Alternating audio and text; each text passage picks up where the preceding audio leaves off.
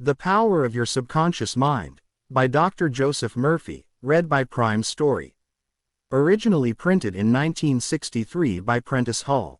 This recording is intended for academic research and study, and may contain antiquated language, expressions, and ideas. The views and opinions contained in this book do not necessarily reflect those of Master Key Society and its affiliates. How this book can work miracles in your life. I've seen miracles happen to men and women in all walks of life all over the world.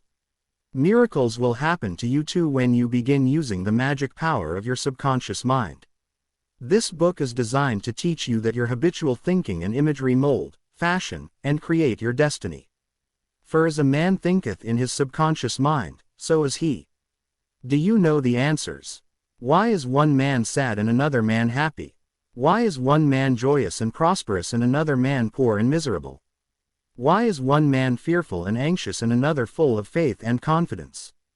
Why does one man have a beautiful, luxurious home while another man lives out a meager existence in a slum? Why is one man a great success and another an abject failure? Why is one speaker outstanding and another immensely popular and another mediocre and unpopular?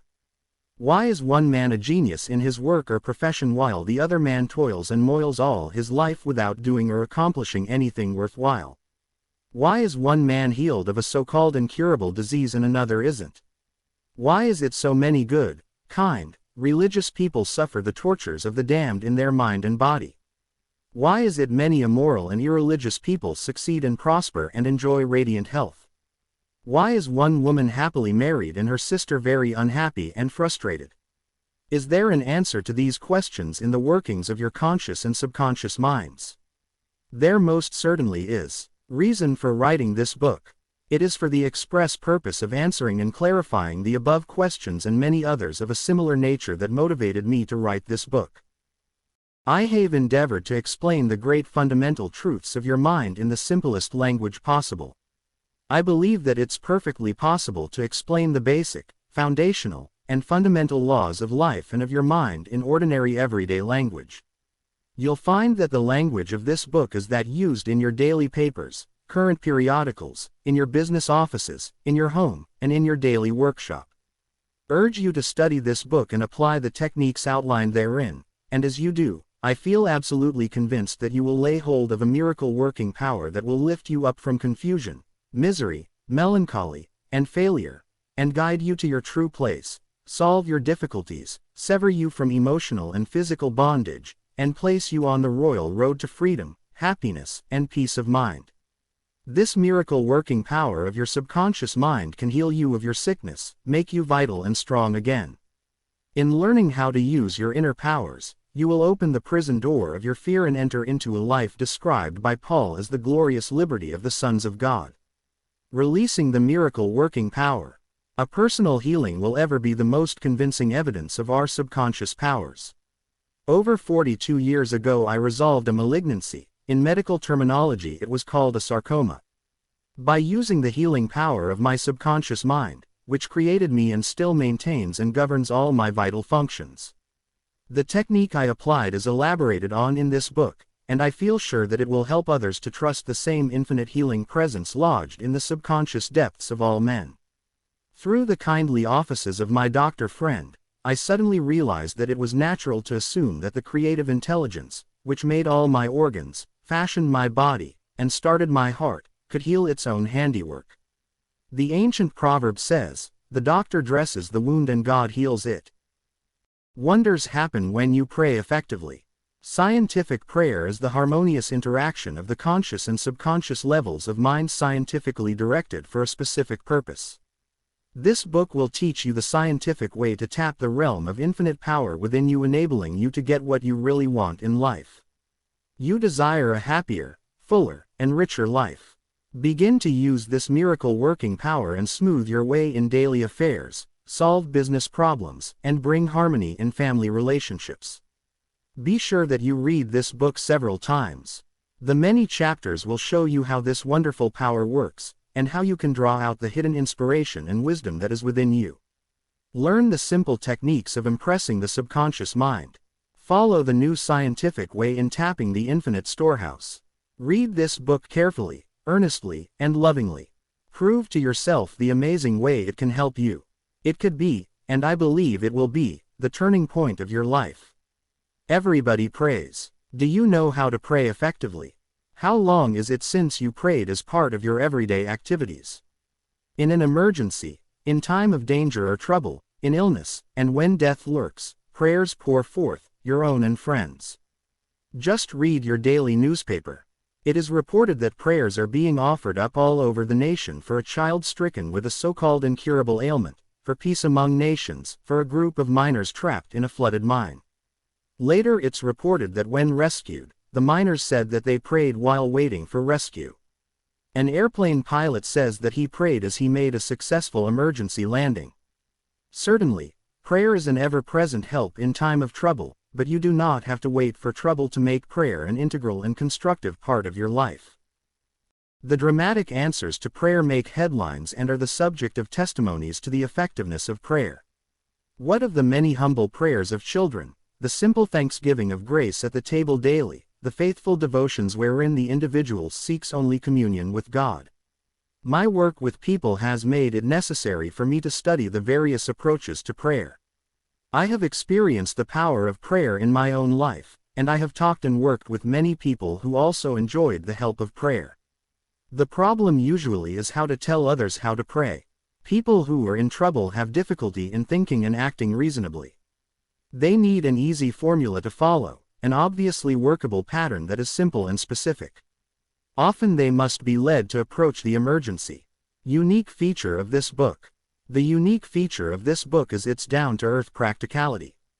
Here you're presented with simple, usable techniques and formulas, which you can easily apply in your workaday world. I've taught these simple processes to men and women all over the world, and recently over 1,000 men and women, of all religious affiliations, attended a special class in Los Angeles where I presented the highlights of what is offered in the pages of this book. Any came from distances of 200 miles for each class lesson. The special features of this book will appeal to you because they show you why oftentimes you get the opposite of what you prayed for and reveal to you the reasons why. People have asked me in all parts of the world and thousands of times, why is it that I have prayed and got no answer? In this book you'll find the reasons for this common complaint. The many ways of impressing the subconscious mind and getting the right answers make this an extraordinarily valuable book, and an ever-present help in time of trouble. What do you believe? It is not the thing believed in that brings an answer to man's prayer. The answer to prayer results when the individual's subconscious mind responds to the mental picture or thought in his mind. This law of belief is operating in all religions of the world and is the reason why they are psychologically true. The Buddhist, the Christian, the Muslim, and the Hebrew all may get answers to their prayers, not because of the particular creed, religion, affiliation, ritual, ceremony, formula, liturgy, incantation, sacrifices, or offerings, but solely because of belief or mental acceptance and receptivity about that for which they pray. The law of life is the law of belief, and belief could be summed up briefly as a thought in your mind. As a man thinks, feels, and believes, so is the condition of his mind, body, and circumstances. A technique, a methodology based on an understanding of what you're doing and why you are doing it will help you to bring about a subconscious embodiment of all the good things of life. Essentially, answered prayer is the realization of your heart's desire.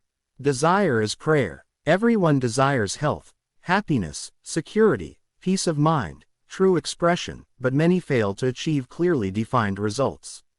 A university professor admitted to me recently, I know that if I changed my mental pattern, and redirected my emotional life, my ulcers would not recur, but I do not have any technique, process, or modus operandi. My mind wanders back and forth on my many problems, and I feel frustrated, defeated, and unhappy. This professor had a desire for perfect health. He needed a knowledge of the way his mind worked, which would enable him to fulfill his desire. By practicing the healing methods outlined in this book, he became whole and perfect. There is one mind common to all individual men, Emerson. The miracle working powers of your subconscious mind existed before you and I were born, before any church or world existed. The great eternal truths and principles of life antedate all religions. It is with these thoughts in mind that I urge you in the following chapters to lay hold of this wonderful, magical, transforming power, which will bind up mental and physical wounds, proclaim liberty to the fear-ridden mind, and liberate you completely from the limitations of poverty, failure, misery, lack, and frustration. All you have to do is unite mentally and emotionally with the good you wish to embody, and the creative powers of your subconscious will respond accordingly. Begin now, today. Let wonders happen in your life. Keep on, keeping on, until the day breaks and the shadows flee away. Chapter 1. The Treasure House Within You. Infinite riches are all around you if you will open up your mental eyes and behold the treasure house of infinity within you. There's a gold mine within you from which you can extract everything you need to live life gloriously, joyously, and abundantly. Many are sound asleep because they do not know about this gold mine of infinite intelligence and boundless love within themselves. Whatever you want you can draw forth. A magnetized piece of steel will lift about 12 times its own weight, and if you demagnetize this same piece of steel, it will not even lift a feather. Similarly, there are two types of men. There is the magnetized man who is full of confidence and faith. He knows that he is born to win and to succeed. Then, there is the type of man who is demagnetized. He is full of fears and doubts. Opportunities come, and he says I might fail. I might lose my money. People will laugh at me. This type of man will not get very far in life, because if he is afraid to go forward, he will simply stay where he is. Become a magnetized man and discover the master secret of the ages. The master secret of the ages. What, in your opinion, is the master secret of the ages? The secret of atomic energy, thermonuclear energy, the neutron bomb, interplanetary travel? No, not any of these. Then, what is this master secret? Where can one find it, and how can it be contacted and brought into action? The answer is extraordinarily simple. This secret is the marvelous, miracle-working power found in your own subconscious mind, the last place that most people would seek it. The marvelous power of your subconscious. You can bring into your life more power, more wealth, more health, more happiness, and more joy by learning to contact and release the hidden power of your subconscious mind. You need not acquire this power. You already possess it, but you want to learn how to use it. You want to understand it, so that you can apply it in all departments of your life. As you follow the simple techniques and processes set forth in this book, you can gain the necessary knowledge and understanding. You can be inspired by a new light, and you can generate a new force enabling you to realize your hopes and make all your dreams come true. Decide now to make your life grander, greater, richer, and nobler than ever before. Within your subconscious depths lies infinite wisdom, infinite power, and infinite supply of all that is necessary, which is waiting for development and expression. Begin now to recognize these potentialities of your deeper mind, and they will take form in the world without. The infinite intelligence within your subconscious mind can reveal to you everything you need to know at every moment of time and point of space provided you are open-minded and receptive. You can receive new thoughts and ideas enabling you to bring forth new inventions, make new discoveries, or write books and plays. Moreover, the infinite intelligence in your subconscious mind can impart to you wonderful kinds of knowledge of an original nature. It can reveal to you and open the way for perfect expression and true place in your life. Through the wisdom of your subconscious mind you can attract the ideal companion, as well as the right business associate or partner. It can find the right buyer for your home, and provide you with all the money you need, and the financial freedom to be, to do, and to go, as your heart desires. It is your right to discover this inner world of thought, feeling, and power, of light, love, and beauty. Though invisible, its forces are mighty. Within your subconscious mind, you will find the solution for every problem, and the cause for every effect. Because you can draw out the hidden powers, you come into actual possession of the power and wisdom necessary to move forward in abundance, security, joy, and dominion. I have seen the power of the subconscious lift people up out of crippled states, making them whole, vital, and strong once more, and free to go out into the world to experience happiness, health, and joyous expression.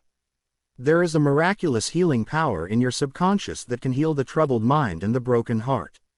It can open the prison door of the mind and liberate you. It can free you from all kinds of material and physical bondage. Necessity of a working basis. Substantial progress in any field of endeavor is impossible in the absence of a working basis, which is universal in its application. You can become skilled in the operation of your subconscious mind. You can practice its powers with a certainty of results in exact proportion to your knowledge of its principles and to your application of them for definite specific purposes and goals you wish to achieve. Being a former chemist, I would like to point out that if you combine hydrogen and oxygen in the proportions of 2 atoms of the former to 1 of the latter, water would be the result.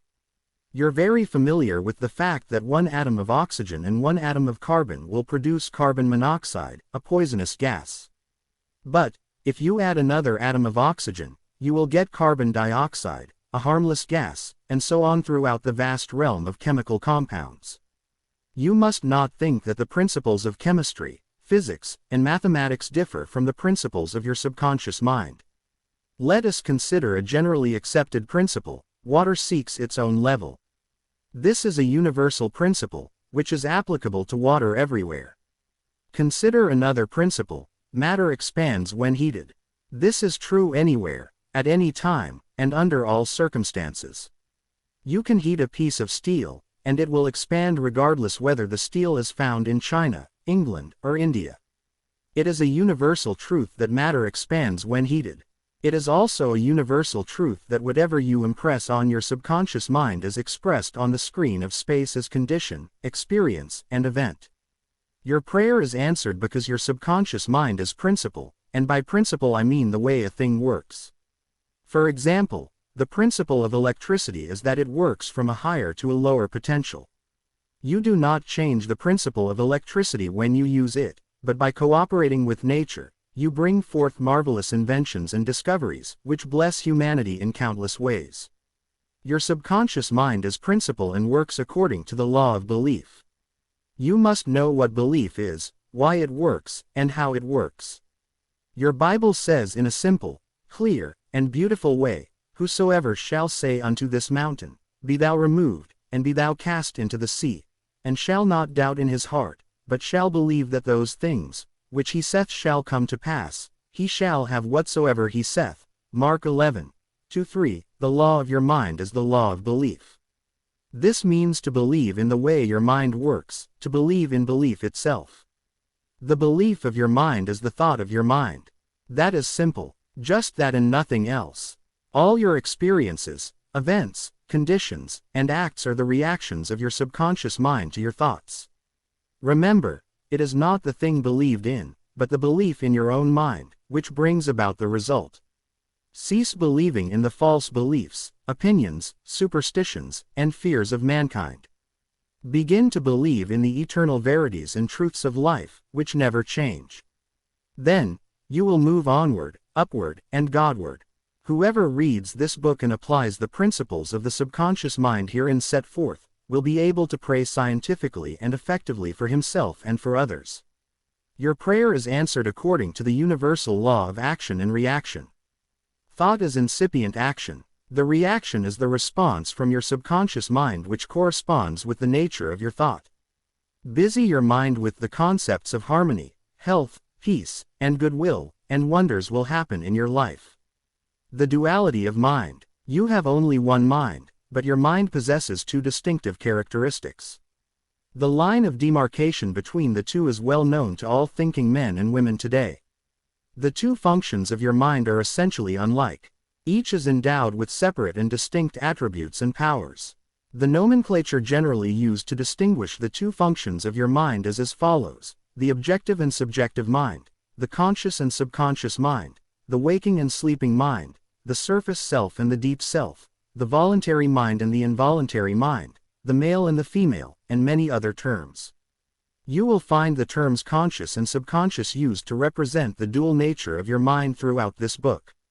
The conscious and subconscious minds. An excellent way to get acquainted with the 2 functions of your mind is to look upon your own mind as a garden.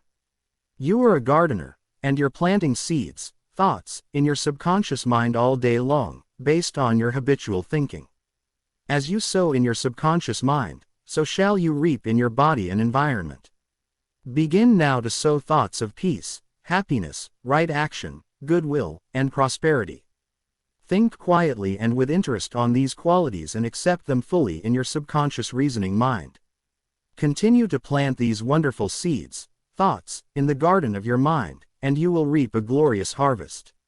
Your subconscious mind may be likened to the soil, which will grow all kinds of seeds, good or bad. Do men gather grapes of thorns, or figs of thistles? Every thought is, therefore, a cause, and every condition is an effect. For this reason, it is essential that you take charge of your thoughts so as to bring forth only desirable conditions. When your mind thinks correctly, when you understand the truth, when the thoughts deposited in your subconscious mind are constructive, harmonious, and peaceful, the magic working power of your subconscious will respond and bring about harmonious conditions, agreeable surroundings, and the best of everything. When you begin to control your thought processes, you can apply the powers of your subconscious to any problem or difficulty. In other words, you will actually be consciously cooperating with the infinite power and omnipotent law, which governs all things. Look around you wherever you live and you will notice that the vast majority of mankind lives in the world without.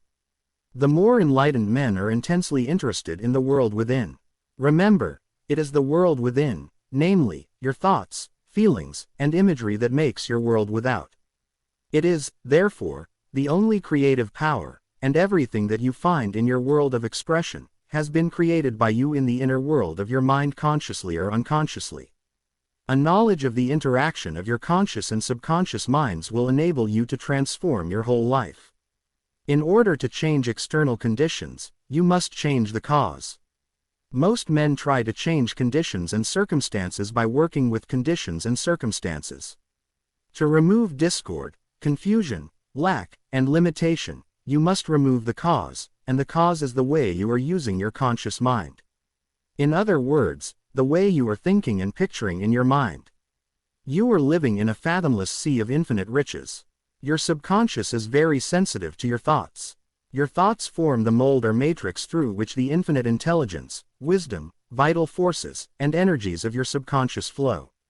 The practical application of the laws of your mind as illustrated in each chapter of this book will cause you to experience abundance for poverty, wisdom for superstition and ignorance, peace for pain, joy for sadness, light for darkness, harmony for discord, faith and confidence for fear, success for failure, and freedom from the law of averages.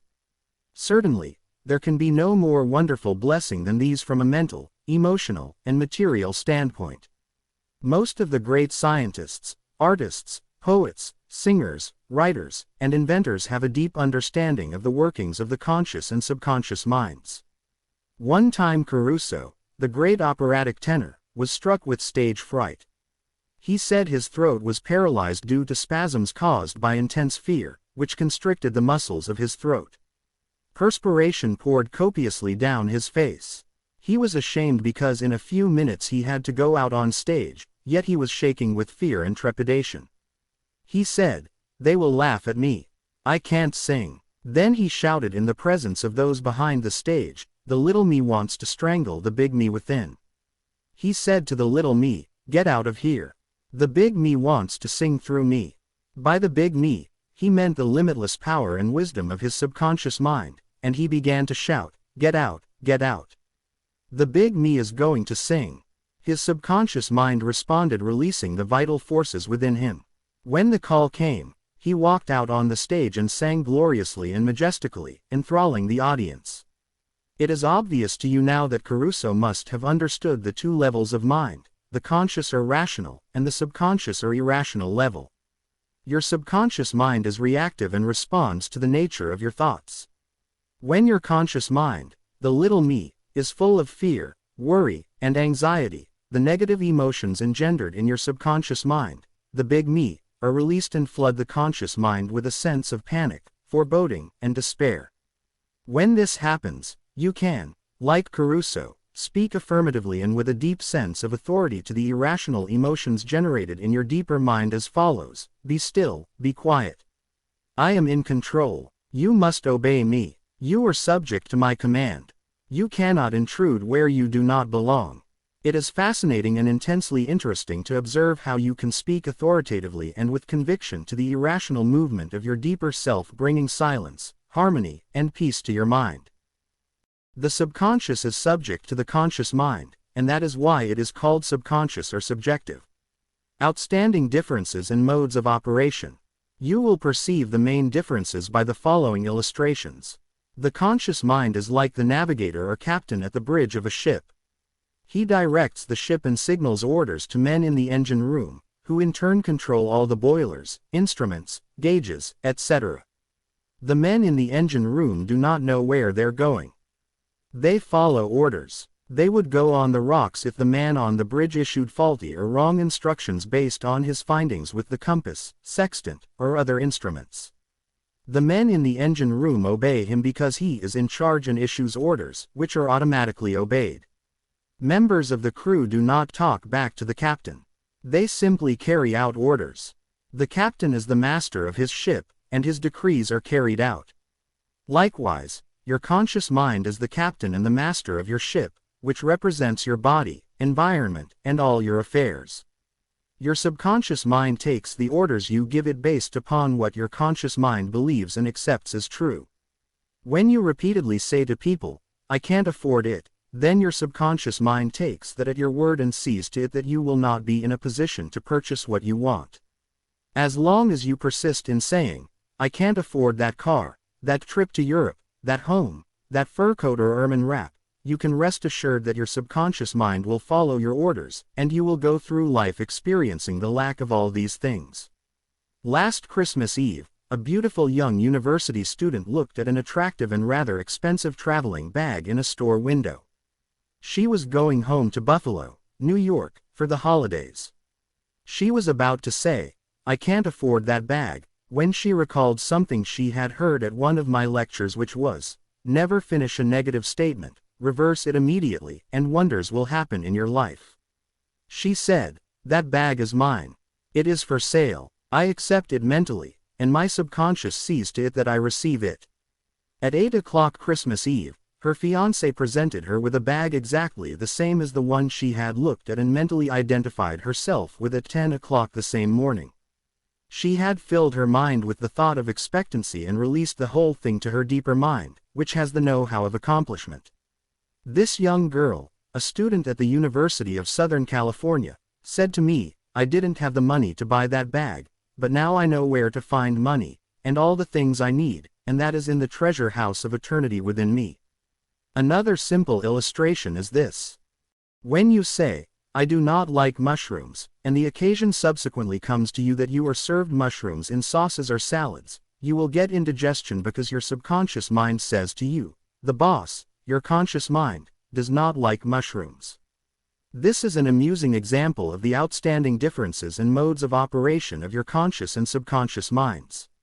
A woman may say, "Wake up at 3 o'clock, if I drink coffee at night." Whenever she drinks coffee, her subconscious mind nudges her, as if to say, "The boss wants you to stay awake tonight." Your subconscious mind works 24 hours a day and makes provisions for your benefit, pouring all the fruit of your habitual thinking into your lap. How her subconscious responded. A woman wrote me a few months ago as follows: "I am 75 years old, a widow with a grown family. I was living alone and on a pension. I heard your lectures on the powers of the subconscious mind, wherein you said that ideas could be conveyed to the subconscious mind by repetition, faith, and expectancy.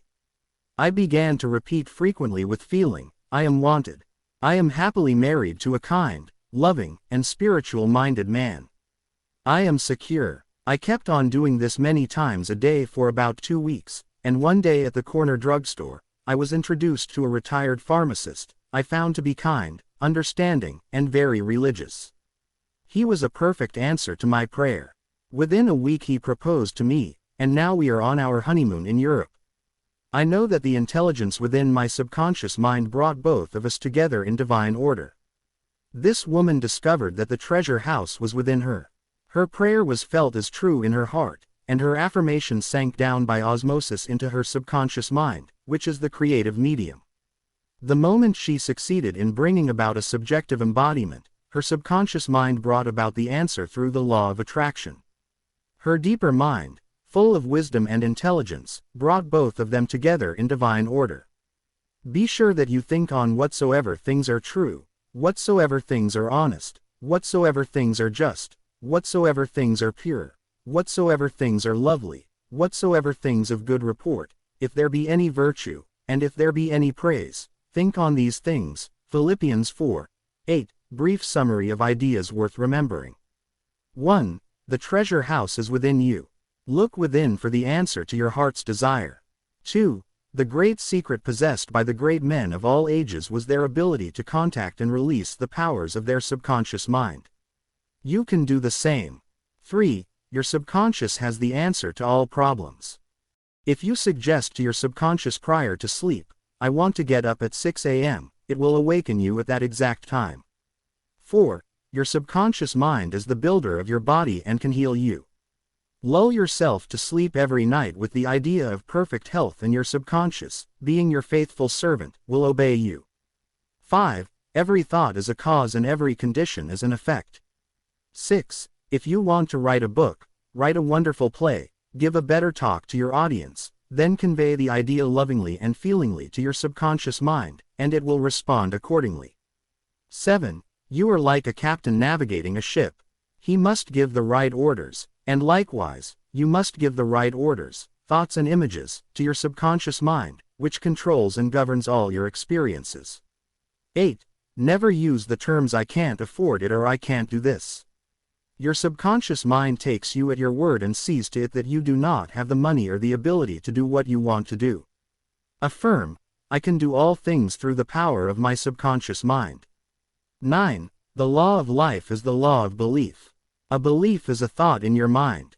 Do not believe in things to harm or hurt you. Believe in the power of your subconscious to heal, inspire, strengthen, and prosper you. According to your belief, it is done unto you. 10. Change your thoughts and you change your destiny. Chapter 2. How your own mind works. You have a mind, and you should learn how to use it. There are two levels of your mind, the conscious or rational level, and the subconscious or irrational level. You think with your conscious mind, and whatever you habitually think sinks down into your subconscious mind, which creates according to the nature of your thoughts. Your subconscious mind is the seat of your emotions and is the creative mind. If you think good, good will follow. If you think evil, evil will follow. This is the way your mind works. The main point to remember is once the subconscious mind accepts an idea, it begins to execute it. It is an interesting and subtle truth that the law of the subconscious mind works for good and bad ideas alike. This law, when applied in a negative way, is the cause of failure, frustration, and unhappiness. However, when your habitual thinking is harmonious and constructive, you experience perfect health, success, and prosperity. Peace of mind and a healthy body are inevitable when you begin to think and feel in the right way. Whatever you claim mentally and feel as true, your subconscious mind will accept and bring forth into your experience. The only thing necessary for you to do is to get your subconscious mind to accept your idea, and the law of your own subconscious mind will bring forth the health, peace, or the position you desire. You give the command or decree, and your subconscious will faithfully reproduce the idea impressed upon it. The law of your mind is this. You will get a reaction or response from your subconscious mind according to the nature of the thought or idea you hold in your conscious mind. Psychologists and psychiatrists point out that when thoughts are conveyed to your subconscious mind, impressions are made in the brain cells. As soon as your subconscious accepts any idea, it proceeds to put it into effect immediately. It works by association of ideas and uses every bit of knowledge that you have gathered in your lifetime to bring about its purpose. It draws on the infinite power, energy, and wisdom within you. It lines up all the laws of nature to get its way. Sometimes it seems to bring about an immediate solution to your difficulties, but at other times it may take days, weeks, or longer. Its ways are past finding out. Conscious and subconscious terms differentiated. You must remember that these are not two minds. They are merely two spheres of activity within one mind. Your conscious mind is the reasoning mind. It is that phase of mind which chooses. For example, you choose your books, your home, and your partner in life.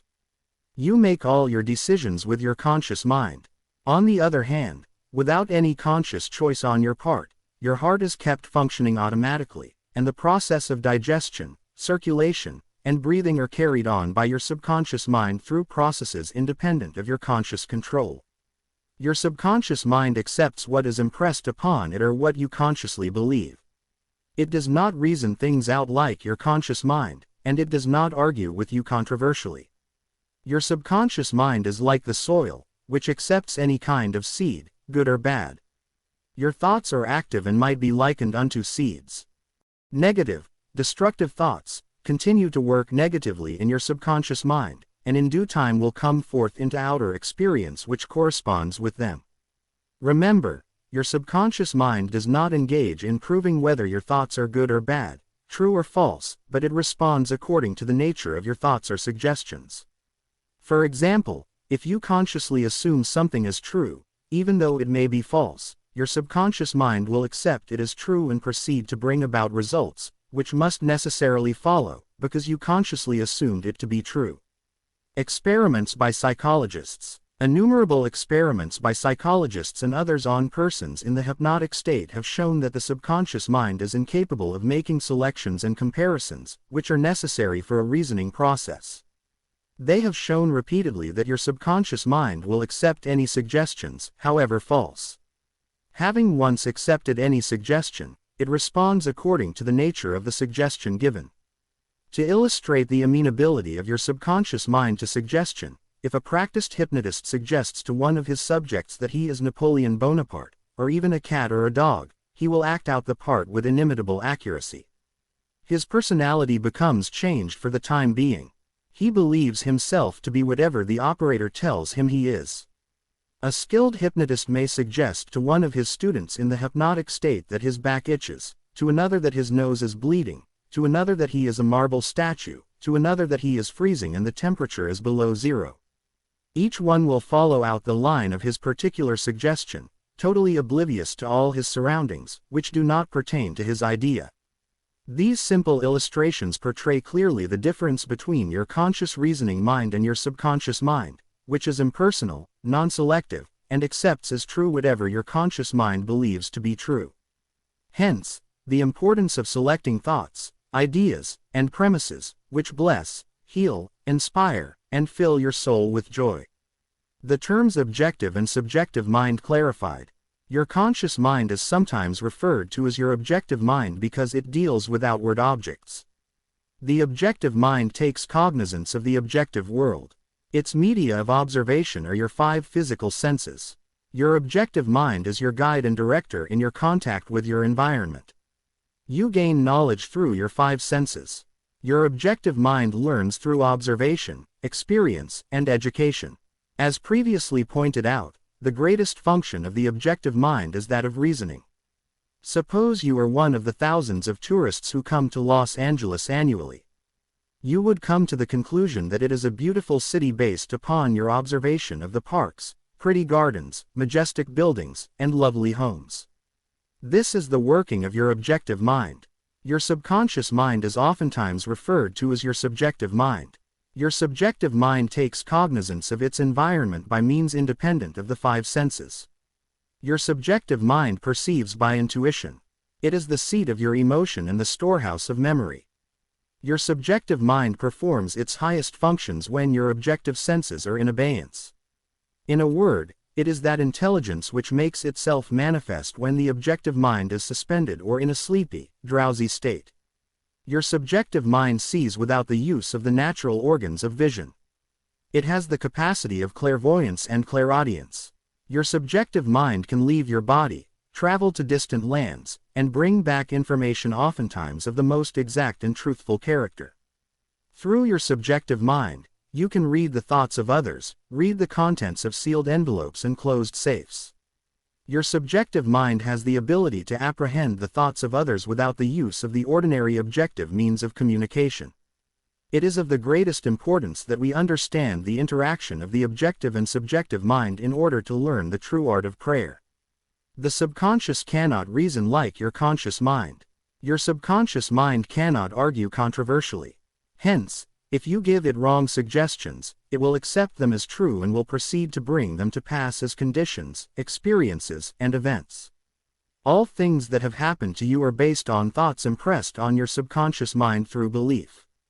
If you have conveyed erroneous concepts to your subconscious mind, the sure method of overcoming them is by the repetition of constructive, harmonious thoughts frequently repeated, which your subconscious mind accepts, thus forming new and healthy habits of thought and life.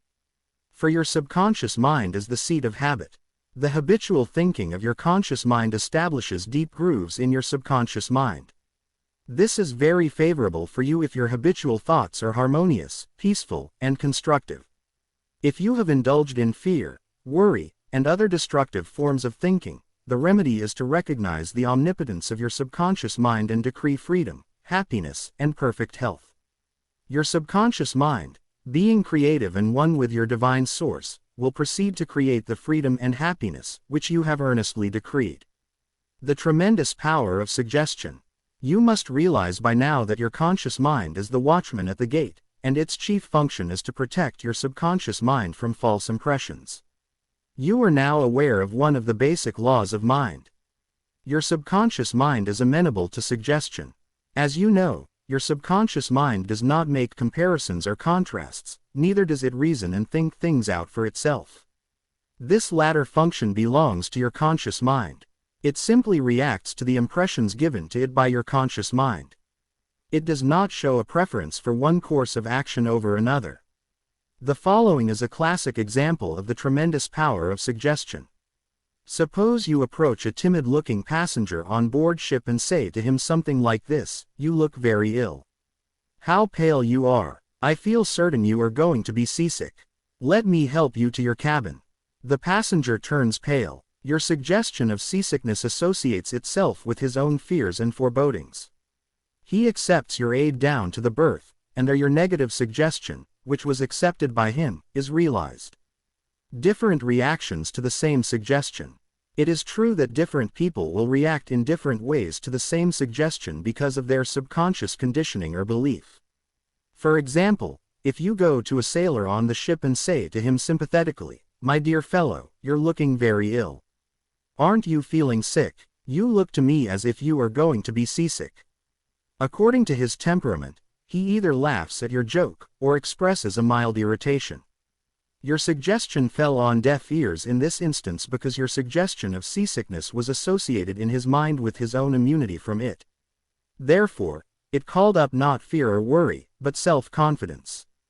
The dictionary says that a suggestion is the act or instance of putting something into one's mind, the mental process by which the thought or idea suggested is entertained, accepted, or put into effect.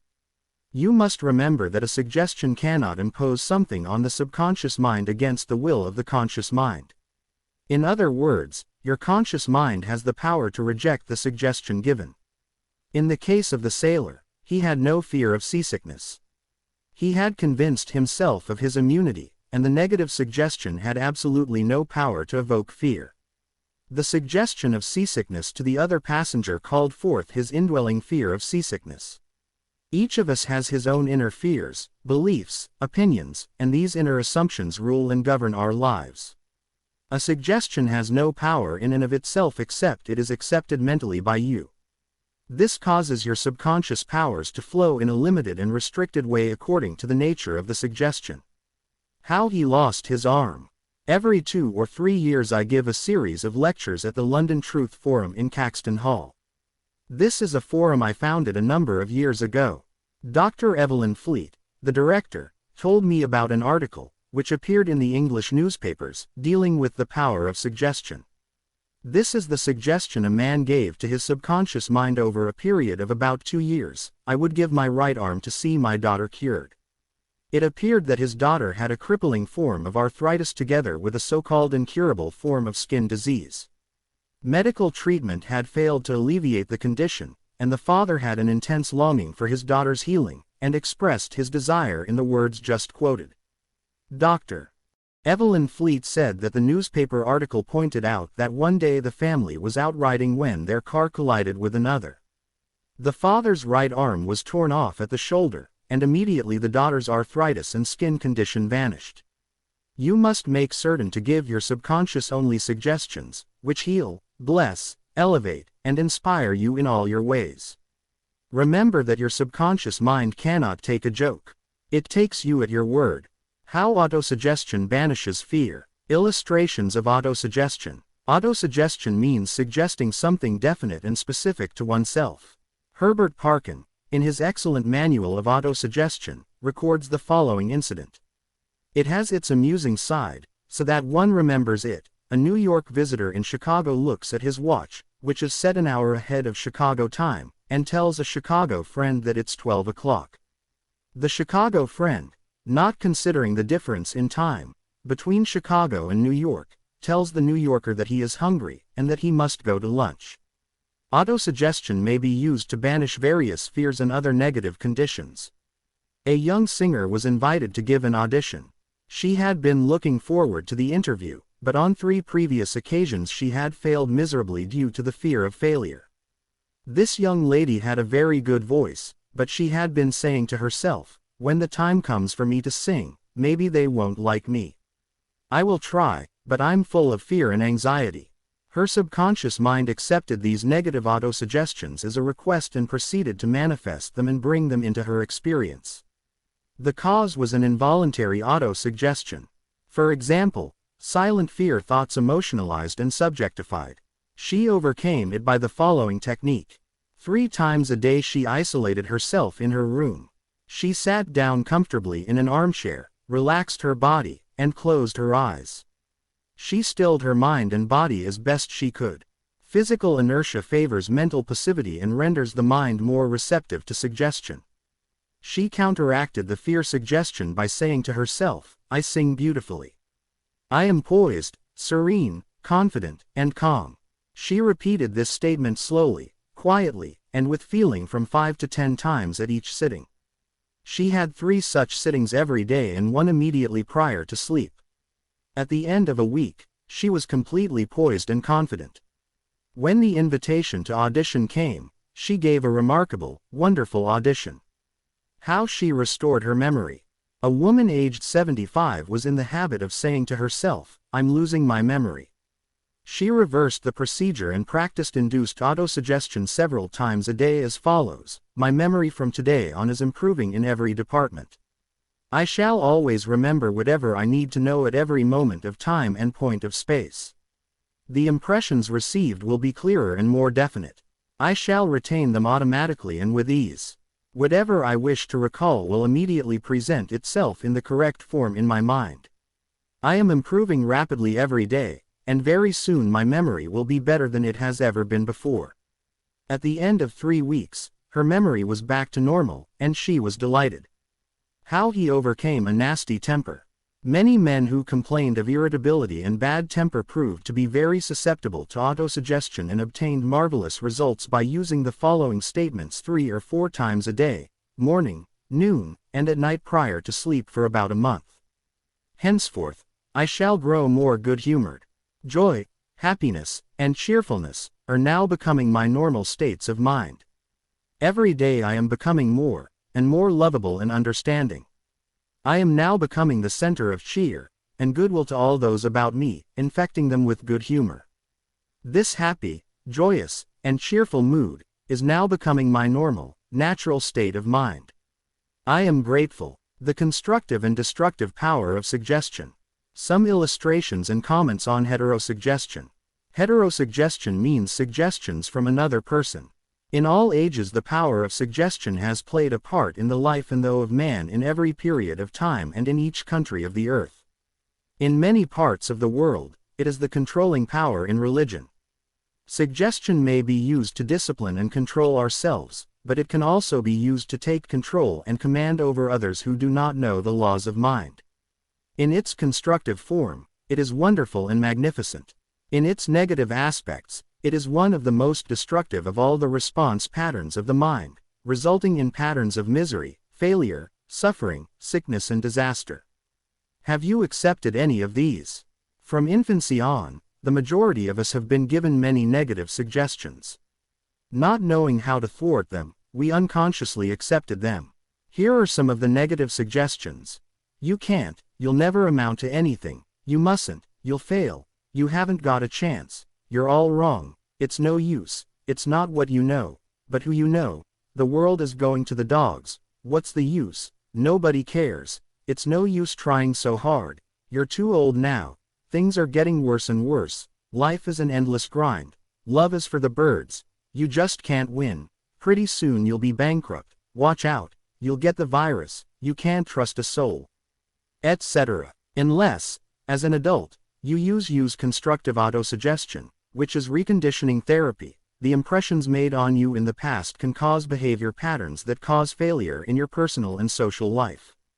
Autosuggestion is a means releasing you from the mass of negative verbal conditioning that might otherwise distort your life pattern, making the development of good habits difficult.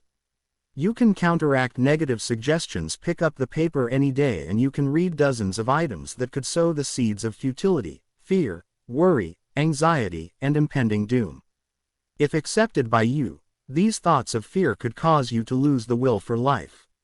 Knowing that you can reject all of these negative suggestions by giving your subconscious mind constructive autosuggestions, you counteract all these destructive ideas.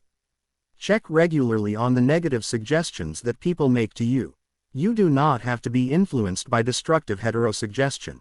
All of us have suffered from it in our childhood and in our teens. If you look back, you can easily recall how parents, friends, relatives, teachers and associates contributed in a campaign of negative suggestions.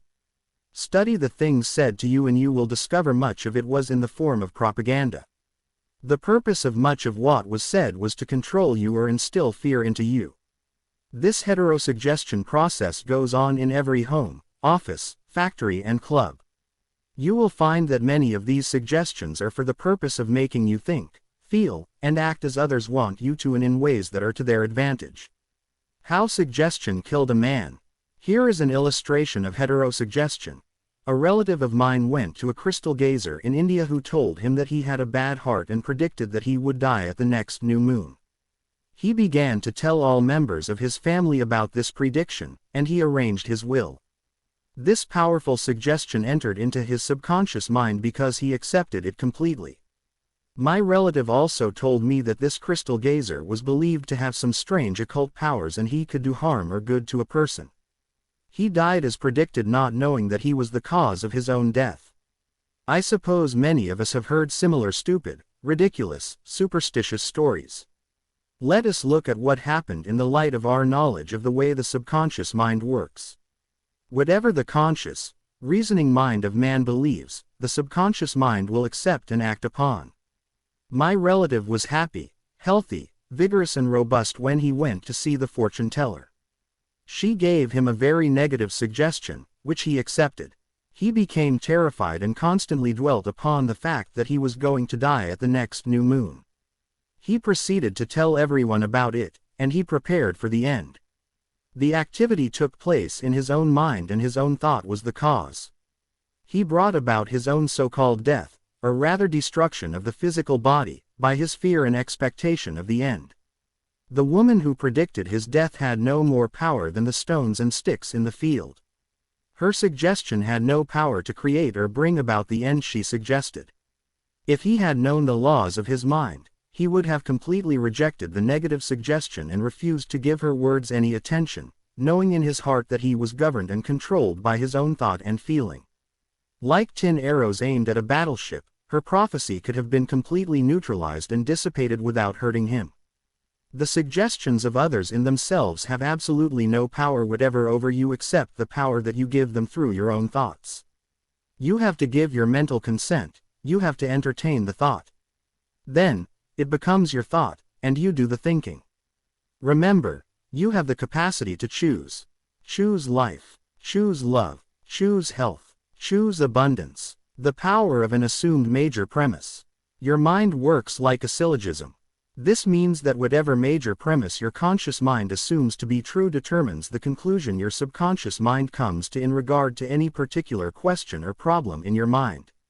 If your premise is true, the conclusion must be true, as in the following example: every virtue is laudable, kindness is a virtue.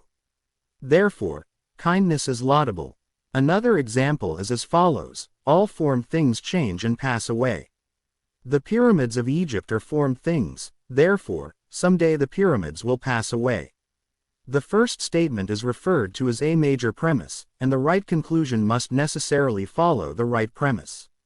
A college professor who attended some of my Science of Mind lectures in May 1962, at Town Hall, New York, said to me, "Everything in my life is topsy-turvy and I have lost health, wealth and friends.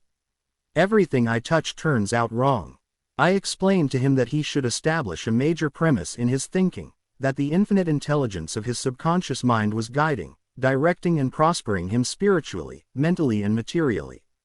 Then, his subconscious mind would automatically direct him wisely in his investments, decisions, and also heal his body and restore his mind to peace and tranquility. The professor formulated an overall picture of the way he wanted his life to be, and this was his major premise: infinite intelligence leads and guides me in all my ways. Perfect health is mine, and the law of harmony operates in my mind and body. Beauty, love, peace and abundance are mine. The principle of right action and divine order govern my entire life. I know my major premise is based on the eternal truths of life, and I know, feel and believe, that my subconscious mind responds according to the nature of my conscious mind thinking. He wrote me as follows. I repeated the above statements slowly, quietly, and lovingly several times a day, knowing that they were sinking deep down into my subconscious mind, and that results must follow. I am deeply grateful for the interview you gave me, and I would like to add that all departments of my life are changing for the better. It works. The subconscious does not argue controversially. Your subconscious mind is all-wise and knows the answers to all questions. It does not argue with you or talk back to you. It does not say you must not impress me with that. For example, when you say I can't do this, I am too old now, I can't meet this obligation, I was born on the wrong side of the tracks, I don't know the right politician, you are impregnating your subconscious with these negative thoughts and it responds accordingly. You are actually blocking your own good, thereby bringing lack, limitation, and frustration into your life. When you set up obstacles, impediments, and delays in your conscious mind, you are denying the wisdom and intelligence resident in your subconscious mind. You are actually saying in effect that your subconscious mind cannot solve your problem. This leads to mental and emotional congestion, followed by sickness and neurotic tendencies. To realize your desire and overcome your frustration, affirm boldly several times a day, "The infinite intelligence, which gave me this desire leads, guides and reveals to me the perfect plan for the unfolding of my desire. I know the deeper wisdom of my subconscious is now responding, and what I feel and claim within is expressed in the without.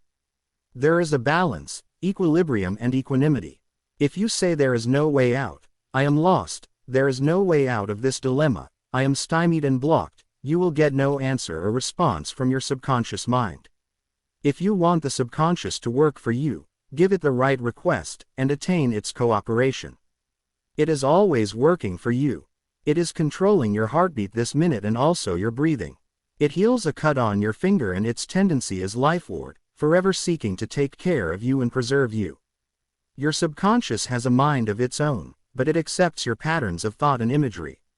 When you are seeking an answer to a problem, your subconscious will respond, but it expects you to come to a decision and to a true judgment in your conscious mind.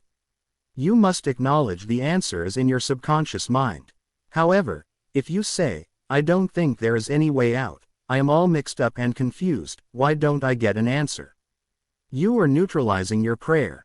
Like the soldier marking time, you do not get anywhere. Still the wheels of your mind, relax, let go, and quietly affirm, "My subconscious knows the answer.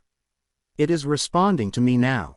I give thanks because I know the infinite intelligence of my subconscious knows all things and is revealing the perfect answer to me now.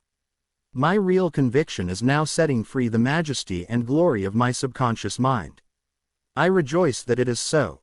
Review of highlights. 1. Think good, and good follows.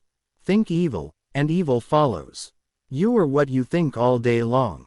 2. Your subconscious mind does not argue with you. It accepts what your conscious mind decrees. If you say I can't afford it, it may be true, but do not say it. Select a better thought decree. I'll buy it, I accept it in my mind. 3. You have the power to choose. Choose health and happiness. You can choose to be friendly or you can choose to be unfriendly. Choose to be cooperative, joyous, friendly, lovable, and the whole world will respond. This is the best way to develop a wonderful personality. 4. Your conscious mind is the watchman at the gate. Its chief function is to protect your subconscious mind from false impressions. Choose to believe that something good can happen and is happening now. Your greatest power is your capacity to choose. Choose happiness and abundance. 5. The suggestions and statements of others have no power to hurt you. The only power is the movement of your own thought. You can choose to reject the thoughts or statements of others and affirm the good. You have the power to choose how you will react. 6. Watch what you say. You have the power to choose how you will react. 6. Watch what you say. You have to account for every idle word. Never say I will fail, I will lose my job, I can't pay the rent. Your subconscious cannot take a joke. It brings all these things to pass. 7. Your mind is not evil. No force of nature is evil. It depends how you use the powers of nature. Use your mind to bless, heal and inspire all people everywhere. 8. Never say I can't. Overcome that fear by substituting the following. I can do all things through the power of my own subconscious mind. 9. Begin to think from the standpoint of the eternal truths and principles of life and not from the standpoint of fear, ignorance and superstition. Do not let others do your thinking for you. Choose your own thoughts and make your own decisions. 10.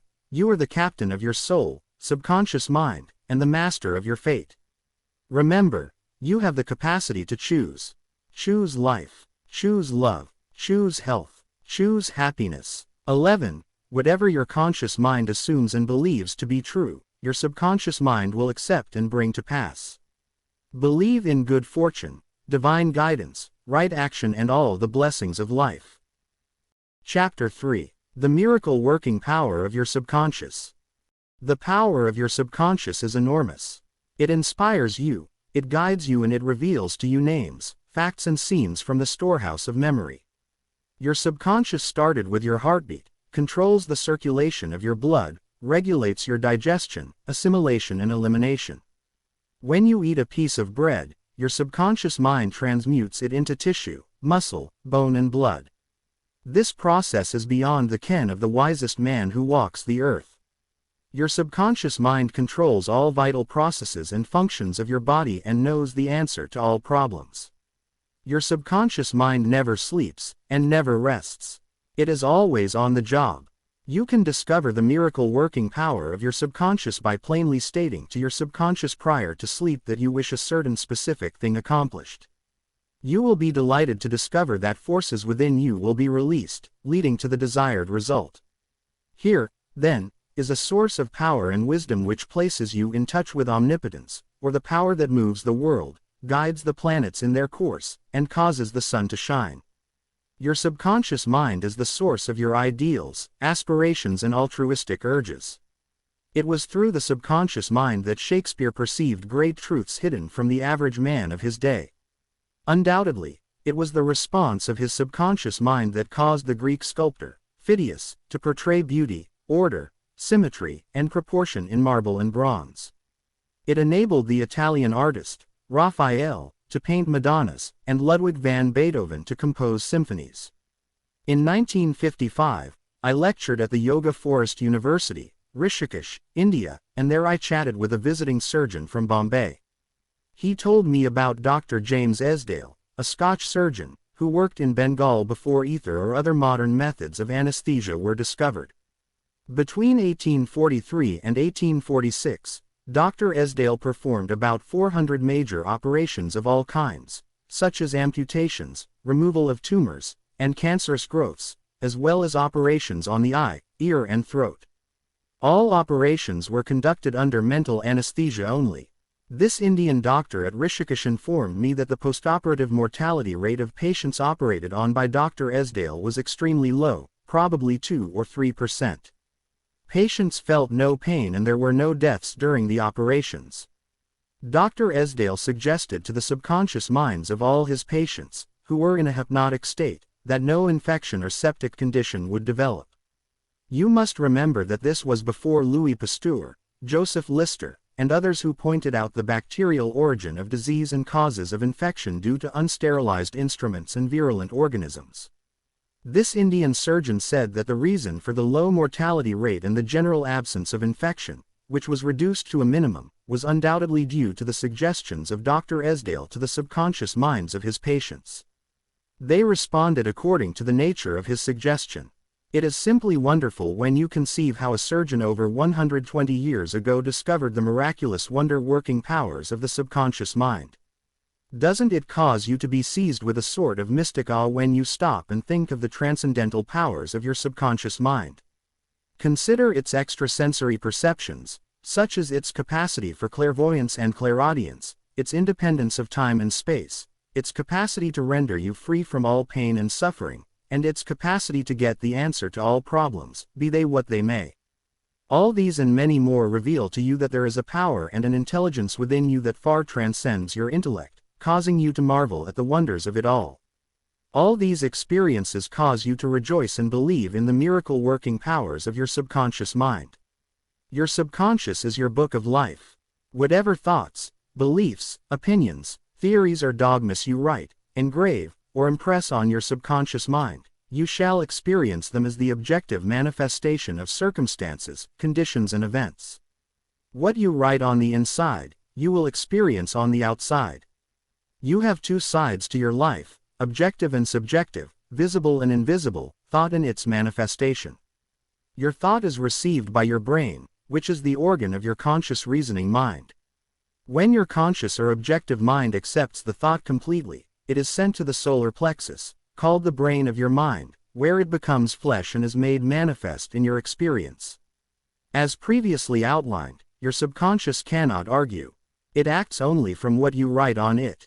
It accepts your verdict or the conclusions of your conscious mind as final. This is why you are always writing on the book of life, because your thoughts become your experiences. The American essayist, Ralph Waldo Emerson said, "Man is what he thinks all day long. What is impressed in the subconscious is expressed." William James, the father of American psychology, said that the power to move the world is in your subconscious mind. Your subconscious mind is one with infinite intelligence and boundless wisdom. It is fed by hidden springs, and is called the law of life. Whatever you impress upon your subconscious mind, the latter will move heaven and earth to bring it to pass. You must, therefore, impress it with right ideas and constructive thoughts. The reason there is so much chaos and misery in the world is because people do not understand the interaction of their conscious and subconscious minds. When these two principles work in accord, in concord, in peace and synchronously together, you will have health, happiness, peace and joy. There is no sickness or discord when the conscious and subconscious work together harmoniously and peacefully. The tomb of Hermes was opened with great expectancy and a sense of wonder because people believed that the greatest secret of the ages was contained therein. The secret was as within, so without, as above, so below. In other words, whatever is impressed in your subconscious mind is expressed on the screen of space. This same truth was proclaimed by Moses, Isaiah, Jesus, Buddha, Zoroaster, Laots, and all the illumined seers of the ages. Whatever you feel as true subjectively is expressed as conditions, experiences and events. Motion and emotion must balance. As in heaven, your own mind, so on earth, in your body and environment. This is the great law of life. You will find throughout all nature the law of action and reaction, of rest and motion. These two must balance, then there will be harmony and equilibrium. You are here to let the life principle flow through you rhythmically and harmoniously. The intake and the outgo must be equal. The impression and the expression must be equal. All your frustration is due to unfulfilled desire. If you think negatively, destructively and viciously, these thoughts generate destructive emotions, which must be expressed and find an outlet. These emotions, being of a negative nature, are frequently expressed as ulcers, heart trouble, tension and anxieties. What is your idea or feeling about yourself now? Every part of your being expresses that idea. Your vitality, body, financial status, friends and social status represent a perfect reflection of the idea you have of yourself. This is the real meaning of what is impressed in your subconscious mind, and which is expressed in all phases of your life. We injure ourselves by the negative ideas which we entertain. How often have you wounded yourself by getting angry, fearful, jealous or vengeful? These are the poisons that enter your subconscious mind. You were not born with these negative attitudes. Feed your subconscious mind life-giving thoughts and you will wipe out all the negative patterns lodged therein. As you continue to do this, all the past will be wiped out and remembered no more. The subconscious heals a malignancy of the skin. A personal healing will ever be the most convincing evidence of the healing power of the subconscious mind. Over 40 years ago, I resolved a malignancy of the skin through prayer.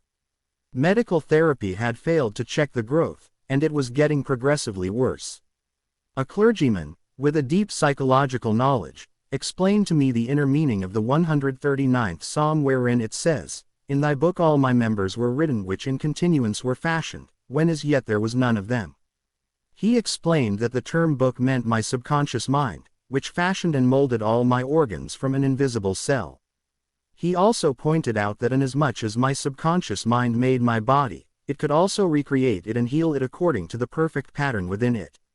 This clergyman showed me his watch and said, "This had a maker, and the watchmaker had to have the idea first in mind before the watch became an objective reality, and if the watch was out of order, the watchmaker could fix it." My friend reminded me that the subconscious intelligence, which created my body, was like a watchmaker, and it also knew exactly how to heal, restore and direct all the vital functions and processes of my body, but that I had to give it the perfect idea of health. This would act as cause, and the effect would be a healing. I prayed in a very simple was as follows. My body and all its organs were created by the infinite intelligence in my subconscious mind. It knows how to heal me, its wisdom fashioned all my organs, tissues, muscles and bones. This infinite healing presence within me is now transforming every atom of my being, making me whole and perfect now. I give thanks for the healing I know is taking place now. Wonderful are the works of the creative intelligence within me. I prayed aloud for about 5 minutes 2 or 3 times a day, repeating the above simple prayer. In about 3 months my skin was whole and perfect.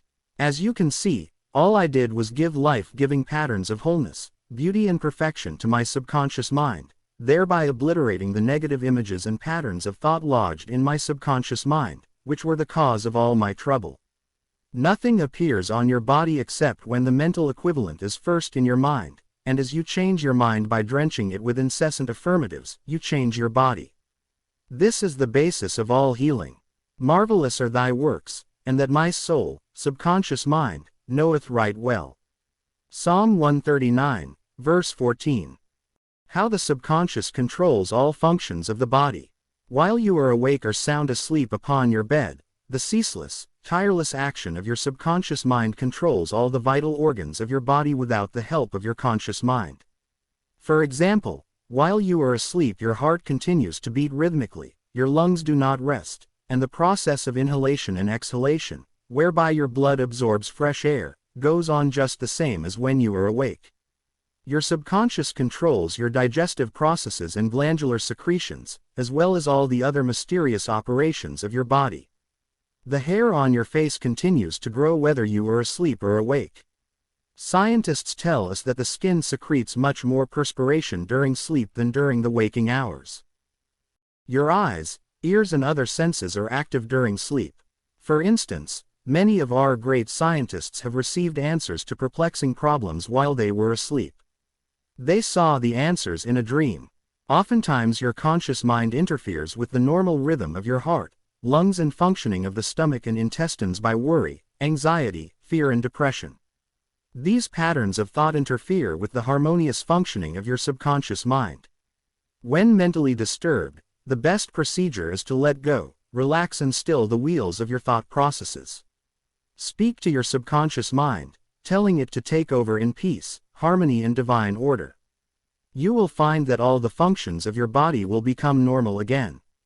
Be sure to speak to your subconscious mind with authority and conviction, and it will conform to your command. Your subconscious seeks to preserve your life and restore you to health at all costs. It causes you to love your children, which also illustrates an instinctive desire to preserve all life. Let us suppose you accidentally ate some bad food. Your subconscious mind would cause you to regurgitate it. If you inadvertently took some poison, your subconscious powers would proceed to neutralize it. If you completely entrusted yourself to its wonder-working power, you would be entirely restored to health. How to get the subconscious to work for you? The first thing to realize is that your subconscious mind is always working. It is active night and day, whether you act upon it or not. Your subconscious is the builder of your body, but you cannot consciously perceive or hear that inner silent process. Your business is with your conscious mind and not your subconscious mind. Just keep your conscious mind busy with the expectation of the best, and make sure the thoughts you habitually think are based on whatsoever things are lovely, true, just and of good report.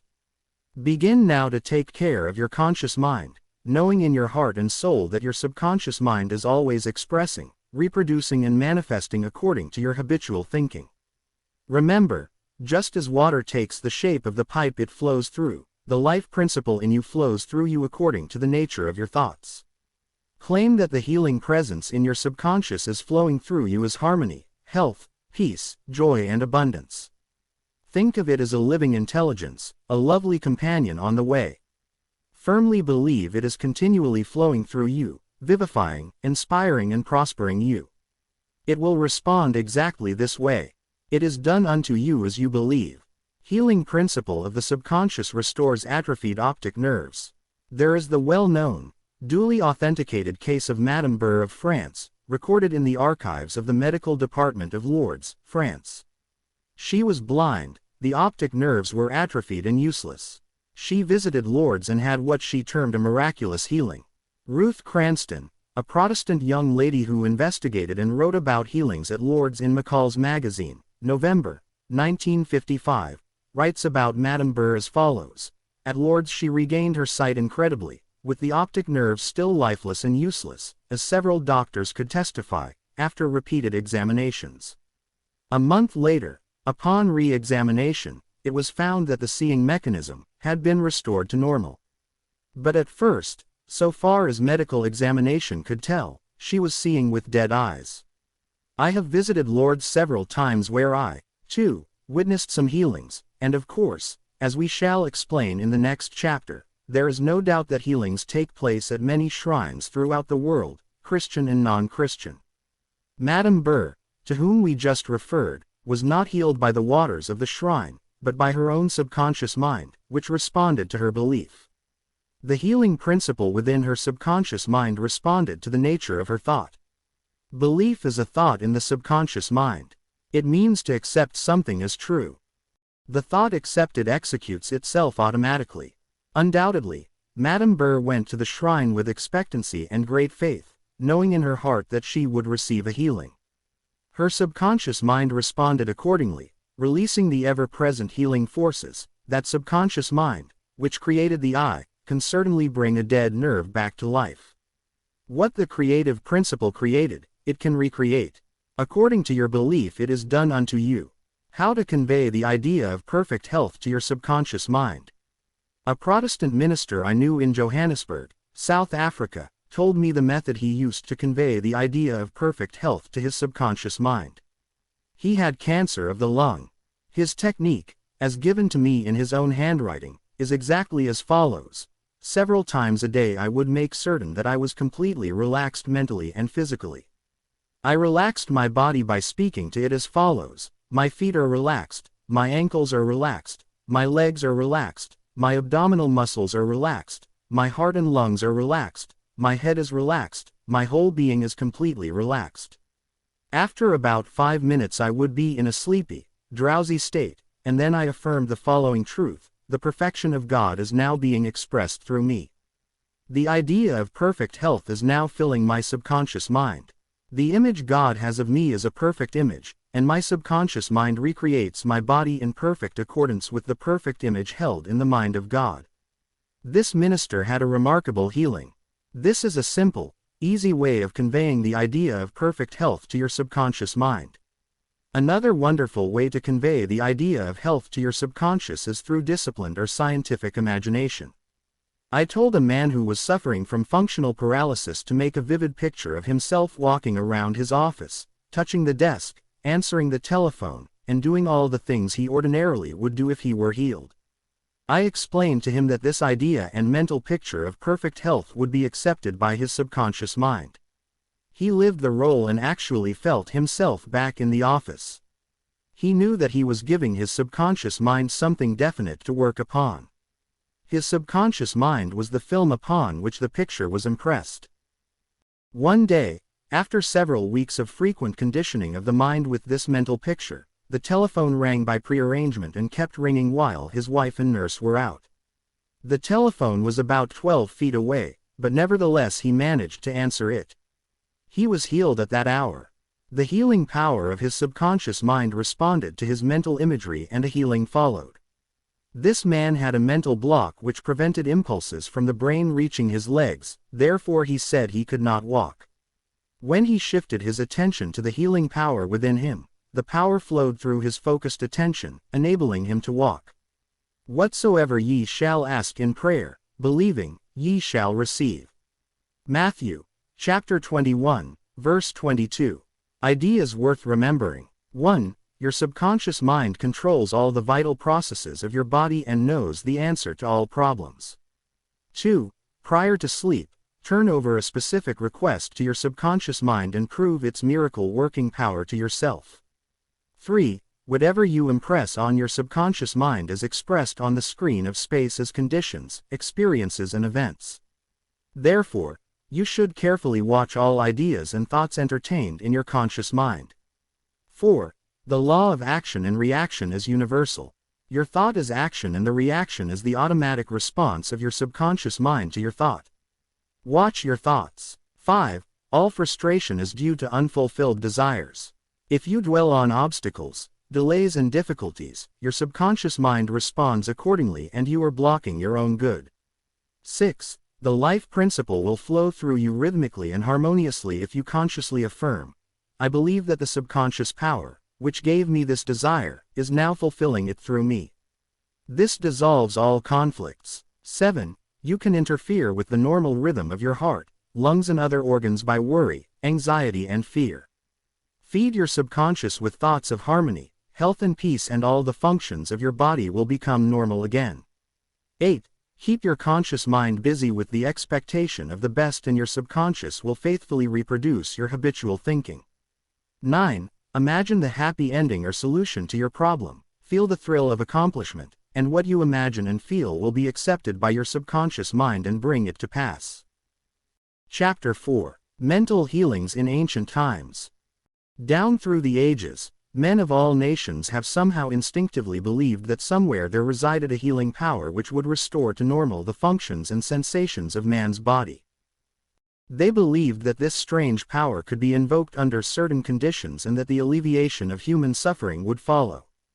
The history of all nations presents testimony in support of this belief. In the early history of the world, the power of secretly influencing men for good or evil, including the healing of the sick, was supposed to be a power derived directly by them from God, and the procedures and processes of healing vary throughout the world. The healing processes took the form of supplications to God attended by various ceremonies such as the laying on of hands, incantations, the application of amulets, talismans, rings, relics and images. For example, in the religions of antiquity, priests in the ancient temples gave drugs to the patient and practiced hypnotic suggestions prior to the patient's sleep, telling him that the gods would visit him in his sleep and heal him. Many healings followed. Obviously, all this was the work of potent suggestions to the subconscious mind. After the performance of certain mysterious rites, the devotees of Hecate would see the goddess during sleep, provided that before going to sleep they had prayed to her according to weird and fantastic instructions. They were told to mix lizards with resin, frankincense and myrrh and pound all this together in the open air under the crescent moon. Healings were reported in many cases following this grotesque procedure. It is obvious that these strange procedures, as mentioned in the illustrations given, favored suggestion and acceptance by the subconscious mind of these people by making a powerful appeal to their imagination. Actually, in all these healings, the subconscious mind of the subject was the healer. In all ages, unofficial healers have obtained remarkable results in cases where authorized medical skill has failed. This gives cause for thought. How do these healers in all parts of the world affect their cures? The answer to all these healings is due to the blind belief of the sick person, which released the healing power resident in his subconscious mind. Many of the remedies and methods employed were rather strange and fantastic, which fared the imagination of the patients, causing an aroused emotional state. This state of mind facilitated the suggestion of health, and was accepted both by the conscious and subconscious mind of the sick. This will be elaborated on further in the next chapter. Biblical accounts of the use of the subconscious powers. What things soever ye desire, when ye pray believe that ye receive them, and ye shall have them.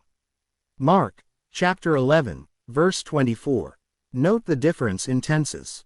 The inspired writers tells us to believe and accept as true the fact that our desire has already been accomplished and fulfilled, that it is already completed, and that his realization will follow as a thing in the future. The success of this technique depends on the confident conviction that the thought, the idea, the picture is already a fact in mind. In order for anything to have substance in the realm of mind, it must be thought of as actually existing there. Here in a few cryptic words is a concise and specific direction for making use of the creative power of thought by impressing upon the subconscious the particular thing which you desire. Your thought, idea, plan or purpose is as real on its own plane as your hand or your heart.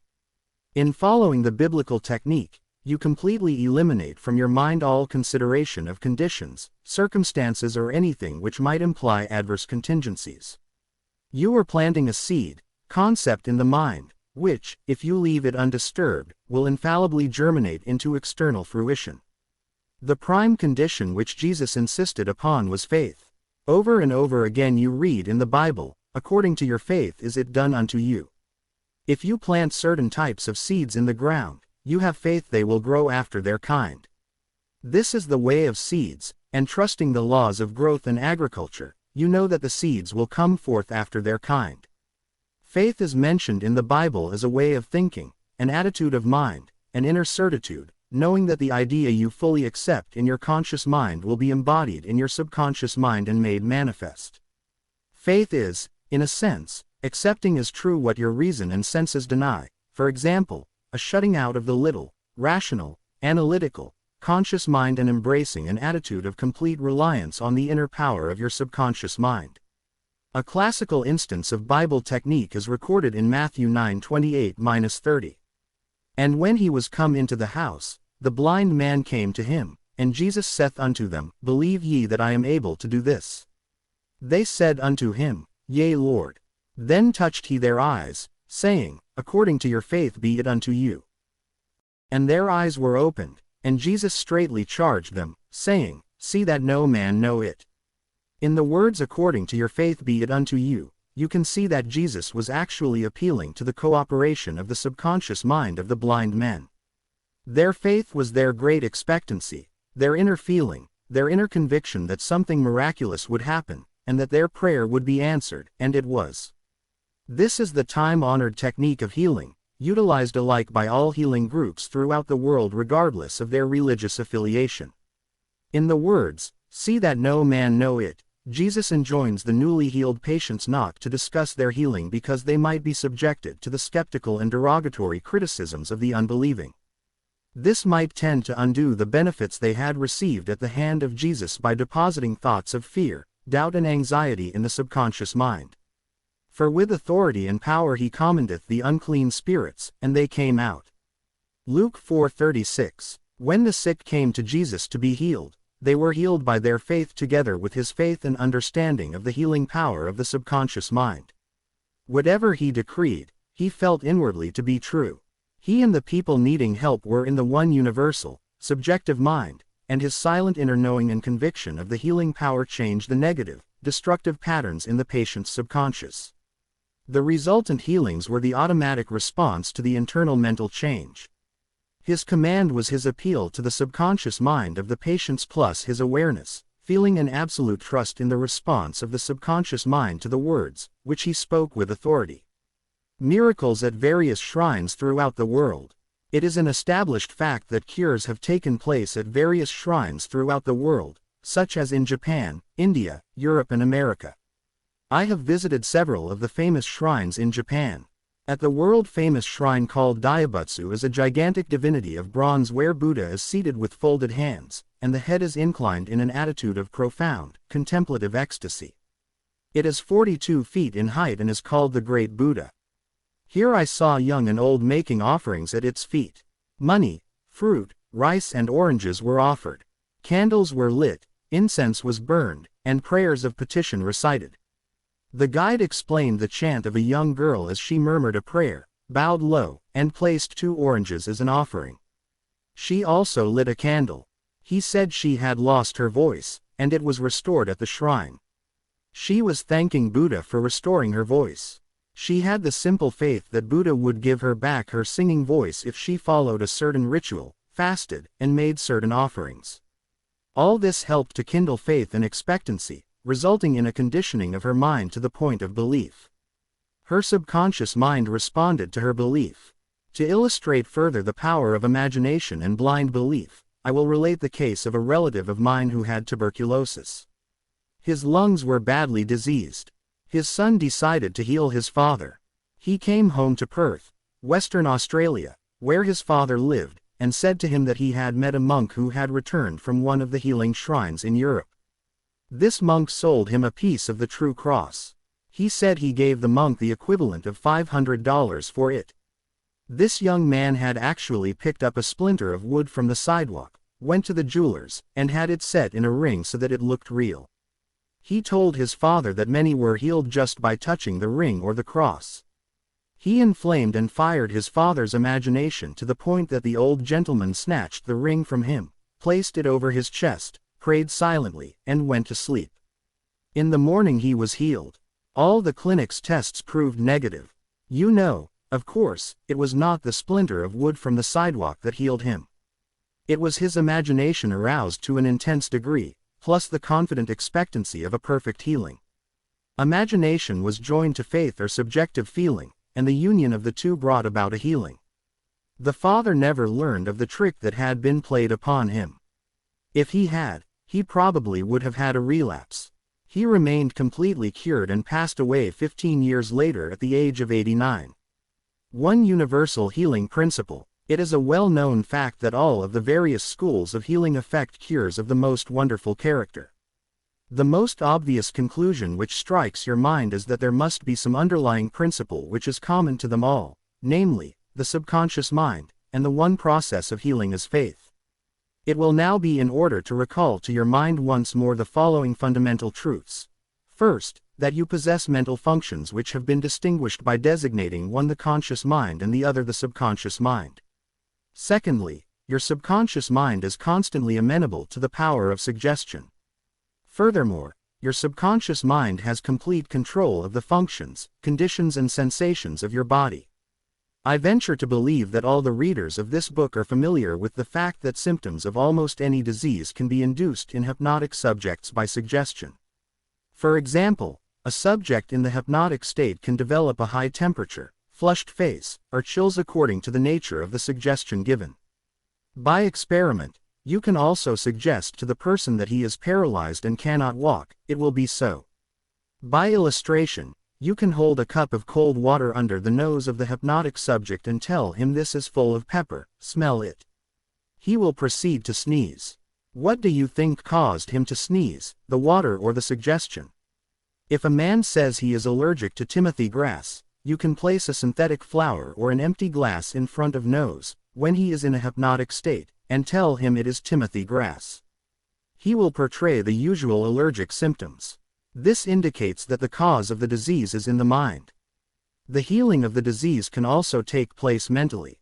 You realize that remarkable healings take place through osteopathy, chiropractic medicine and naturopathy, as well as through all the various religious bodies throughout the world, but it is obvious that all of these healings are brought about through the subconscious mind, the only healer there is.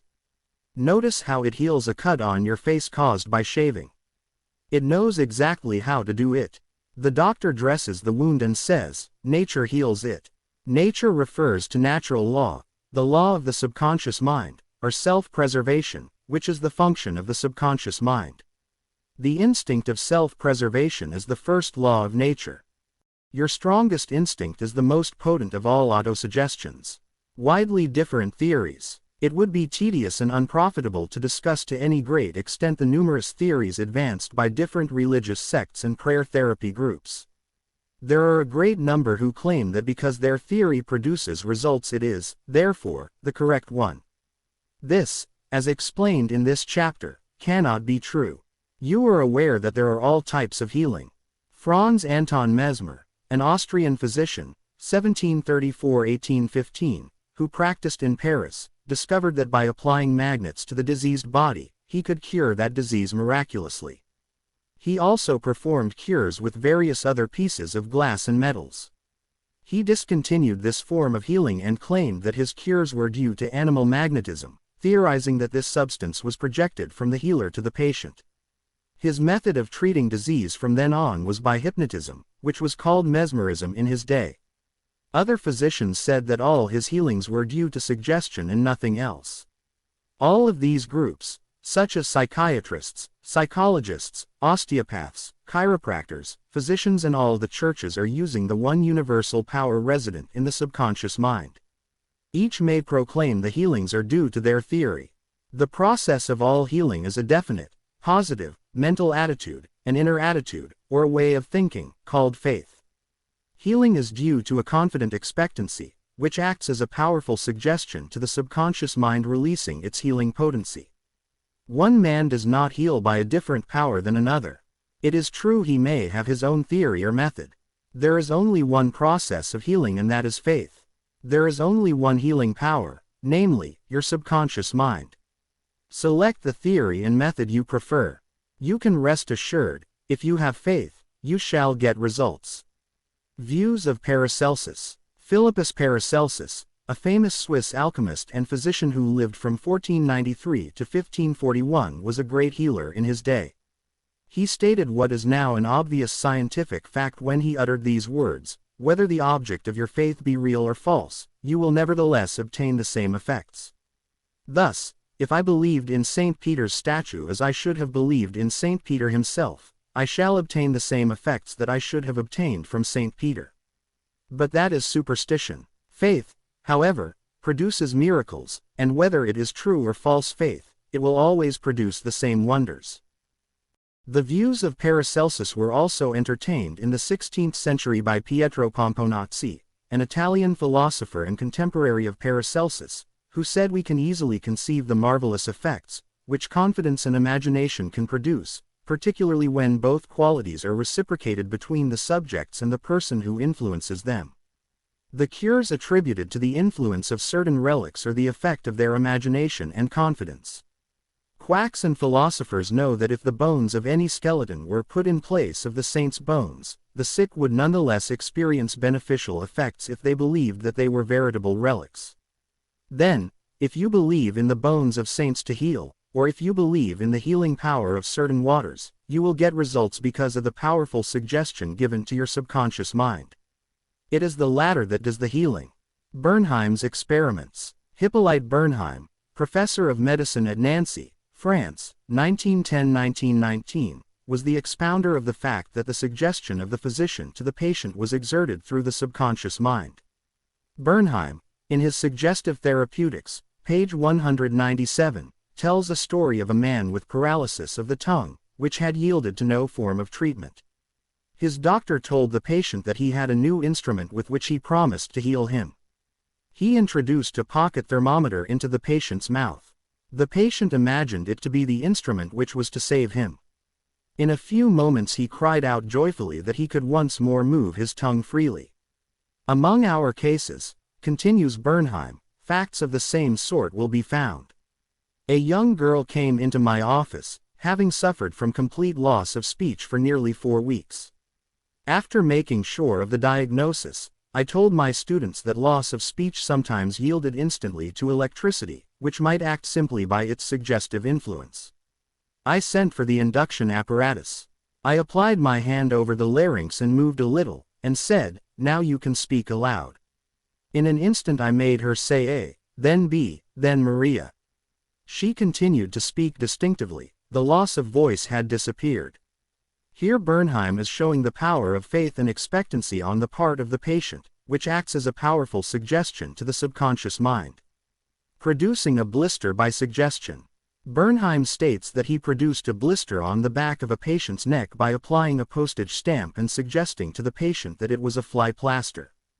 This had been confirmed by the experiments and experiences of many doctors in many parts of the world, which leave no doubt that the structural changes are a possible result of oral suggestion to patients.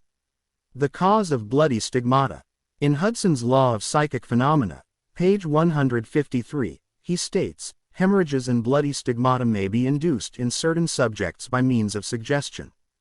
Dr. M. Boru put a subject into the somnambulistic condition, and gave him the following suggestion: "At 4 o'clock this afternoon, after the hypnosis, you will come into my office, sit down in the armchair, cross your arms upon your breast, and your nose will begin to bleed." At the hour appointed the young man did as directed. Several drops of blood came from the left nostril. On another occasion the same investigator traced the patient's name on both his forearms with the dull point of an instrument. Then when the patient was in the somnambulistic condition, he said, "At 4 o'clock this afternoon you will go to sleep, and your arms will bleed along the lines which I have traced, and your name will appear written on your arms in the letters of blood." He was watched at 4 o'clock and seen to fall asleep. On the left arm the letters stood out in bright relief, and in several places there were drops of blood. The letters were still visible 3 months afterward, although they had gradually grown faint. These facts demonstrate at once the correctness of the two fundamental propositions previously stated, namely, the constant amenability of the subconscious mind to the power of suggestion and the perfect control, which the subconscious mind exercises over the functions, sensations and conditions of the body. All the foregoing phenomena dramatize vividly abnormal conditions induced by suggestion, and are conclusive proof that as a man thinketh in his heart, subconscious mind, so is he. Healing points in review. 1. Remind yourself frequently that the healing power is in your own subconscious mind. 2. Know that faith is like a seed planted in the ground, it grows after its kind. Plant the idea, seed, in your mind, water and fertilize it with expectancy, and it will manifest. 3. The idea you have for a book, new invention or play is real in your mind. This is why you can believe you have it now. Believe in the reality of your idea, plan or invention, and as you do, it will become manifest. 4. In praying for another, know that your silent inner knowing of wholeness, beauty and perfection can change the negative patterns of the other's subconscious mind and bring about wonderful results. 5. The miraculous healings you hear about at various shrines are due to imagination and blind faith, which act on the subconscious mind, releasing the healing power. 6. All disease originates in the mind. Nothing appears on the body unless there is a mental pattern corresponding to it. 7. The symptoms of almost any disease can be induced in you by hypnotic suggestion. This shows you the power of your thought. 8. There is only one process of healing, and that is faith. There is only one healing power, namely, your subconscious mind. 9. Whether the object of your faith is real or false, you will get results. Your subconscious mind responds to the thought in your mind. Look upon faith as thought in your mind, and that will suffice. Chapter 5. Mental Healings in Modern Times. Everyone is definitely concerned with the healing of bodily conditions and human affairs. What is it that heals? Where is this healing power? These are questions asked by everyone. The answer is that this healing power is in the subconscious mind of each person, and a changed mental attitude on the part of the sick person releases this healing power. No mental or religious science practitioner, psychologist, psychiatrist or medical doctor ever healed a patient. There is an old saying, the doctor dresses the wound, but God heals it. The psychologist or psychiatrist proceeds to remove the mental blocks in the patient so that the healing principle may be released, restoring the patient to health. Likewise, the surgeon removes the physical block, enabling the healing currents to function normally. No physician, surgeon or mental science practitioner claims that he healed the patient. The one healing power is called by many names: nature, life, God, creative intelligence, and subconscious power. As previously outlined, there are many different methods used to remove the mental, emotional and physical blocks which inhibit the flow of the healing life principle animating all of us. The healing principle resident in your subconscious mind can and will, if properly directed by you or some other person, heal your mind and body of all disease. This healing principle is operative in all men regardless of creed, color or race. You do not have to belong to some particular church in order to use and participate in this healing process. Your subconscious will heal the burn or cut on your hand even though you profess to be an atheist or agnostic. The modern mental therapeutic procedure is based on the truth that the infinite intelligence and power of your subconscious mind responds according to your faith. The mental science practitioner or minister follows the injunction of the Bible. For example, he goes into his closet and shuts the door, which means he stills his mind, relaxes, lets go and thinks of the infinite healing presence within him. He closes the door of his mind to all outside distractions as well as appearances, and then he quietly and knowingly turns over his request or desire to his subconscious mind, realizing that the intelligence of his mind will answer him according to his specific needs. The most wonderful thing to know is this: imagine the end desired and feel its reality, then the infinite life principle will respond to your conscious choice and your conscious request. This is the meaning of believe you have received, and you shall receive. This is what the modern mental scientist does when he practices prayer therapy. One process of healing. There is only one universal healing principle operating through everything: the cat, the dog, the tree, the grass, the wind, the earth, for everything is alive. This life principle operates through the animal, vegetable and mineral kingdoms as instinct and the law of growth. Man is consciously aware of this life principle, and he can consciously direct it to bless himself in countless ways. There are many different approaches, techniques and methods in using the universal power, but there is only process of healing, which is faith, for according to your faith is it done unto you. The law of belief. All religions of the world represent forms of belief, and these beliefs are explained in many ways. The law of life is belief. What do you believe about yourself, life and the universe? It is done unto you as you believe. Belief is a thought in your mind, which causes the power of your subconscious to be distributed into all phases of your life according to your thinking habits. You must realize the Bible is not talking about your belief in some ritual, ceremony, form, institution, man or formula. It is talking about belief itself. The belief of your mind is simply the thought of your mind. If thou canst believe, all things are possible to him that believeth. Mark 9:23. It is foolish to believe in something to hurt or harm you. Remember, it is not the thing believed in that hurts or harms you, but the belief or thought in your mind which creates the result. All your experiences, all your actions, and all the events and circumstances of your life are but the reflections and reactions to your own thought.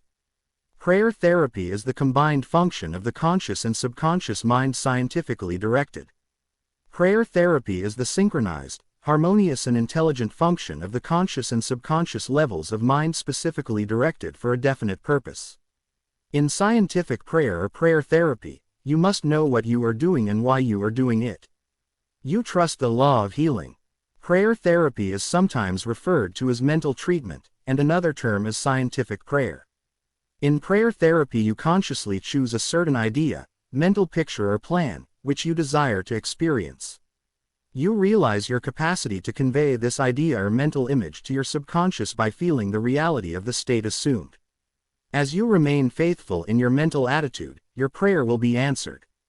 Prayer therapy is a definite mental action for a definite specific purpose. Let us suppose that you decide to heal a certain difficulty by prayer therapy. You are aware that your problem or sickness, whatever it may be, must be caused by negative thoughts charged with fear and lodged in your subconscious mind, and that if you can succeed in cleansing your mind of these thoughts, you will get a healing. You, therefore, turn to the healing power within your own subconscious mind and remind yourself of its infinite power and intelligence and its capacity to heal all conditions. As you dwell on these truths, your fear will begin to dissolve, and the recollection of these truths also corrects the erroneous beliefs. You give thanks for the healing that you know will come, and then you keep your mind off the difficulty until you feel guided, after an interval, to pray again.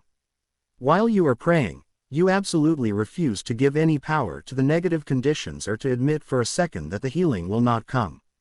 This attitude of mind brings about the harmonious union of the conscious and subconscious mind, which releases the healing power. Faith healing, what it means, and how blind faith works. What is popularly termed faith healing is not the faith mentioned in the Bible, which means a knowledge of the interaction of the conscious and subconscious mind. A faith healer is one who heals without any real scientific understanding of the powers and forces involved. He may claim that he has a special gift of healing, and the sick person's blind belief in him or his powers may bring results. The voodoo doctor in South Africa and other parts of the world may heal by incantations, or a person may be healed by touching the so-called bones of saints, or anything else which cause the patients to honestly believe in the method or process. Any method which cause you to move from fear and worry to faith and expectancy will heal. There are many persons, each of whom claims that because his personal theory produces results, it is, therefore, the correct one. This, as already explained in this chapter, cannot be true. To illustrate how blind faith works, you will recall our discussion of the Swiss physician, Franz Anton Mesmer. In 1776, he claimed many cures when he stroked diseased bodies with artificial magnets. Later on, he threw away his magnets and evolved the theory of animal magnetism. This he held to be a fluid, which pervades the universe, but is most active in the human organism. He claimed that this magnetic fluid, which was going forth from him to his patients, healed them. People flocked to him and many wonderful cures were effected. Mesmer moved to Paris, and while there the government appointed a commission composed of physicians and members of the Academy of Science, of which Benjamin Franklin was a member, to investigate his cures. The report admitted the leading facts claimed by Mesmer, but held that there was no evidence to prove the correctness of his magnetic fluid theory and said the effects were due to the imagination of the patients. Soon after this, Mesmer was driven into exile, and died in 1815. Shortly afterwards, Dr. Braid of Manchester undertook to show that magnetic fluid had nothing to do with the production of the healings of Dr. Mesmer. Dr. Braid discovered that patients could be thrown into hypnotic sleep by suggestion, during which many of the well-known phenomena ascribed to magnetism by Mesmer could be produced. You can readily see that all these cures were undoubtedly brought about by the active imagination of the patients together with a powerful suggestion of health to their subconscious minds. All this could be termed blind faith as there was no understanding in those days as to how the cures were brought about. Subjective faith and what it means. You will recall the proposition, which need not be repeated at length, that the subjective or subconscious mind of an individual is as amenable to the control of his own conscious or objective mind as it is by the suggestions of another.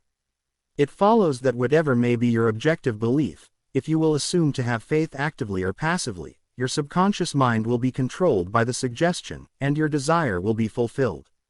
The faith required in mental healings is a purely subjective faith, and it is attainable upon the cessation of active opposition on the part of the objective or conscious mind.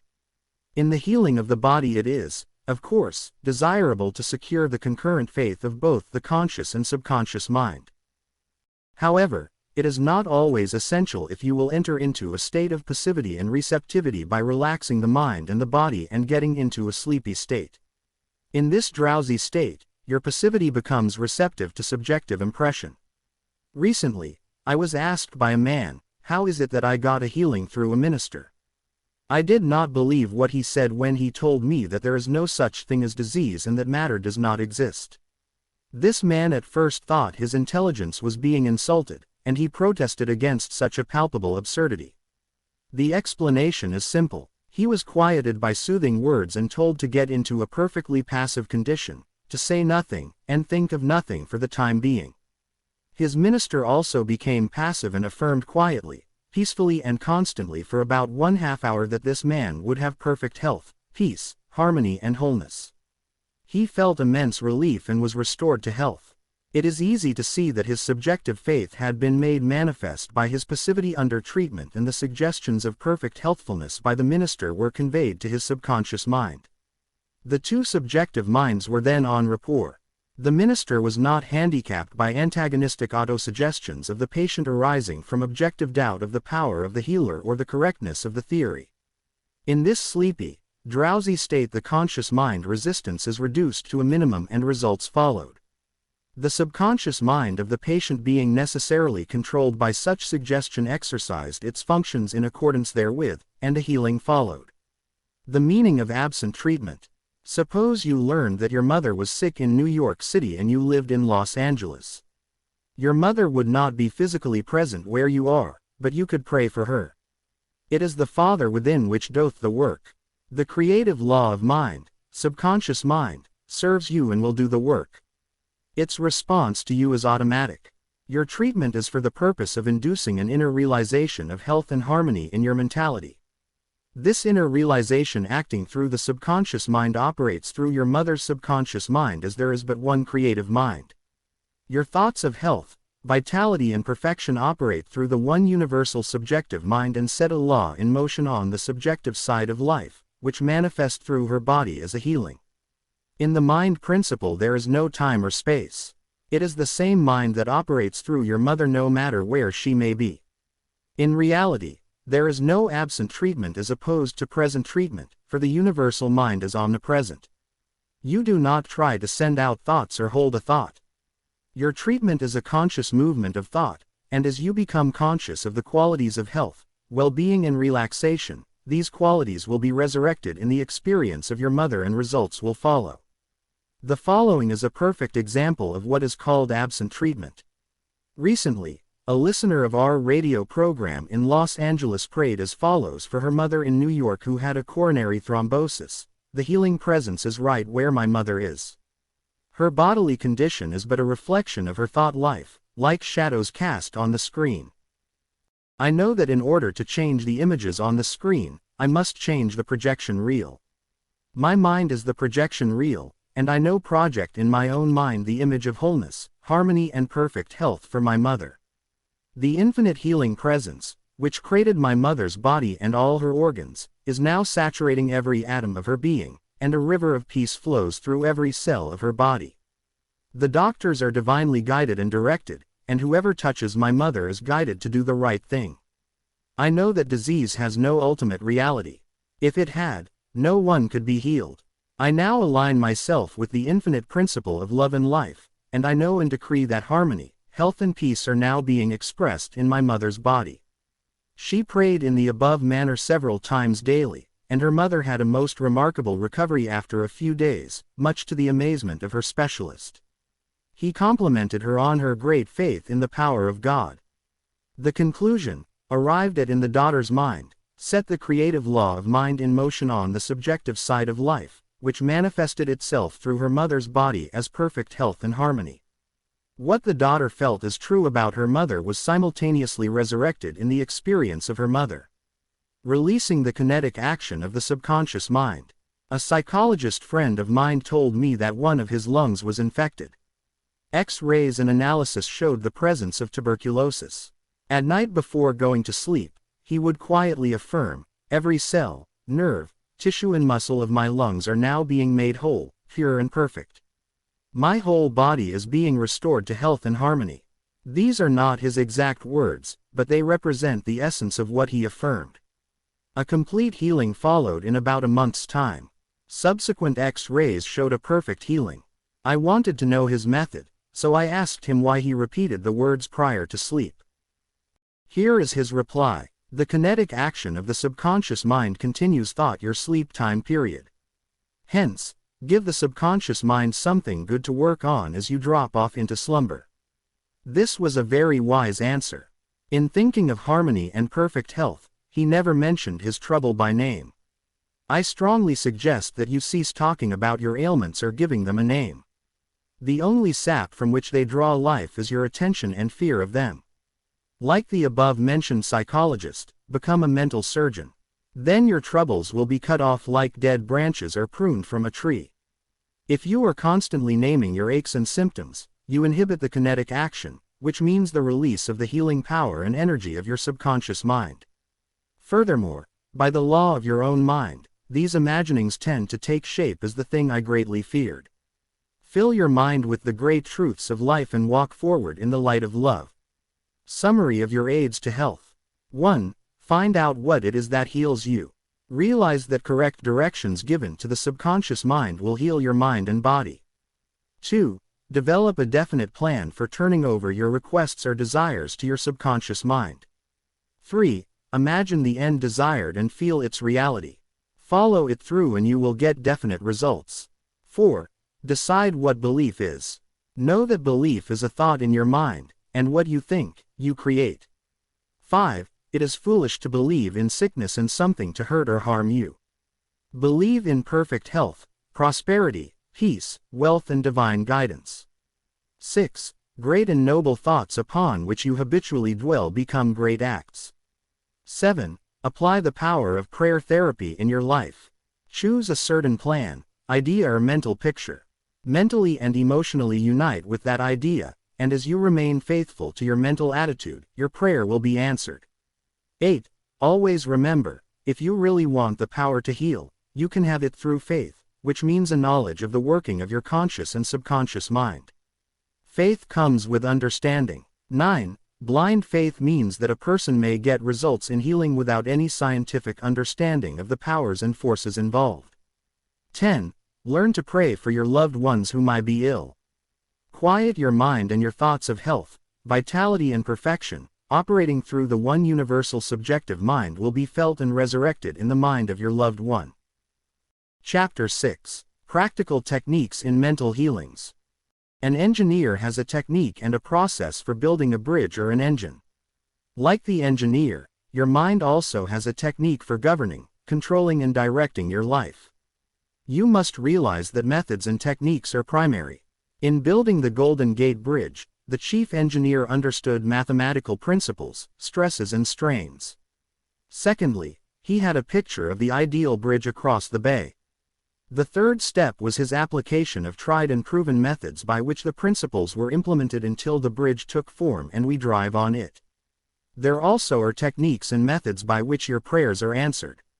If your prayer is answered, there is a way in which it is answered, and this is a scientific way. Nothing happens by chance. This is a world of law and order. In this chapter you will find practical techniques for the unfolding and nurture of your spiritual life. Your prayers must not remain up in the air like a balloon. They must go somewhere and accomplish something in your life. When we come to analyze prayer, we discover there are many different approaches and methods. We will not consider in this book the formal, ritual prayers used in religious services. These have an important place in group worship. We are immediately concerned with the methods of personal prayer as it is applied in your daily life and as it is used to help others. Prayer is the formulation of an idea concerning something we wish to accomplish. Prayer is the soul's sincere desire. Your desire is your prayer. It comes out of your deepest needs and it reveals the things you want in life. Blessed are they that hunger and thirst after righteousness, for they shall be filled. That is really prayer, life's hunger and thirst for peace, harmony, health, joy and all the other blessings of life. The passing over technique for impregnating the subconscious. This consists essentially in inducing the subconscious mind to take over your request as handed it by the conscious mind. This passing over is best accomplished in the reverie-like state. Know that in your deeper mind it is infinite intelligence and infinite power. Just calmly think over what you want, see it coming into fuller fruition from this moment forward. Be like the little girl who had a very bad cough and a sore throat. She declared firmly and repeatedly, "It is passing away now. It is passing away now. It passed away in about an hour." Use this technique with complete simplicity and naivete copyright. Your subconscious will accept your blueprint. If you were building a new home for yourself and your family, you know that you would be intensely interested in regard to the blueprint for your home. You would see to it that the builders conform to the blueprint. You would watch the material and select only the best wood, steel, in fact, the best of everything. What about your mental home and your mental blueprint for happiness and abundance? All your experiences and everything that enters into your life depend upon the nature of the mental building blocks which you use in the construction of your mental home. If your blueprint is full of mental patterns of fear, worry, anxiety or lack, and if you are despondent, doubtful and cynical, then the texture of the mental material you are weaving into your mind will come forth as more toil, care, tension, anxiety and limitation of all kinds. The most fundamental and the most far-reaching activity in life is that which you build into your mentality every waking hour. Your word is silent and invisible, nevertheless, it is real. You are building your mental home all the time, and your thought and mental imagery represent your blueprint. Hour by hour, moment by moment, you can build radiant health, success and happiness by the thoughts you think, the ideas which you harbor, the beliefs you accept and the scenes that you rehearse in the hidden studio of your mind. This stately mansion, upon the construction of which you are perpetually engaged, is your personality, your identity in this plane, your whole life story on this earth. Get a new blueprint, build silently by realizing peace, harmony, joy and goodwill in the present moment. By dwelling upon these things, and claiming them, your subconscious mind will accept your blueprint and bring all these things to pass. By their fruits ye shall know them. The science and art of true prayer. The term science means knowledge, which is coordinated, arranged and systematized. Let us think of the science and art of true prayer as it deals with the fundamental principles of life and the techniques and processes by which they can be demonstrated in your life, as well as in the life of every human being when he applies them faithfully.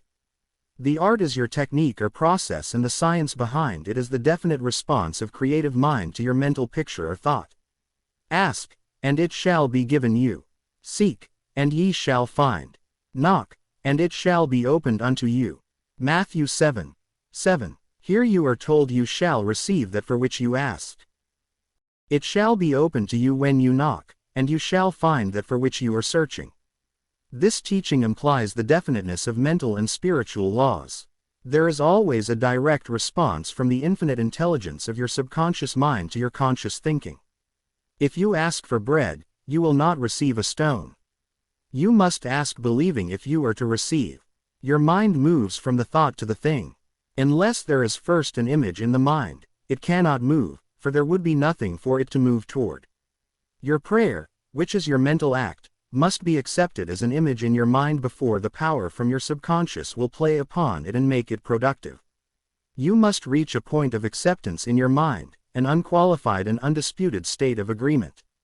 This contemplation should be accompanied by a feeling of joy and restfulness in foreseeing the certain accomplishment of your desire.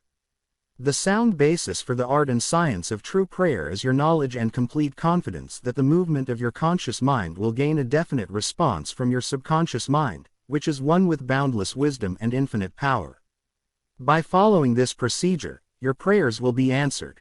The visualization technique. The easiest and most obvious way to formulate an idea is to visualize it, to see it in your mind's eye as vividly as if it were alive. You can see with the naked eye only what already exists in the external world. In a similar way, that which you can visualize in your mind's eye already exists in the invisible realms of your mind. Any picture which you have in your mind is the substance of things hoped for and the evidence of things not seen. What you form in your imagination is as real as any part of your body. The idea and the thought are real and will one day appear in your objective world if you are faithful to your mental image. This process of thinking forms impressions in your mind. These impressions in turn become manifested as facts and experiences in your life. The builder visualizes the type of building he wants. He sees it as he desires it to be completed. His imagery and thought processes become a plastic mold from which the building will emerge, a beautiful or an ugly one, a skyscraper or a very low one. His mental imagery is projected as it is drawn on paper. Eventually, the contractor and his workers gather the essential materials and the building progresses until it stands finished, conforming perfectly to the mental patterns of the architect. I use the visualization technique prior to speaking from the platform. I quiet the wheels of my mind in order that I may present to the subconscious mind my images of thought. Then, I picture the entire auditorium and the seats filled with men and women, and each one of them illumined and inspired by the infinite healing presence within each one. I see them as radiant, happy and free. Having first built up the idea in my imagination, I quietly sustain it there as a mental picture while I imagine I hear men and women saying, "I am healed, I feel wonderful, I've had an instantaneous healing, I'm transformed." I keep this up for about 10 minutes or more, knowing and feeling that each person's mind and body are saturated with love, wholeness, beauty and perfection. My awareness grows to the point where in my mind I can actually hear the voices of the multitude proclaiming their health and happiness. Then I release the whole picture and go onto the platform. Almost every Sunday, people stop and say that their prayers were answered. Mental movie method. The Chinese say, "A picture is worth 1,000 words." William James, the father of American psychology, stressed the fact that the subconscious mind will bring to pass any picture held in the mind and backed by faith. Act as though I am, and I will be. A number of years ago I was in the Middle West lecturing in several states, and I desired to have a permanent location in the general area from which I could serve those who desired help. I traveled far, but the desire did not leave my mind. One evening, while in a hotel in Spokane, Washington, I relaxed completely on a couch, immobilized my attention, and in a quiet, passive manner imagined that I was talking to a large audience, saying in effect, "I am glad to be here, I have prayed for the ideal opportunity." I saw in my mind's eye the imaginary audience and I felt the reality of it all. I played the role of the actor, dramatized this mental movie, and felt satisfied that this picture was being conveyed to my subconscious mind, which would bring it to pass in its own way. The next morning, on awakening, I felt a great sense of peace and satisfaction, and in a few days' time I received a telegram asking me to take over an organization in the Midwest, which I did, and I enjoyed it immensely for several years. The method outlined here appeals to many who have described it as the mental movie method. I have received numerous letters from people who listen to my radio talks and weekly public lectures, telling me of the wonderful results they get using this technique in the sale of their property. I suggest to those who have homes or property for sale that they satisfy themselves in their own mind that their price is right. Then, I claim that the infinite intelligence is attracting to them the buyer who really wants to have the property and who will love it and prosper in it. After having done this, I suggest that they quiet their mind, relax, let go and get into a drowsy, sleepy state, which reduces all mental effort to a minimum. Then, they are to picture the check in their hands, rejoice in the check, give thanks for the check and go off to sleep feeling the naturalness of the whole mental movie created in their own mind. They must act as though it were an objective reality, and the subconscious mind will take it as an impression, and through the deeper currents of the mind, the buyer and the seller are brought together. A mental picture held in the mind, backed by faith, will come to pass. The Baudouin Technique. Charles Baudouin was a professor at the Rousseau Institute in France. He was a brilliant psychotherapist and a research director of the New Nancy School of Healing, who in 1910 taught that the best way to impress the subconscious mind was to enter into a drowsy, sleepy state, or a state akin to sleep in which all effort was reduced to a minimum. Then in a quiet, passive, receptive way, by reflection, he would convey the idea to the subconscious. The following is his formula. A very simple way of securing this impregnation of the subconscious mind is to condense the idea, which is to be the object of suggestion, to sum it up in a brief phrase, which can be readily graven on the memory, and to repeat it over and over again as a lullaby. Some years ago, a young lady in Los Angeles was engaged in a prolonged bitter family lawsuit over a will. Her husband had bequeathed his entire estate to her, and his sons and daughters by a previous marriage were bitterly fighting to break the will. The Baudouin technique was outlined to her, and this is what she did. She relaxed her body in an armchair, entered into the sleepy state and, as suggested, condensed the idea of her need into a phrase consisting of 6 words easily graven on the memory. It is finished in divine order. The significance to her of these words meant that infinite intelligence operating through the laws of her subconscious mind would bring about a harmonious adjustment through the principle of harmony. She continued this procedure every night for about 10 nights. After she got into a sleepy state, she would affirm slowly, quietly and feelingly the statement, "It is finished in divine order," over and over again, feeling a sense of inner peace and an all-pervading tranquility. Then she went off into her deep normal sleep. On the morning of the 11th day, Following the use of the above technique, she awakened with a sense of well-being, a conviction that it was finished. Her attorney called her the same day saying that the opposing attorney and his clients were willing to settle. A harmonious agreement was reached and litigation was discontinued. The sleeping technique. By entering into a sleepy, drowsy state, effort is reduced to a minimum. The conscious mind is submerged to a great extent when in a sleepy state. The reason for this is that the highest degree of outcropping of the subconscious occurs prior to sleep and just after we awaken. In this state the negative thoughts, which tend to neutralize your desire and so prevent acceptance by your subconscious mind, are no longer present. Suppose you want to get rid of a destructive habit. Assume a comfortable posture, relax your body, and be still. Get into a sleepy state, and in that sleepy state, say quietly, over and over again as a lullaby, I am completely free from this habit, harmony and peace of mind reign supreme. Repeat the above slowly, quietly and lovingly for 5 or 10 minutes, night and morning. Each time you repeat the words, the emotional value becomes greater.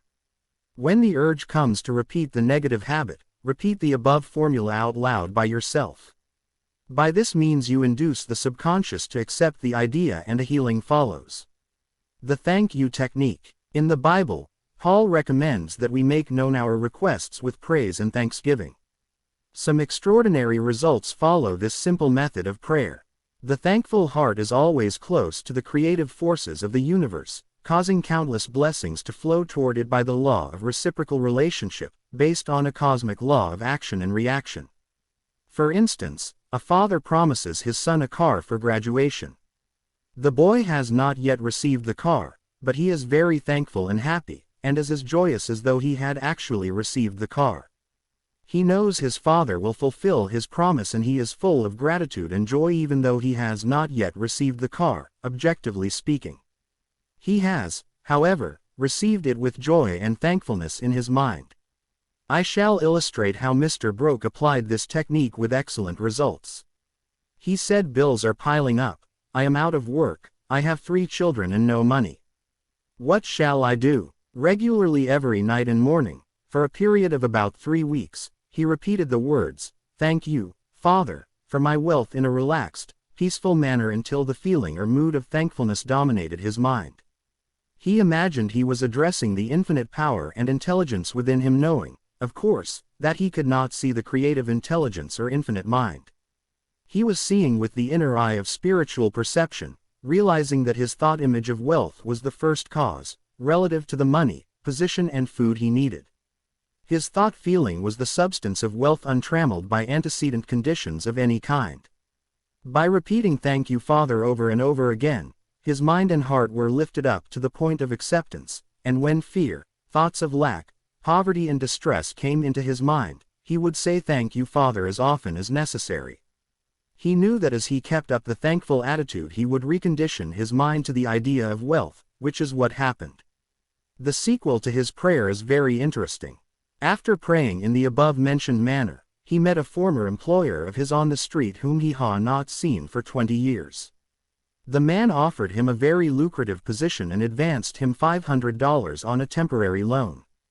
Today, Mr. Broke is vice president of the company for which he works. His recent remark to me was, I shall never forget the wonders of thank you, Father. It has worked wonders for me. The affirmative method. The effectiveness of an affirmation is determined largely by your understanding of the truth and the meaning back of the words. In praying use not vain repetition. Therefore, the power of your affirmation lies in the intelligent application of definite and specific positives. For example, a boy adds 3 and 3 and puts down 7 on the blackboard. The teacher affirms with mathematical certainty that 3 and 3 are 6, therefore, the boy changes his figures accordingly. The teacher's statement did not make 3 and 3 equal 6 because the latter was already a mathematical truth. The mathematical truth caused the boy to rearrange the figures on the blackboard.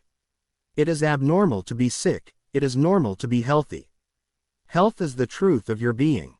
When you affirm health, harmony, and peace for yourself or another, and when you realize these are universal principles of your own being, you will rearrange the negative patterns of your subconscious mind based on your faith and understanding of that which you affirm. The result of the affirmative process of prayer depends on your conforming to the principles of life, regardless of appearances. Consider for a moment that there is a principle of mathematics and none of error. There is a principle of truth but none of dishonesty. There is a principle of intelligence but none of ignorance. There is a principle of harmony and none of discord. There is a principle of health but none of disease, and there is a principle of abundance but none of poverty. The affirmative method was chosen by the author for use on his sister who was to be operated on for the removal of gallstones in a hospital in England. The condition described was based on the diagnosis of hospital tests and the usual X-ray procedures. She asked me to pray for her. We were separated geographically about 6,500 miles, but there is no time or space in the mind principle. Infinite mind or intelligence is present in its entirety at every point simultaneously. I withdrew all thought from the contemplation of symptoms and from the corporeal personality altogether. I affirmed as follows: this prayer is for my sister Catherine. She is relaxed and at peace, poised, balanced, serene and calm. The healing intelligence of her subconscious mind, which created her body, is now transforming every cell, nerve, tissue, muscle and bone of her being according to the perfect pattern of all organs lodged in her subconscious mind. Silently, quietly, all distorted thought patterns in her subconscious mind are removed and dissolved, and the vitality, wholeness and beauty of the life principle are made manifest in every atom of her being. She is now open and receptive to the healing currents which are flowing through her like a river, restoring her to perfect health, harmony and peace. All distortions and ugly images are now washed away by the infinite ocean of love and peace flowing through her, and it is so. I affirmed the above several times a day, and at the end of 2 weeks my sister had an examination, which showed a remarkable healing and the X-ray proved negative. To affirm is to state that it is so, and as you maintain this attitude of mind as true, regardless of all evidence to the contrary, you will receive an answer to your prayer. Your thought can only affirm, for even if you deny something, you are actually affirming the presence of what you deny. Repeating an affirmation, knowing what you are saying and why you are saying it, leads the mind to that state of consciousness where it accepts that which you state as true. Keep on affirming the truths of life until you get the subconscious reaction, which satisfies. The argumentative method. This method is just what the word implies. It stems from the procedure of Dr. Phineas Parkhurst Quimby of Maine. Dr. Quimby, a pioneer in mental and spiritual healing, lived and practiced in Belfast, Maine, about 100 years ago. A book called The Quimby Manuscripts, published in 1921 by Thomas Y. Crowell Company, New York City, and edited by Horatio Dresser, is available in your library. This book gives newspaper accounts of this man's remarkable results in prayer treatment of the sick. Quimby duplicated many of the healing miracles recorded in the Bible.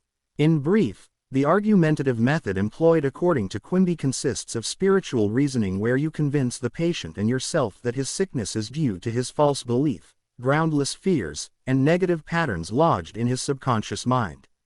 You reason it out clearly in your mind and convince your patient that the disease or ailment is due only to a distorted, twisted pattern of thought, which has taken form in the body. This wrong belief in some external power and external causes has now externalized itself as sickness, and can be changed by changing the thought patterns. You explain to the sick person that the basis of all healing is a change of belief. You also point out that the subconscious mind created the body and all its organs. Therefore, it knows how to heal it, can heal it, and is doing so now as you speak. You argue in the courtroom of your mind that the disease is a shadow of the mind based on disease-soaked, morbid thought imagery. You continue to build up all the evidence you can muster on behalf of the healing power within which created all the organs in the first place and which has a perfect pattern of every cell, nerve and tissue within it. Then, you render a verdict in the courthouse of your mind in favor of yourself and your patient. You liberate the sick one by faith and spiritual understanding. Your mental and spiritual evidence is overwhelming. There being but one mind, what you feel as true will be resurrected in the experience of the patient. This procedure is essentially the argumentative method used by Dr. Quimby of Maine from 1849 to 1869. The absolute method is like modern sound wave therapy. Many people throughout the world practice this form of prayer treatment with wonderful results. The person using the absolute method mentions the name of the patient, such as John Jones, then quietly and silently thinks of God and his qualities and attributes, such as, God is all bliss, boundless love, infinite intelligence, all-powerful, boundless wisdom, absolute harmony, indescribable beauty and perfection. As he quietly thinks along these lines, he is lifted up in consciousness into a new spiritual wavelength, at which times he feels the infinite ocean of God's love is now dissolving everything unlike itself in the mind and body of John Jones for whom he is praying. He feels all the power and love of God are now focused on John Jones, and whatever is bothering or vexing him is now completely neutralized in the presence of the infinite ocean of life and love.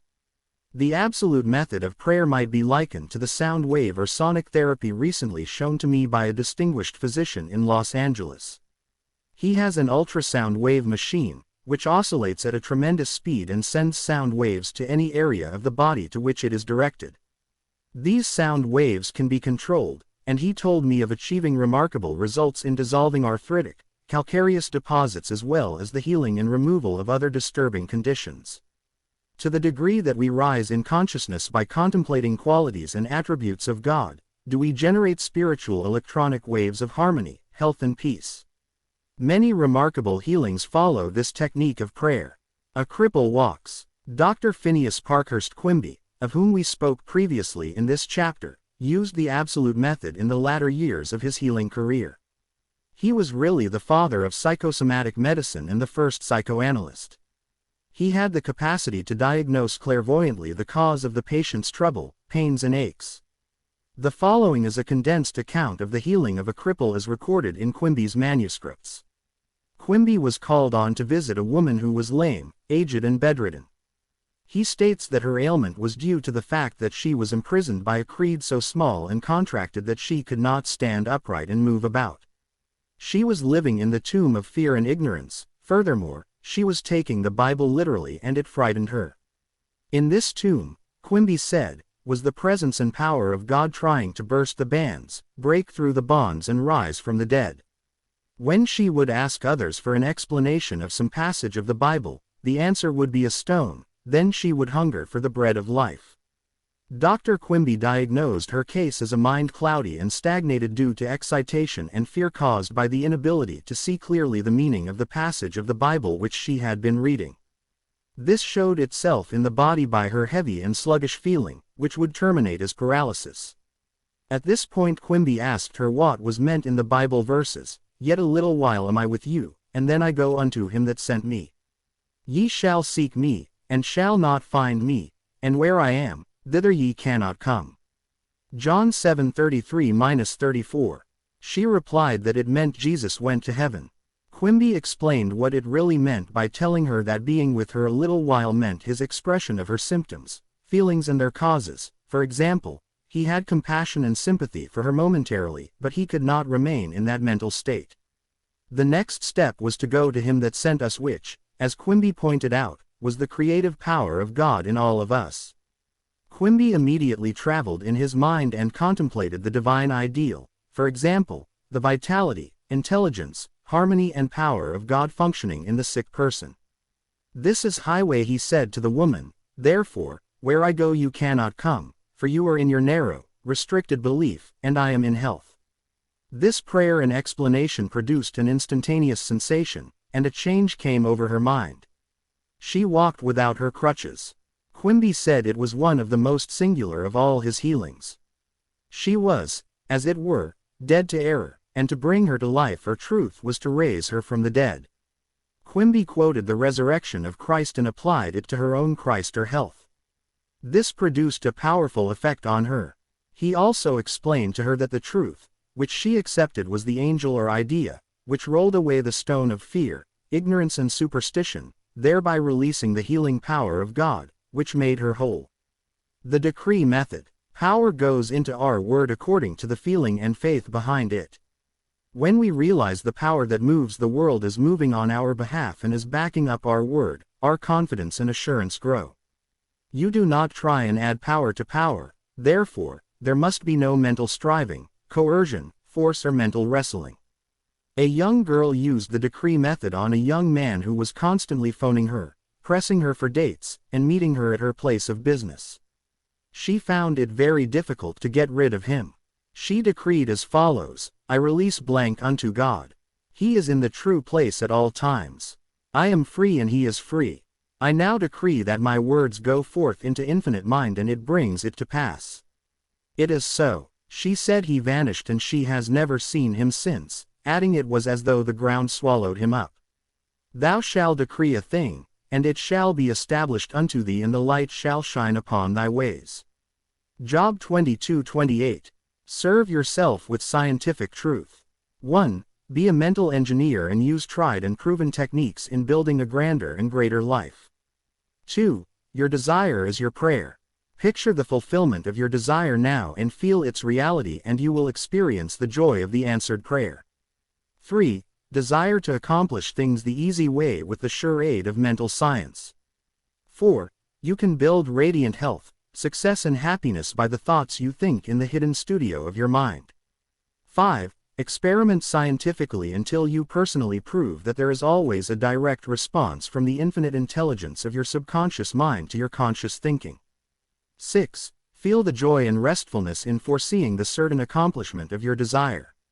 Any mental picture which you have in your mind is the substance of things hoped for and the evidence of things not seen. 7. A mental picture is worth 1,000 words. Your subconscious will bring to pass any picture held in the mind backed by faith. 8. Avoid all effort or mental coercion in prayer. Get into a sleepy, drowsy state and lull yourself to sleep feeling and knowing that your prayer is answered. 9. Remember that the thankful heart is always closed to the riches of the universe. 10. To affirm is to state that it is so, and as you maintain this attitude of mind as true, regardless of all evidence to the contrary, you will receive an answer to your prayer. 11.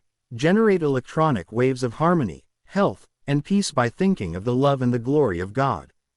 12. What you decree and feel as true will come to pass. Decree harmony, health, peace and abundance. Chapter 7. The tendency of the subconscious is Lifeward. Over 90% of your mental life is subconscious, so men and women who fail to make use of this marvelous power live within very narrow limits. Your subconscious processes are always Lifeward and constructive. Your subconscious is the builder of your body and maintains all its vital functions. It is on the job 24 hours a day and never sleeps. It is always trying to help and preserve you from harm. Your subconscious mind is in touch with infinite life and boundless wisdom, and its impulses and ideas are always Lifeward. The great aspirations, inspirations and visions for a greater and nobler life spring from the subconscious. Your profoundest convictions are those you cannot argue about rationally because they do not come from your conscious mind, they come from your subconscious mind. Your subconscious speaks to you in intuitions, impulses, hunches, intimations, urges and ideas, and it is always telling you to rise, transcend, grow, advance, adventure and move forward to greater heights. The urge to love, to save the lives of others comes from the depths of your subconscious. For example, during the Great San Francisco earthquake and fire of April 18, 1906, invalids and cripples who had been confined to bed for long periods of time rose up and performed some of the most amazing feats of bravery and endurance. The intense desire welled up within them to save others at all costs, and their subconscious responded accordingly. Great artists, musicians, poets, speakers and writers tune in with their subconscious powers and become animated and inspired. For example, Robert Louis Stevenson, before he went to sleep, used to charge his subconscious with the task of evolving stories for him while he slept. He was accustomed to ask his subconscious to give him a good, marketable thriller when his bank account was low. Stevenson said the intelligence of his deeper mind gave him the story piece by piece, like a cereal. This shows how your subconscious will speak lofty and wise sayings though you, which your conscious mind knows nothing about. Mark Twain confided to the world on many occasions that he never worked in his life. All his humor and all his great writings were due to the fact that he tapped the inexhaustible reservoir of his subconscious mind. How the body portrays the workings of the mind. The interaction of your conscious and subconscious mind requires a similar interaction between the corresponding system of nerves. The cerebrospinal system is the organ of the conscious mind, and the sympathetic system is the organ of the subconscious mind. The cerebrospinal system is the channel through which you receive conscious perception by means of your 5 physical senses and exercise control over the movement of your body. This system has its nerves in the brain, and it is the channel of your volitional and conscious mental action. The sympathetic system, sometimes referred to as the involuntary nervous system, has its center in a ganglionic mass at the back of the stomach known as the solar plexus, and is sometimes spoken of as the abdominal brain. It is the channel of that mental action which unconsciously supports the vital functions of the body. The two systems may work separately or synchronously. Judge Thomas Troward says, "The vagus nerve passes out of the cerebral region, as a portion of the voluntary system, and through it we control the vocal organs, then it passes onward to the thorax sending out branches, to the heart and lungs. Finally, passing through the diaphragm, it loses the outer coating, which distinguishes the nerves of the voluntary system, and becomes identified with those of the sympathetic system, so forming a connecting link between the two, and making the man physically a single entity." Similarly, different areas of the brain indicate their connection with the objective and subjective activities of the mind respectively, and speaking in a general way we may assign the frontal portion of the brain to the former and the posterior portion to the latter, while the intermediate portion partakes the character of both. A rather simple way of looking at the mental and physical interaction is to realize that your conscious mind grasps an idea which induces a corresponding vibration in your voluntary system of nerves. This in turn causes a similar current to be generated in your involuntary system of nerves, thus handing the idea over to your subconscious mind, which is the creative medium. This is how your thoughts become things. Every thought entertained by your conscious mind and accepted as true is sent by your brain to your solar plexus, the brain of the subconscious mind, to be made into your flesh and to be brought forth into your world as a reality. There is an intelligence which takes care of the body. When you study the cellular system and the structure of the organs, such as eyes, ears, heart, liver, bladder, etc., you learn they consist of groups of cells which form a group intelligence whereby they function together and are able to take orders and carry them out in deductive function at the suggestion of the master mind, conscious mind. A careful study of the single-celled organism shows you what goes on in your complex body. Thought the monocellular organism has no organs, it still gives evidence of mind action and reaction performing the basic functions of movement, alimentation, assimilation and elimination. Many say there is an intelligence which will take care of your body if you let it alone. That is true, but the difficulty is that the conscious mind always interferes with his 5 sense evidence based on outer appearances, leading to the sway of false beliefs, fears and mere opinion. When fear, false beliefs and negative patterns are made to register in your subconscious mind through psychological, emotional conditioning, there is no other course open to the subconscious mind except to act on the blueprint specifications offered it. The subconscious mind works continually for the common good. The subjective self within you works continuously for the general good, reflecting an innate principle of harmony behind all things. Your subconscious mind has its own will and it is a very real something in itself. It acts night and day whether you act upon it or not. It is the builder of your body, but you cannot see, hear or feel it building, as all this is a silent process. Your subconscious has a life of its own, which is always moving toward harmony, health and peace. This is the divine norm within it seeking expression through you at all times. How man interferes with the innate principle of harmony. To think correctly, scientifically, we must know the truth. To know the truth is to be in harmony with the infinite intelligence and power of your subconscious mind, which is always moving lifeward. Every thought or action, which is not harmonious, whether through ignorance or design, will result in discord and limitation of all kinds. Scientists inform us that you build a new body every 11 months, so you are really only 11 months old from a physical standpoint. If you build defects back into your body by thoughts of fear, anger, jealousy and ill will, you have no one to blame but yourself. You are the sum total of your own thoughts. You can keep from entertaining negative thoughts and imagery. The way to get rid of darkness is with light, the way to overcome cold is with heat, the way to overcome the negative thought is to substitute the good thought. Affirm the good and the bad will vanish. Why it's normal to be healthy, vital and strong. It's abnormal to be sick. The average child born into the world is perfectly healthy with all its organs functioning perfectly. This is the normal state, and we should remain healthy, vital and strong. The instinct of self-preservation is the strongest instinct of your nature, and it constitutes a most potent, ever-present and constantly operative truth inherent in your nature. It is, therefore, obvious that all your thoughts, ideas and beliefs must operate with greater potentiality when they are in harmony with the innate life principle in you, which is forever seeking to preserve and protect you along all lines. It follows from this that normal conditions can be restored with greater ease and certainty than abnormal conditions can be induced. It is abnormal to be sick, it simply means you are going against the stream of life and thinking negatively. The law of life is the law of growth. All nature testifies to the operation of this law by silently, constantly expressing itself in the law of growth. When there is growth and expression, there must be life. Where there is life, there must be harmony.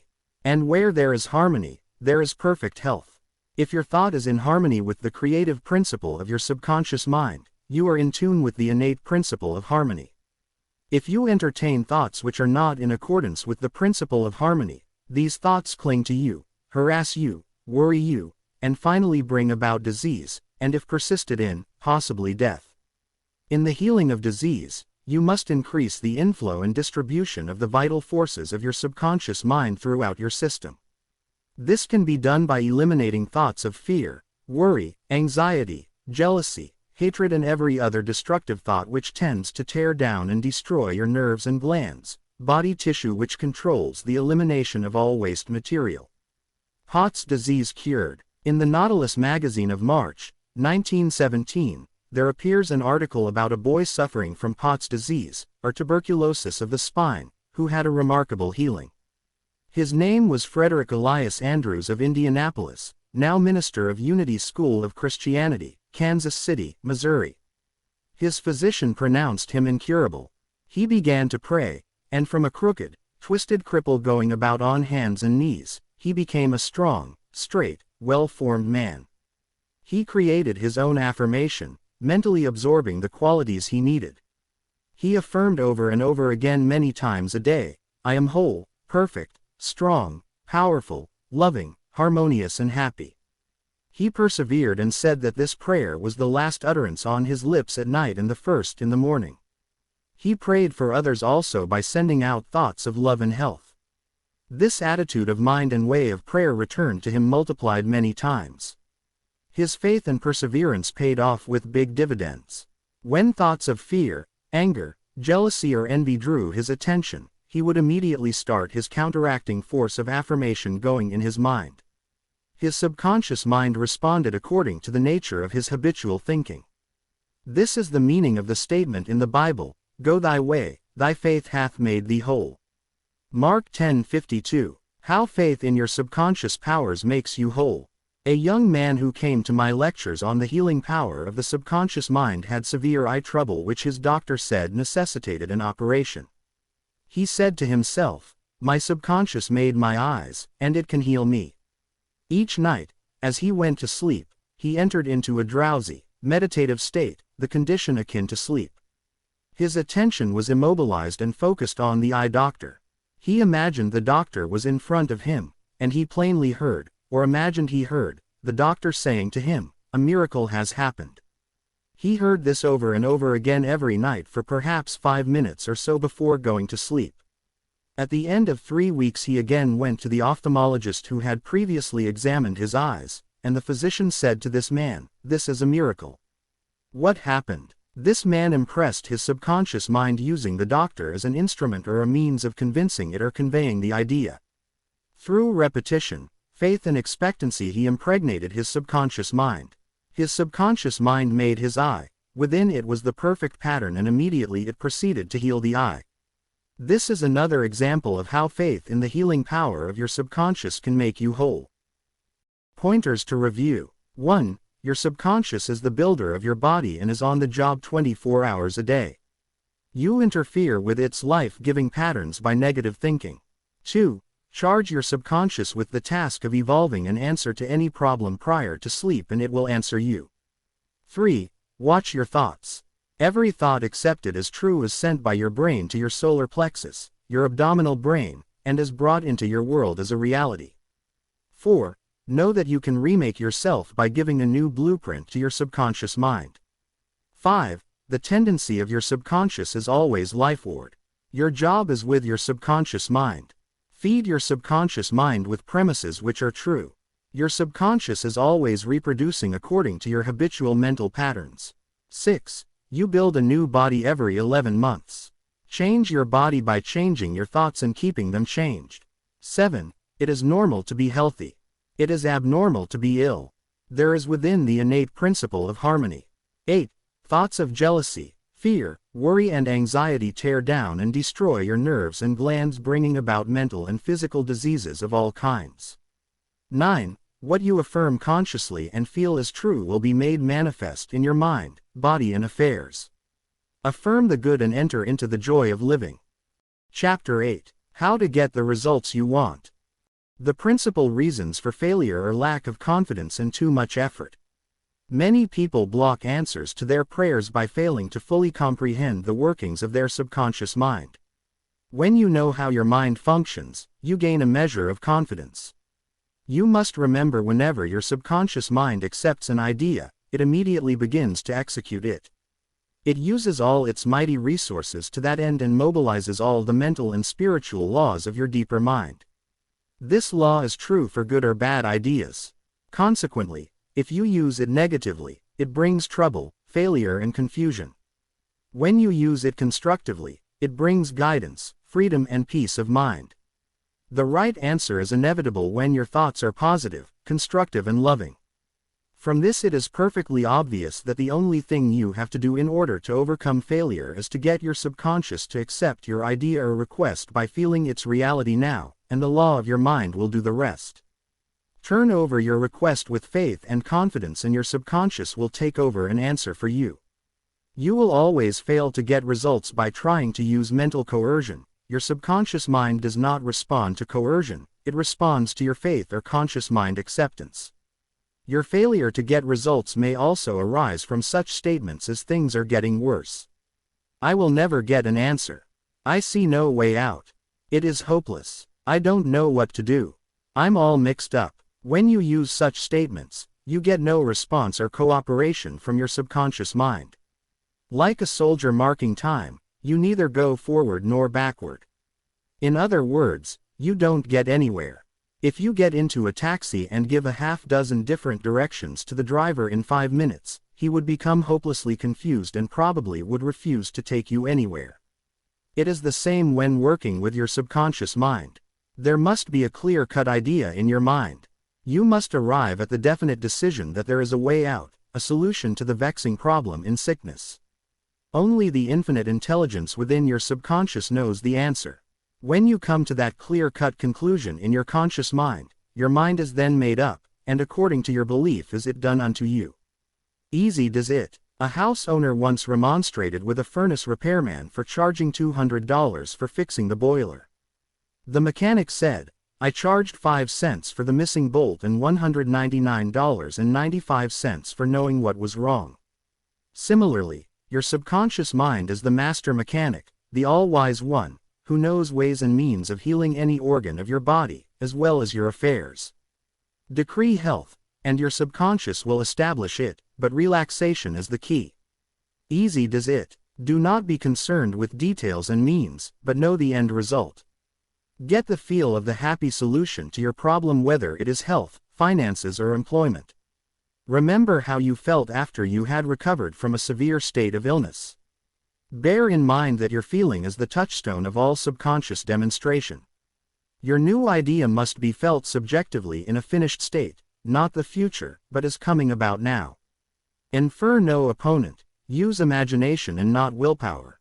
In using your subconscious mind, you infer no opponent, you use no willpower. You imagine the end and the freedom state. You will find your intellect trying to get in the way, but persist in maintaining a simple, childlike, miracle-making faith. Picture yourself without the ailment or problem. Imagine the emotional accompaniment of the freedom state you crave. Cut out all red tape from the process. The simple way is the best. How disciplined imagination works wonders. A wonderful way to get a response from your subconscious mind is through disciplined or scientific imagination. As previously pointed out, your subconscious mind is the builder of the body and controls all its vital functions. The Bible says, "Whatsoever ye shall ask in prayer, believing, ye shall receive." To believe is to accept something as true, or to live in the state of being it. As you sustain this mood, you shall experience the joy of the answered prayer. The 3 steps to success in prayer. The usual procedure is as follows. 1. Take a look at the problem. 2. Turn to the solution or way out known only to the subconscious mind. 3. Rest in a sense of deep conviction that it is done. Do not weaken your prayer by saying, "I wish I might be healed. I hope so." Your feeling about the work to be done is the boss. Harmony is yours. Know that health is yours. Become intelligent by becoming a vehicle for the infinite healing power of the subconscious mind. Pass on the idea of health to your subconscious mind to the point of conviction, then relax. Get yourself off your hands. Say to the condition and circumstance, "This too shall pass." Through relaxation you impress your subconscious mind, enabling the kinetic energy behind the idea to take over and bring it into concrete realization. The law of reversed effort and why you get the opposite of what you pray for.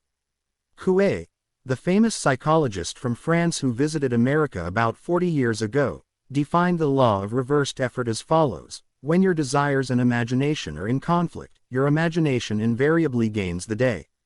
If, for example, you were asked to walk a plank on the floor, you would do so without question. Now suppose the same plank were placed 20 feet up in the air between 2 walls. Would you walk it? Your desire to walk it would be counteracted by your imagination or fear of falling. Your dominant idea, which would be the picture of falling, would conquer. Your desire, will, or effort to walk on the plank would be reversed, and the dominant idea of failure would be reinforced. Mental effort is invariably self-defeated, eventuating always in the opposite of what is desired.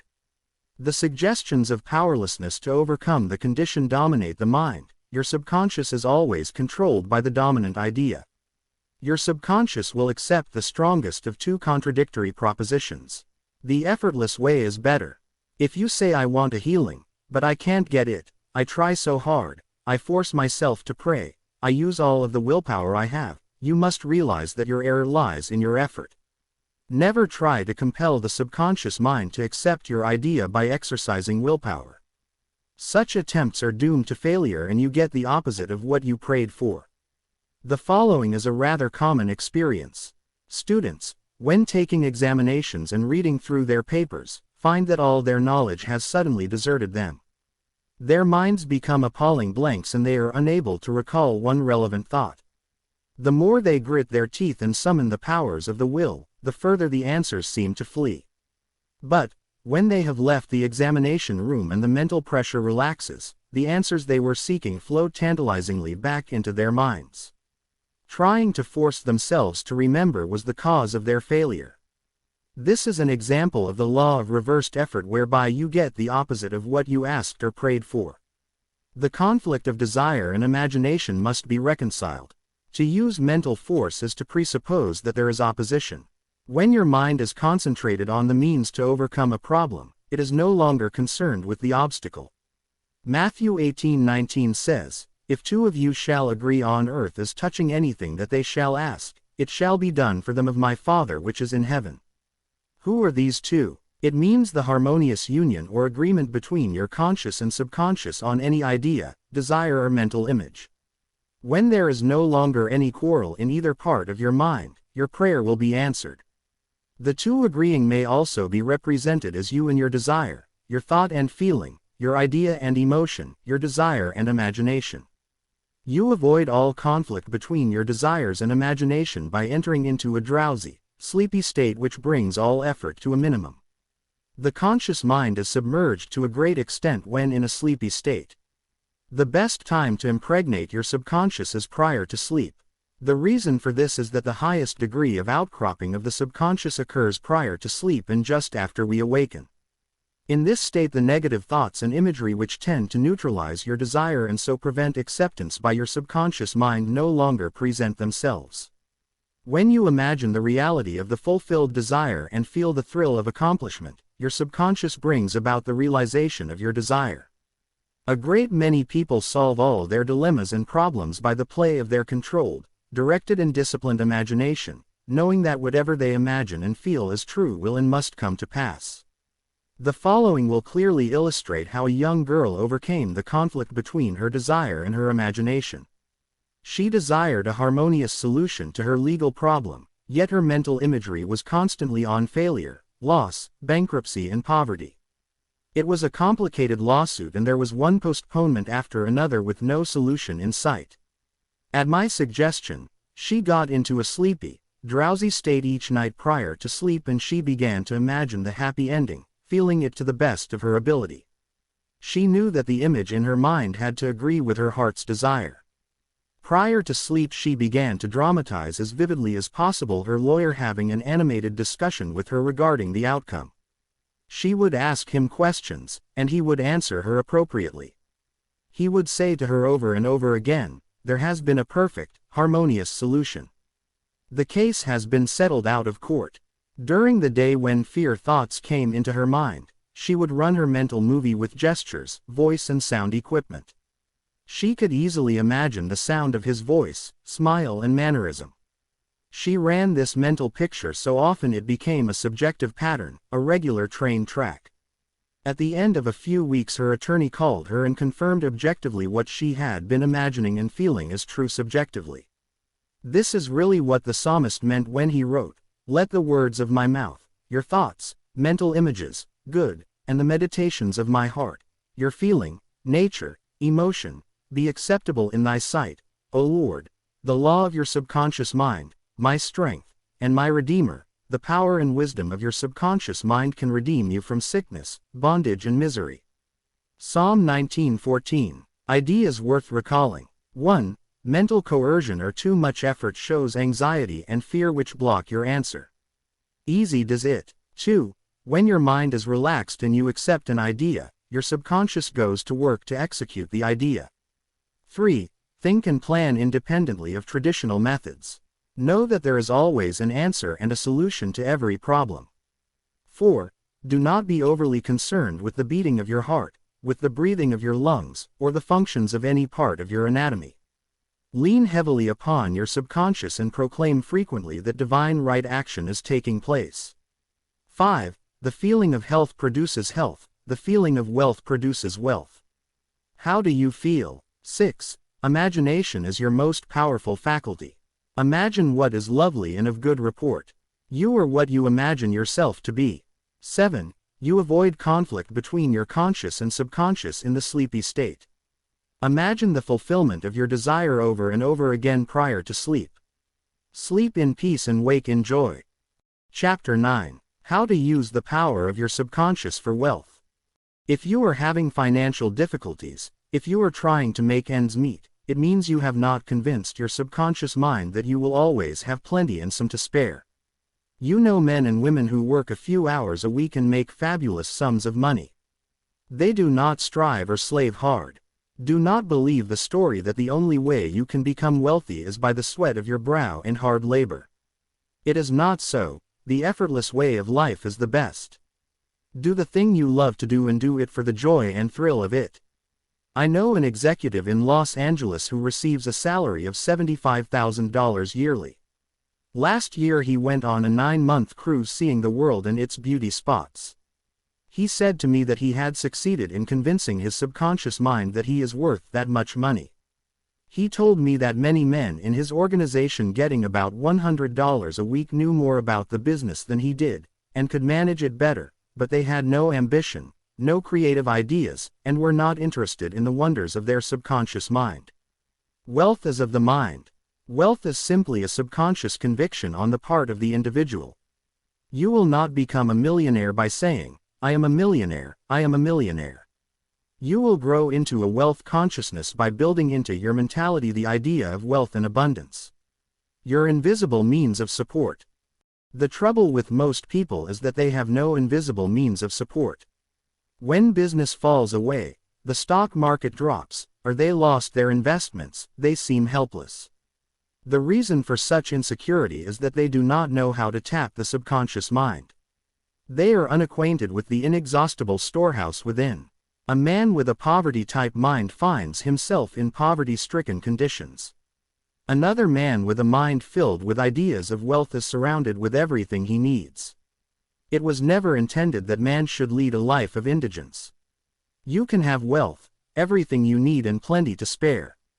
Your words have power to cleanse your mind of wrong ideas and to instill right ideas in their place. The ideal method for building wealth consciousness. Perhaps you are saying as you read this chapter, I need wealth and success. This is what you do. Repeat for about 5 minutes to yourself 3 or 4 times a day, wealth, success. These words have tremendous power. They represent the inner power of the subconscious mind. Anchor your mind on this substantial power within you, then conditions and circumstances corresponding to their nature and quality will be manifested in your life. You are not saying, I am wealthy, you are dwelling on real powers within you. There is no conflict in the mind when you say wealth. Furthermore, the feeling of wealth will well up within you as you dwell on the idea of wealth. The feeling of wealth produces wealth. Keep this in mind at all times. Your subconscious mind is like a bank, a sort of universal financial institution. It magnifies whatever you deposit or impress upon it, whether it is the idea of wealth or of poverty. Choose wealth. Why your affirmations for wealth fail. I have talked to many people during the past 35 years whose usual complaint is, I have said for weeks and weeks, I am wealthy, I am prosperous, and nothing has happened. I discovered that when they said, I am prosperous, I am wealthy, they felt within that they were lying to themselves. One man told me, I have affirmed that I am prosperous until I am tired. Things are now worse. I knew when I made the statement that it was obviously not true. His statements were rejected by the conscious mind, and the very opposite of what he outwardly affirmed and claimed was made manifest. Your affirmation succeeds best when it is specific and when it does not produce a mental conflict or argument, hence the statements made by this man made matters worse because they suggested his lack. Your subconscious accepts what you really feel to be true, not just idle words or statements. The dominant idea or belief is always accepted by the subconscious mind. How to avoid mental conflict. The following is the ideal way to overcome this conflict for those who have this difficulty. Make this practical statement frequently, particularly prior to sleep. By day and by night I am being prospered in all of my interests. This affirmation will not arouse any argument because it does not contradict your subconscious mind's impression of financial lack. I suggested to one businessman whose sales and finances were very low and who was greatly worried that he sit down in his office, become quiet, and repeat this statement over and over again. My sales are improving every day. This statement engaged the cooperation of the conscious and subconscious mind. Results followed. Don't sign blank checks. You sign blank checks when you make such statements as there is not enough to go around. There is a shortage. I will lose the house because of the mortgage, etc. If you are full of fear about the future, you are also writing a blank check and attracting negative conditions to you. Your subconscious mind takes your fear and negative statement as your request and proceeds in its own way to bring obstacles, delays, lack and limitation into your life. Your subconscious gives you compound interest. To him that hath the feeling of wealth, more wealth shall be added. To him that hath the feeling of lack, more lack shall be added. Your subconscious multiplies and magnifies whatever you deposit in it.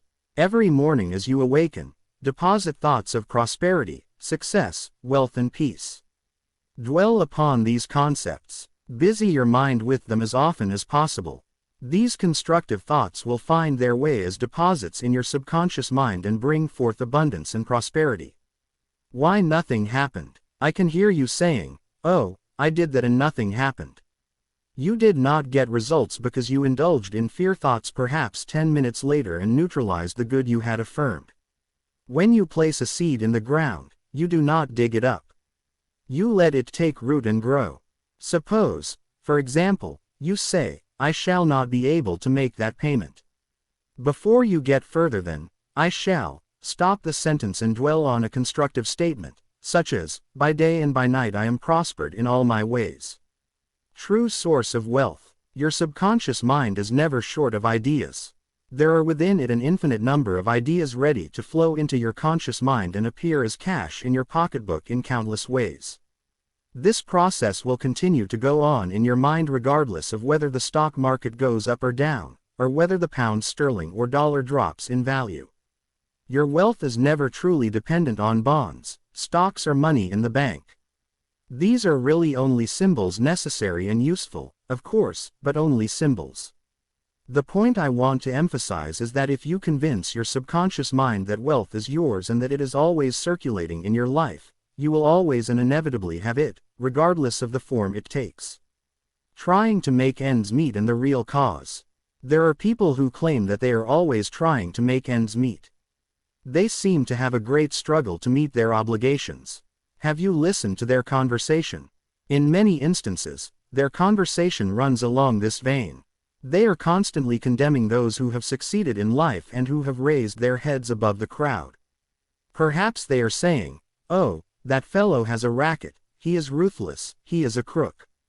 This is why they lack. They are condemning the thing they desire and want.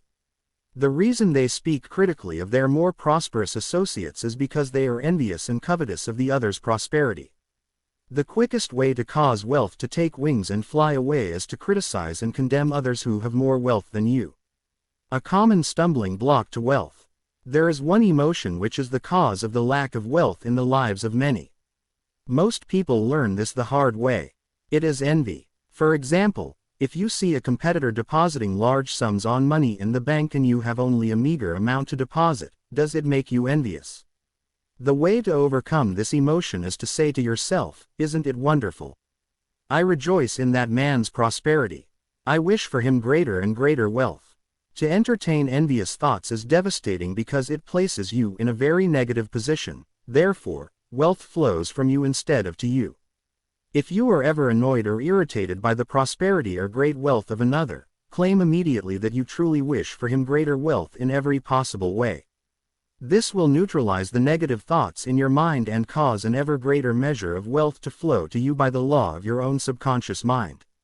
Rubbing out a great mental block to wealth.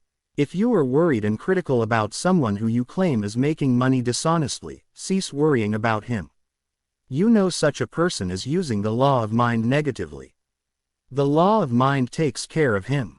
Be careful not to criticize him for the reasons previously indicated. Remember, the block or obstacle to wealth is in your own mind.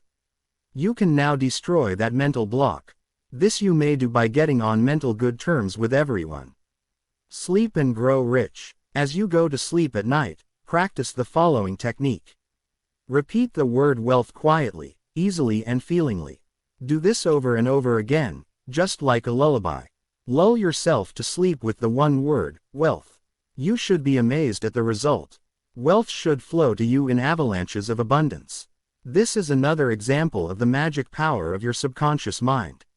Serve yourself with the powers of your mind. 1. Decide to be wealthy the easy way, with the infallible aid of your subconscious mind. 2. Trying to accumulate wealth by the sweat of your brow and hard labor is one way to become the richest man in the graveyard. You do not have to strive or slave hard. 3. Wealth is a subconscious conviction. Build into your mentality the idea of wealth. 4. The trouble with most people is that they have no invisible means of support. 5. Repeat the word wealth to yourself slowly and quietly for about 5 minutes prior to sleep, and your subconscious mind will bring wealth to pass in your experience. 6. The feeling of wealth produces wealth. Keep this in mind at all times. 7. Your conscious and subconscious minds must agree. Your subconscious accepts what you really feel to be true. The dominant idea is always accepted by your subconscious mind. The dominant idea should be wealth, not poverty. 8. You can overcome any mental conflict regarding wealth by affirming frequently, by day and by night I am being prospered in all of my interests. 9. Increase your sales by repeating this statement over and over again. My sales are improving every day, I am advancing, progressing and getting wealthier every day. 10. Stop writing blank checks such as there is not enough to go around or there is a shortage, etc. Such statements magnify and multiply your loss. 11. Deposit thoughts of prosperity, wealth and success in your subconscious mind, and the latter will give you compound interest. 12. What you consciously affirm, you must not mentally deny a few moments later. This will neutralize the good you have affirmed. 13. Your true source of wealth consists of the ideas in your mind. You can have an idea worth millions of dollars. Your subconscious will give you the idea you seek. 14. Envy and jealousy are stumbling blocks to the flow of wealth. Rejoice in the prosperity of others. 15. The block to wealth is in your own mind. Destroy that block now by getting on good mental terms with everyone. Chapter 10. Your right to be rich. It is your right to be rich. You are here to lead the abundant life and be happy, radiant and free. You should, therefore, have all the money you need to lead a full, happy and prosperous life. You are here to grow, expand and unfold spiritually, mentally and materially. You have the inalienable right to fully develop and express yourself along all lines. You should surround yourself with beauty and luxury. Why be satisfied with just enough to go around when you can enjoy the riches of your subconscious mind? In this chapter you can learn to make friends with money, and you should always have a surplus. Your desire to be rich is a desire for a fuller, happier, more wonderful life. It is a cosmic urge. It is not only good, but very good. Money is a symbol. Money is a symbol of exchange. It means to you not only freedom from want, but beauty, luxury, abundance and refinement. It is merely a symbol of the economic health of the nation. When your blood is circulating freely in your body, you are healthy. When money is circulating freely in your life, you are economically healthy. When people begin to hoard money, to put it away in tin boxes and become charged with fear, there is economic illness. Money has taken many forms as a medium of exchange down through the centuries, such as salt, beads and trinkets of various kinds. In early times a man's wealth was determined by the number of sheep and oxen he had. Now we use currency, and other negotiable instruments, as it is much more convenient to write a check than carry some sheep around with you to pay bills. How to walk the royal road to riches. Knowledge of the powers of your subconscious mind is the means to the royal road to riches of all kinds, spiritual, mental or financial. The student of the laws of mind believes and knows definitely that regardless of economic situations, stock market fluctuation, depression, strikes, war, other conditions and circumstances, he will always be amply supplied, regardless of what form money takes. The reason for this is that he has conveyed the idea of wealth to his subconscious mind, and it keeps him supplied wherever he may be. He has convinced himself in his mind that money is forever flowing freely in his life and that there is always a wonderful surplus. Should there be a financial collapse of government tomorrow and all the man's present holdings become valueless, as the German marks did after the First World War, he would still attract wealth and be cared for, regardless of the form the new currency took. Why you do not have more money? As you read this chapter, you are probably saying, I am worthy of a higher salary than I am receiving. I believe most people are inadequately compensated. One of the causes many people do not have more money is that they are silently or openly condemning it. They refer to money as filthy lucre or the love of money as the root of all evil. Another reason they do not prosper is that they have a sneaky subconscious feeling there is some virtue in poverty. This subconscious pattern may be due to early childhood training, superstition, or it could be based on a false interpretation of scriptures. Money in a balanced life. One time a man said to me, I am broke. I do not like money. It is the root of all evil.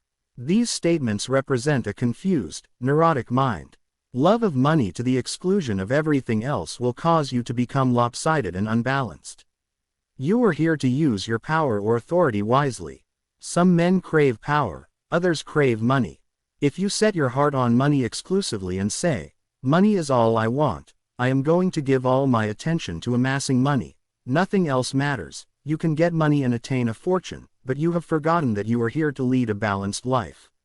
You must also satisfy the hunger for peace of mind, harmony, love, joy and perfect health. By making money your sole aim, you simply made a wrong choice. You thought that was all you wanted, but you found after all your efforts that it was not only the money you needed. You also desired true expression of your hidden talents, true place in life, beauty, and the joy of contributing to the welfare and success of others. By learning the laws of your subconscious mind, you could have $1 million or many millions if you wanted them, and still have peace of mind, harmony, perfect health and perfect expression. Poverty is a mental disease. There is no virtue in poverty, it is a disease like any other mental disease.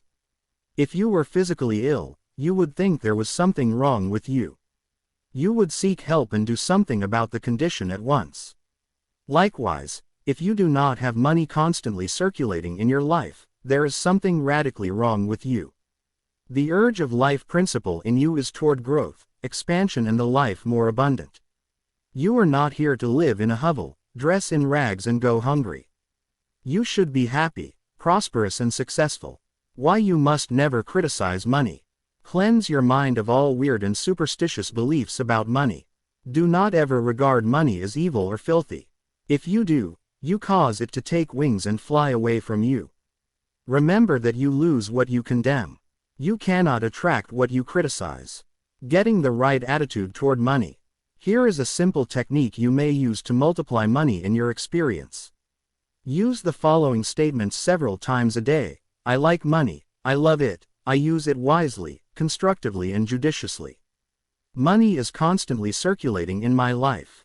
I release it with joy and it returns to me multiplied in a wonderful way. It is good and very good. Money flows to me in avalanches of abundance. I use it for good only and I am grateful for my good and for the riches of my mind. How the scientific thinker looks at money. Suppose, for example, you found gold, silver, lead, copper or iron in the ground. Would you pronounce these things evil? All evil comes from man's darkened understanding, from his ignorance, from his false interpretation of life and from his misuse of his subconscious mind. Uranium, lead or some other metal could have been used as a medium of exchange. We use paper bills, checks, nickel and silver, surely these are not evil.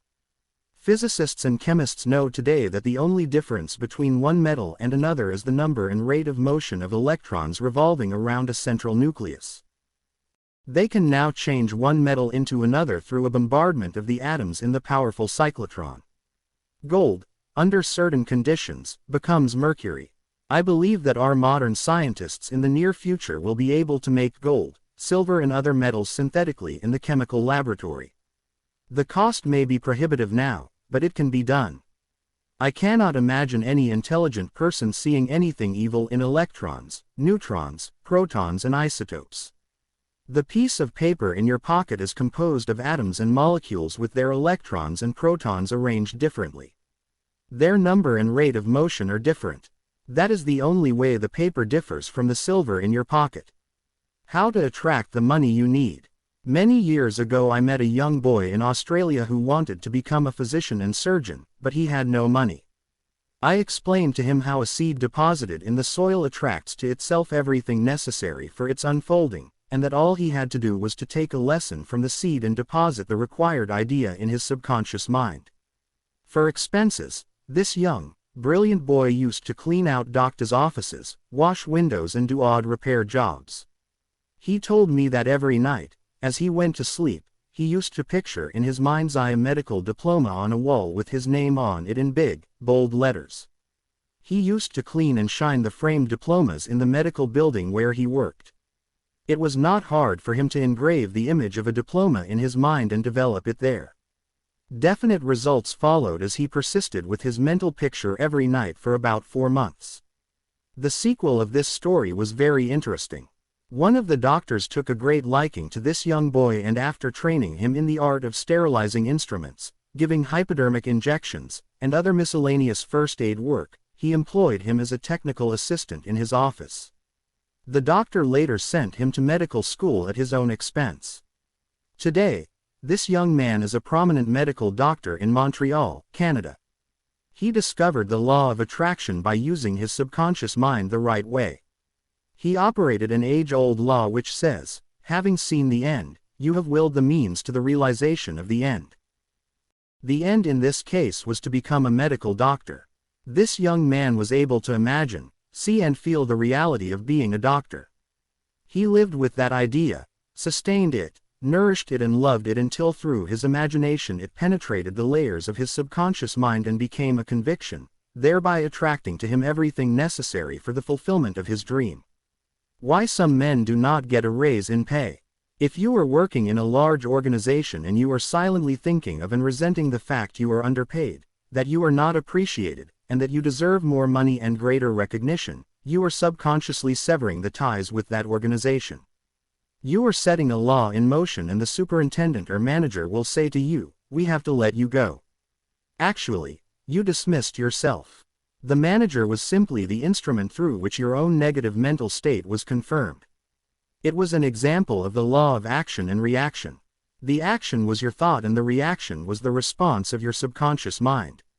Obstacles and impediments on the pathway to riches. I am sure you have heard men say, "That fellow has a racket. He is a racketeer. He is getting money dishonestly. He is a faker. I knew him when he had nothing. He is a crook, a thief and a swindler." If you analyze the man who talks like that, you discover he is usually in want or suffering from some financial or physical illness. Perhaps his former college friends went up the ladder of success and excelled him. Now he is bitter and envious of their progress. In many instances this is the cause of his downfall. Thinking negatively of these classmates and condemning their wealth causes the wealth and prosperity he is praying for to vanish and flee away. He is condemning the thing he is praying for. He is praying two ways. On the one hand he is saying, "Wealth is flowing to me now," and in the next breath, silently or audibly, he is saying, "I resent that fellow's wealth." Always make it a special point to rejoice in the wealth of the other person. Protect your investments. If you are seeking wisdom regarding investments or if you are worried about your stocks or bonds, quietly claim infinite intelligence governs and watches over all my financial transactions, and whatsoever I do shall prosper. Do this frequently and you will find that your investments will be wise. Moreover, you will be protected from loss, as you will be prompted to sell your securities or holdings before any loss accrues to you. You cannot get something for nothing. In large stores the management employs store detectives to prevent people from stealing. They catch a number of people every day trying to get something for nothing. All such people are living in the mental atmosphere of lack and limitation and are stealing from themselves peace, harmony, faith, honesty, integrity, goodwill and confidence. Furthermore, they are attracting to themselves all manner of loss, such as loss of character, prestige, social status and peace of mind. These people lack faith in the source of supply and the understanding of how their minds work. If they would mentally call on the powers of their subconscious mind and claim that they are guided to their true expression, they would find work in constant supply.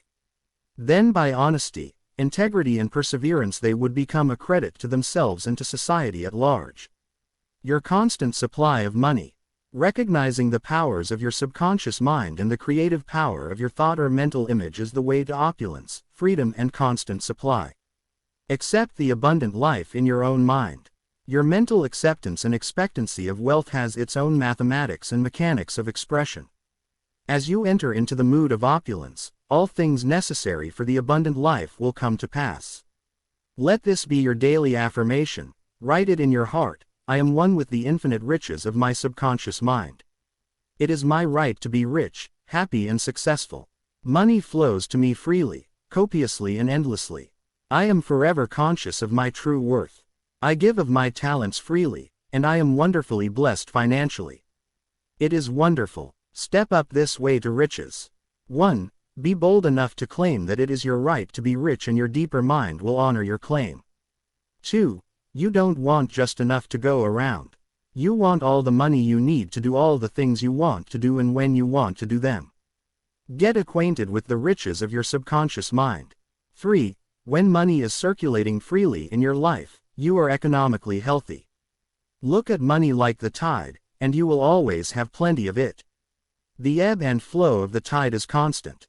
When the tide is out, you are absolutely sure that it will return. 4. Knowing the laws of your subconscious mind, you will always be supplied regardless of what form money takes.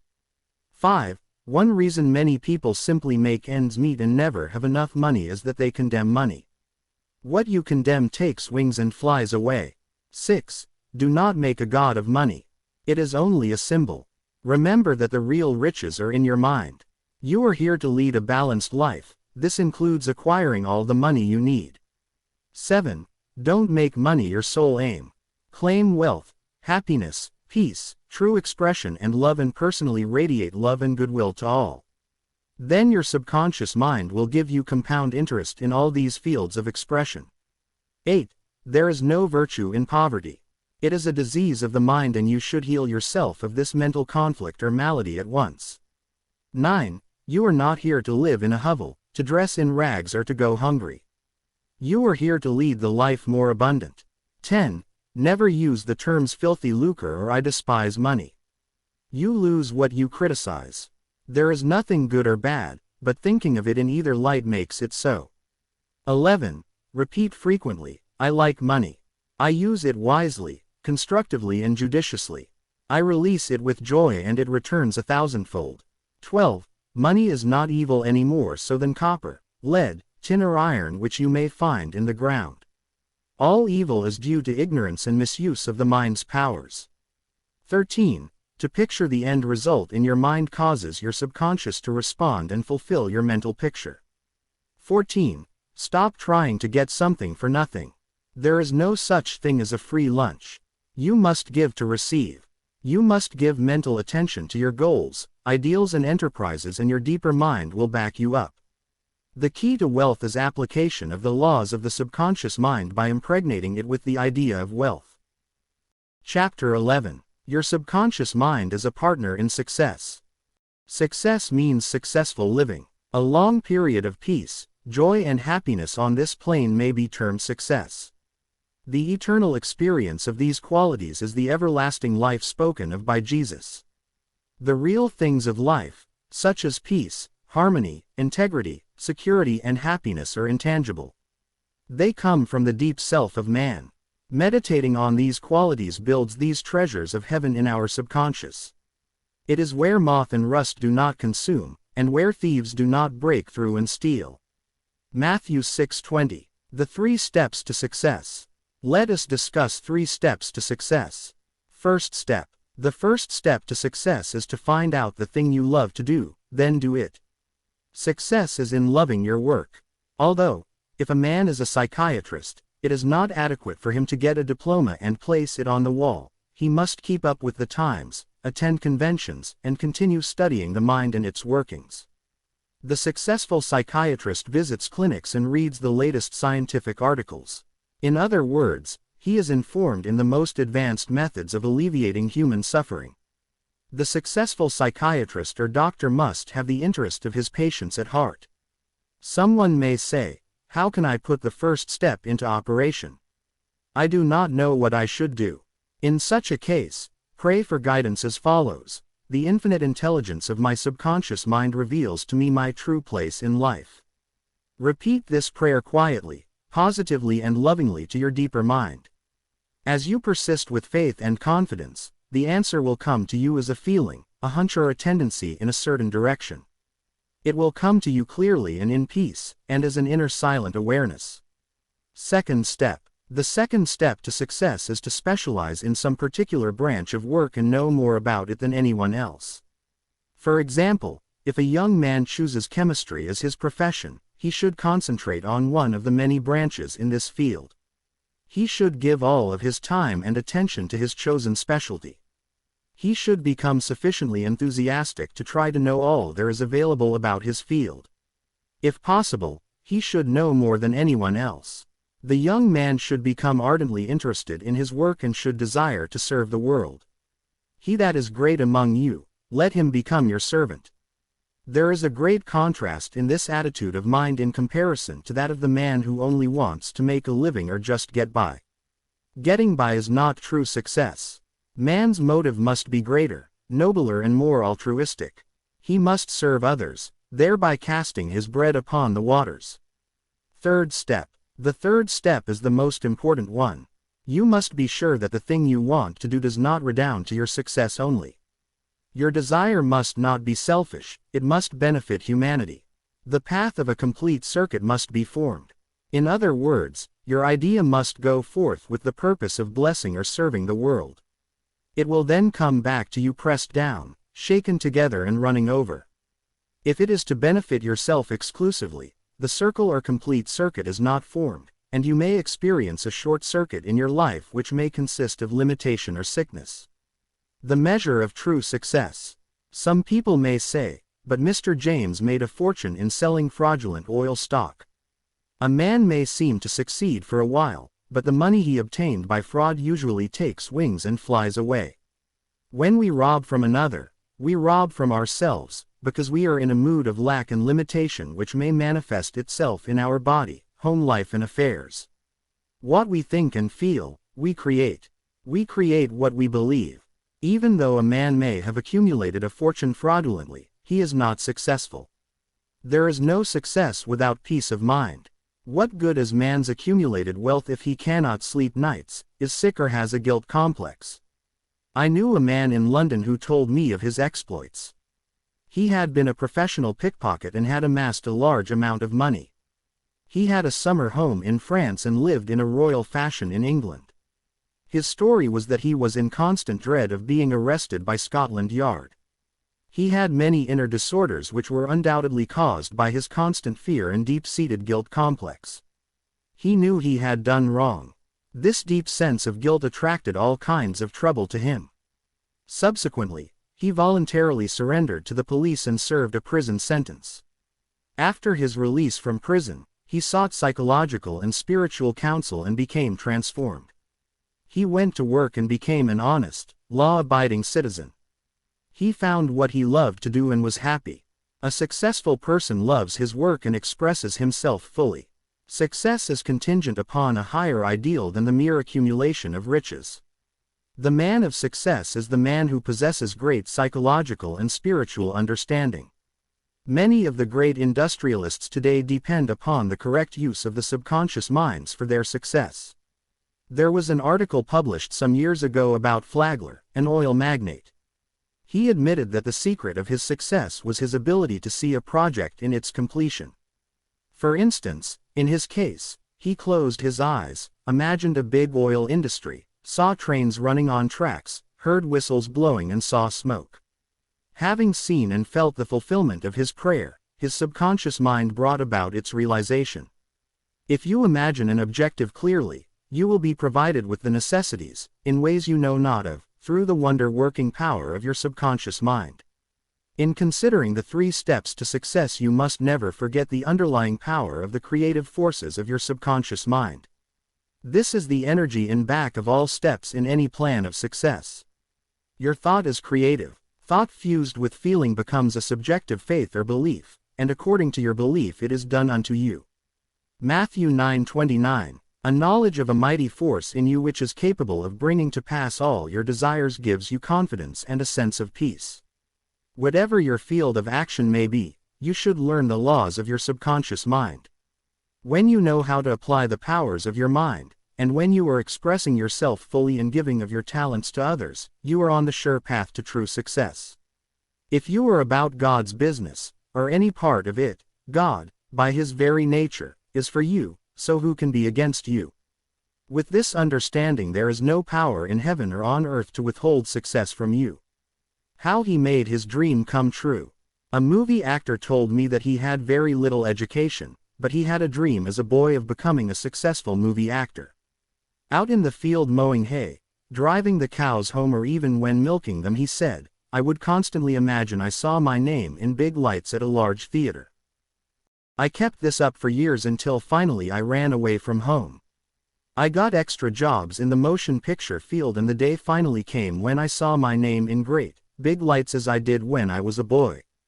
Then he added, I know the power of sustained imagination to bring success.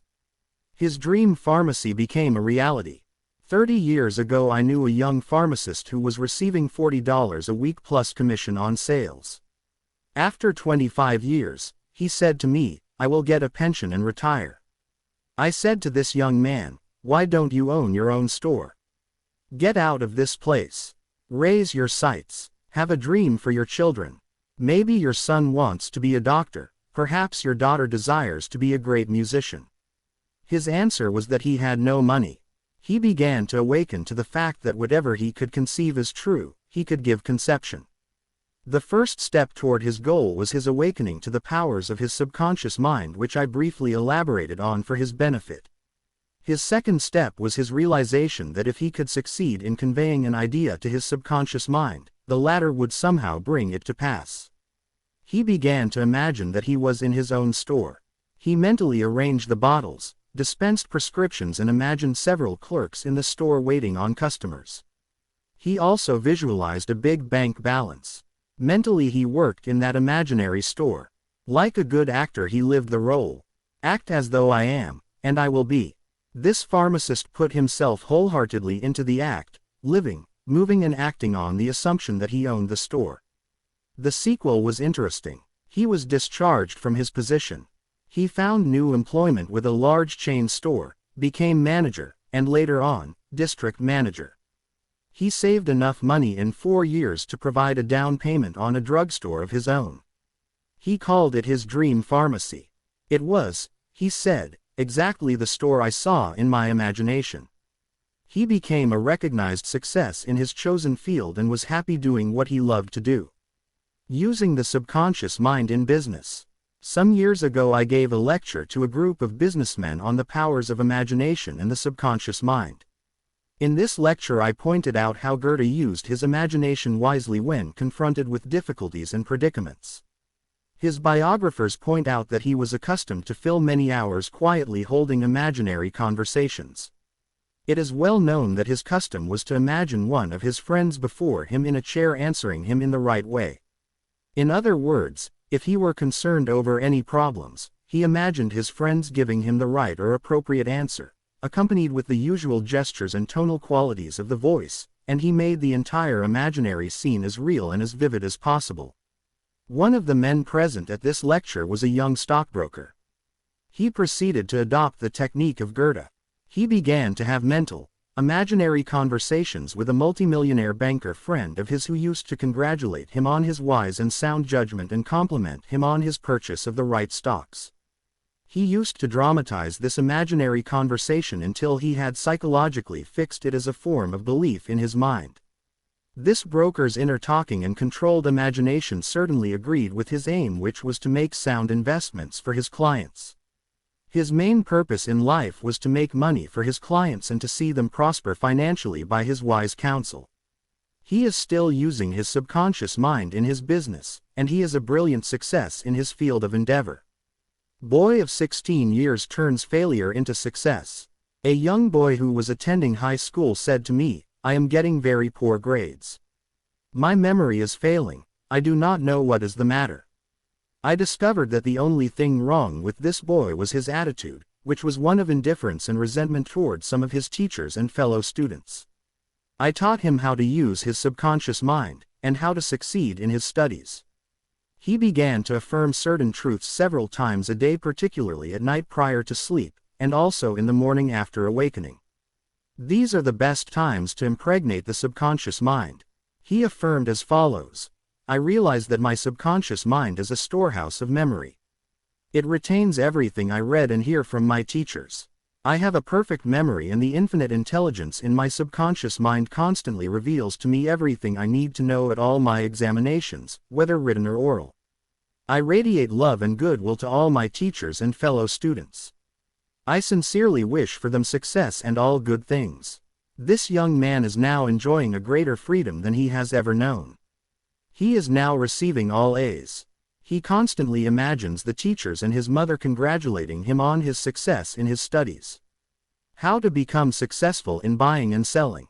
In buying and selling, remember that your conscious mind is the starter and your subconscious mind is the motor. You must start the motor to enable it to perform its work. Your conscious mind is the dynamo that awakens the power of your subconscious mind. The first step in conveying your clarified desire, idea or image to the deeper mind is to relax, immobilize the attention, get still and be quiet. This quiet, relaxed and peaceful attitude of mind prevents extraneous matter and false ideas from interfering with your mental absorption of your ideal. Furthermore, in the quiet, passive and receptive attitude of mind, effort is reduced to a minimum. The second step is to begin to imagine the reality of that which you desire. For example, you may wish to buy a home, and in your relaxed state of mind affirm as follows: the infinite intelligence of my subconscious mind is all-wise. It reveals to me now the ideal home which is central, ideal, is in a lovely environment, meets with all my requirements, and is commensurate with my income. I am now turning this request over to my subconscious mind, and I know it responds according to the nature of my request. I release this request with absolute faith and confidence in the same way that a farmer deposits a seed in the ground, trusting implicitly in the laws of growth. The answer to your prayer may come through an advertisement in the paper, through a friend, or you may be guided directly to a particular home which is exactly what you are seeking. There are many ways by which your prayer may be answered. The principal knowledge in which you may place your confidence is that the answer always comes, provided you trust the working of your deeper mind. You may wish to sell a home, land, or any kind of property. In private consultation with real estate brokers, I have told them of the way I sold my own home on Orlando Avenue in Los Angeles. Many of them have applied the technique I used with remarkable and speedy results. I placed a sign which read "For sale by owner" in the garden in front of my home. The day after, I said to myself as I was going to sleep, "Supposing you sold your house, what would you do?" I answered my own question and I said, I would take that sign down and throw it into the garage. In my imagination I took hold of the sign, pulled it up from the ground, placed it on my shoulder, went to the garage, threw it on the floor and said jokingly to the sign, "I don't need you anymore." I felt the inner satisfaction of it all, realizing it was finished. The next day a man gave me a deposit of $1,000 and said to me, "Take your sign down. We will go into escrow now." Immediately, I pulled the sign up and took it to the garage. The outer action conformed to the inner. There is nothing new about this. As within, so without, meaning according to the image impressed on your subconscious mind, so it is on the objective screen of life. The outside mirrors the inside. External action follows internal action. Here is another very popular method used in selling homes, land or any kind of property. Affirm slowly, quietly and feelingly as follows: infinite intelligence attracts to me the buyer, for this home who wants and who prospers in it. This buyer is being sent to me, by the creative intelligence of my subconscious mind, which makes no mistakes. This buyer may look at many other homes, but mine is the only one he wants and will buy, because he is guided by the infinite intelligence within him. I know the buyer is right, the time is right, and the price is right. Everything about it is right. The deeper currents of my subconscious mind are now in operation, bringing both of us together in divine order. I know that it is so. Remember always that what you are seeking is also seeking you, and whenever you want to sell a home or property of any kind, there is always someone who wants what you have to offer. By using the powers of your subconscious mind correctly, you free your mind of all sense of competition and anxiety in buying and selling. How she succeeded in getting what she wanted. There is a young lady who regularly comes to my lectures and classes. She had to change buses 3 times. It took her 1.5 hours each time to come to the lectures. In one lecture I explained how a young man who needed a car in his work and received one. She went home and experimented as outlined in my lecture.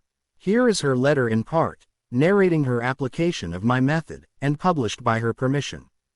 Dear Dr. Murphy, this is how I received a Cadillac car. I wanted one to come to the lectures regularly. In my imagination I went through the identical process I would go through if I were actually driving a car. I went to the showroom and the salesman took me for a ride in one. I also drove it several blocks. I claimed the Cadillac car as my own over and over again. I kept the mental picture of getting into the car, driving it, feeling the upholstery, etc., consistently over 2 weeks. Last week, I drove to your lectures in a Cadillac. My uncle in Inglewood passed away and left me his Cadillac and his entire estate. A success technique employed by many outstanding executives and businessmen. There are many prominent who quietly use the abstract term success over and over many times a day until they reach a conviction that success is theirs. They know that the idea of success contains all the essential elements of success. Likewise, you can begin now to repeat the word success to yourself with faith and conviction. Your subconscious mind will accept it as true of you, and you will be under a subconscious compulsion to succeed. You are compelled to express your subjective beliefs, impressions and convictions. What does success imply to you? You want, undoubtedly, to be successful in your home life and in your relationship with others. You wish to be outstanding in your chosen work or profession. You wish to possess a beautiful home and all the money you need to live comfortably and happily. You want to be successful in your prayer life and in your contact with the powers of your subconscious mind. You are a businessman also because you are in the business of living. Become a successful businessman by imagining yourself doing what you long to do and possessing the things you long to possess. Become imaginative, mentally participate in the reality of the successful state. Make a habit of it. Go to sleep feeling successful every night, and perfectly satisfied, and you will eventually succeed in implanting the idea of success in your subconscious mind. Believe you were born to succeed and wonders will happen as you pray. Profitable pointers. 1. Success means successful living. When you are peaceful, happy, joyous, and doing what you love to do, you are successful. 2. Find out what you love to do, then do it. If you don't know your true expression, ask for guidance and the lead will come. 3. Specialize in your particular field and try to know more about it than anyone else. 4. A successful man is not selfish. His main desire in life is to serve humanity. 5. There is no true success without peace of mind. 6. A successful man possesses great psychological and spiritual understanding. 7. If you imagine an objective clearly, you will be provided with the necessities through the wonder-working power of your subconscious mind. 8. Your thought fused with feeling becomes a subjective belief, and according to your belief is it done unto you. 9. The power of sustained imagination draws forth the miracle-working powers of your subconscious mind. 10. If you are seeking promotion in your work, imagine your employer, supervisor, or loved one congratulating you on your promotion. Make the picture vivid and real. Hear the voice, see the gestures, and feel the reality of it all. Continue to do this frequently, and through frequent occupancy of your mind, you will experience the joy of the answered prayer. 11. Your subconscious mind is a storehouse of memory. For a perfect memory, affirm frequently, the infinite intelligence of my subconscious mind reveals to me everything I need to know at all times, everywhere. 12. If you wish to sell a home or property of any kind, affirm slowly, quietly and feelingly as follows. Infinite intelligence attracts to me the buyer for this house or property, who wants it, and who prospers in it. Sustain the awareness, and the deeper currents of your subconscious mind will bring it to pass. 13. The idea of success contains all the elements of success. Repeat the word success to yourself frequently with faith and conviction, and you will be under a subconscious compulsion to succeed. Chapter 12. Scientists use the subconscious mind. Many scientists realize the true importance of the subconscious mind. Edison, Marconi, Kettering, Poincare, Einstein and many others have used the subconscious mind. It has given them the insight and the know-how for all their great achievements in modern science and industry. Research has shown that the ability to bring into action the subconscious power has determined the success of all the great scientific and research workers. An instance of how a famous chemist, Frederick von Stradonitz, used his subconscious mind to solve his problem is as follows. He had been working laboriously for a long time trying to rearrange the 6 carbon and the 6 hydrogen atoms on the benzene formula, and he was constantly perplexed and unable to solve the matter. Tired and exhausted, he turned the request over completely to his subconscious mind. Shortly afterward, as he was about to board a London bus, his subconscious presented his conscious mind with a sudden flash of a snake biting its own tail and turning around like a pinwheel. This answer, from his subconscious mind, gave him the long-sought answer of the circular rearrangement of the atoms that is known as the benzene ring. How a distinguished scientist brought forth his inventions. Nikola Tesla was a brilliant electrical scientist who brought forth the most amazing innovations. When an idea for a new invention came into his mind, he would build it up in his imagination, knowing that his subconscious mind would reconstruct and reveal to his conscious mind all the parts needed for its manufacture in concrete form. Through quietly contemplating every possible improvement, he spent no time in correcting defects and was able to give the technicians the perfect product of his mind. He said, "Invariably, my device works as I imagined it should." In 20 years, there has not been a single exception. How a famous naturalist solved his problem. Professor Agassiz, a distinguished American naturalist, discovered the indefatigable activities of his subconscious mind while he slept. The following has been reported by his widow in her biography of her famous husband. He had been for 2 weeks striving to decipher the somewhat obscure impression of a fossil fish on the stone slab in which it was preserved. Weary and perplexed, he put his work aside at last, and tried to dismiss it from his mind. Shortly after, he waked one night persuaded that while asleep he had seen his fish with all the missing features perfectly restored. But when he tried to hold and make fast the image, it escaped him. Nevertheless, he went early to the Jardin des Plantes, thinking that on looking anew at the impression he should see something which would put him on the track of his vision. In vain, the blurred record was as black as ever. The next night he saw the fish again, but with no more satisfactory result. When he awoke it disappeared from his memory as before. Hoping that the same experience might be repeated, on the third night he placed a pencil and paper beside the bed before going to sleep. Accordingly, toward morning the fish reappeared in his dream, confusedly at first, but at last with such distinctness that he had no longer any doubt as to its zoological characters. Still half dreaming, in perfect darkness, he traced these characters on the sheet of paper at the bedside. In the morning he was surprised to see in his nocturnal sketch features which he thought it impossible the fossil itself should reveal. He hastened to the Jardin des Plantes, and, with his drawing as a guide, succeeded in chiseling away the surface of the stone under which portions of the fish proved to be hidden. When wholly exposed it corresponded with his dream and his drawing, and he succeeded in classifying it with ease. An outstanding physician solved the problem of diabetes. Some years ago I received clipping from a magazine describing the origin of the discovery of insulin. This is the essence of the article as I recall it.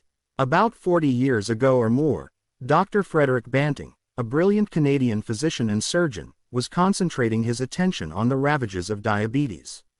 At that time medical science offered not effective method of arresting the disease. Dr. Banting spent considerable time experimenting and studying the international literature on the subject. One night he was exhausted and fell asleep. While asleep, his subconscious mind instructed him to extract the residue from the degenerated pancreatic duct of dogs. This was the origin of insulin, which has helped millions of people. You will note that Dr. Banting had been consciously dwelling on the problem for some time, seeking a solution, a way out, and his subconscious responded accordingly. It does not follow that you will always get an answer overnight. The answer may not come for some time. Do not be discouraged. Keep on turning the problem over every night to the subconscious mind prior to sleep, as if you had never done it before. One of the reasons for the delay may be that you look upon it as a major problem. You may believe it will take a long time to solve it. Your subconscious mind is timeless and spaceless. Go to sleep believing you have the answer now. Do not postulate the answer in the future. Have an abiding faith in the outcome.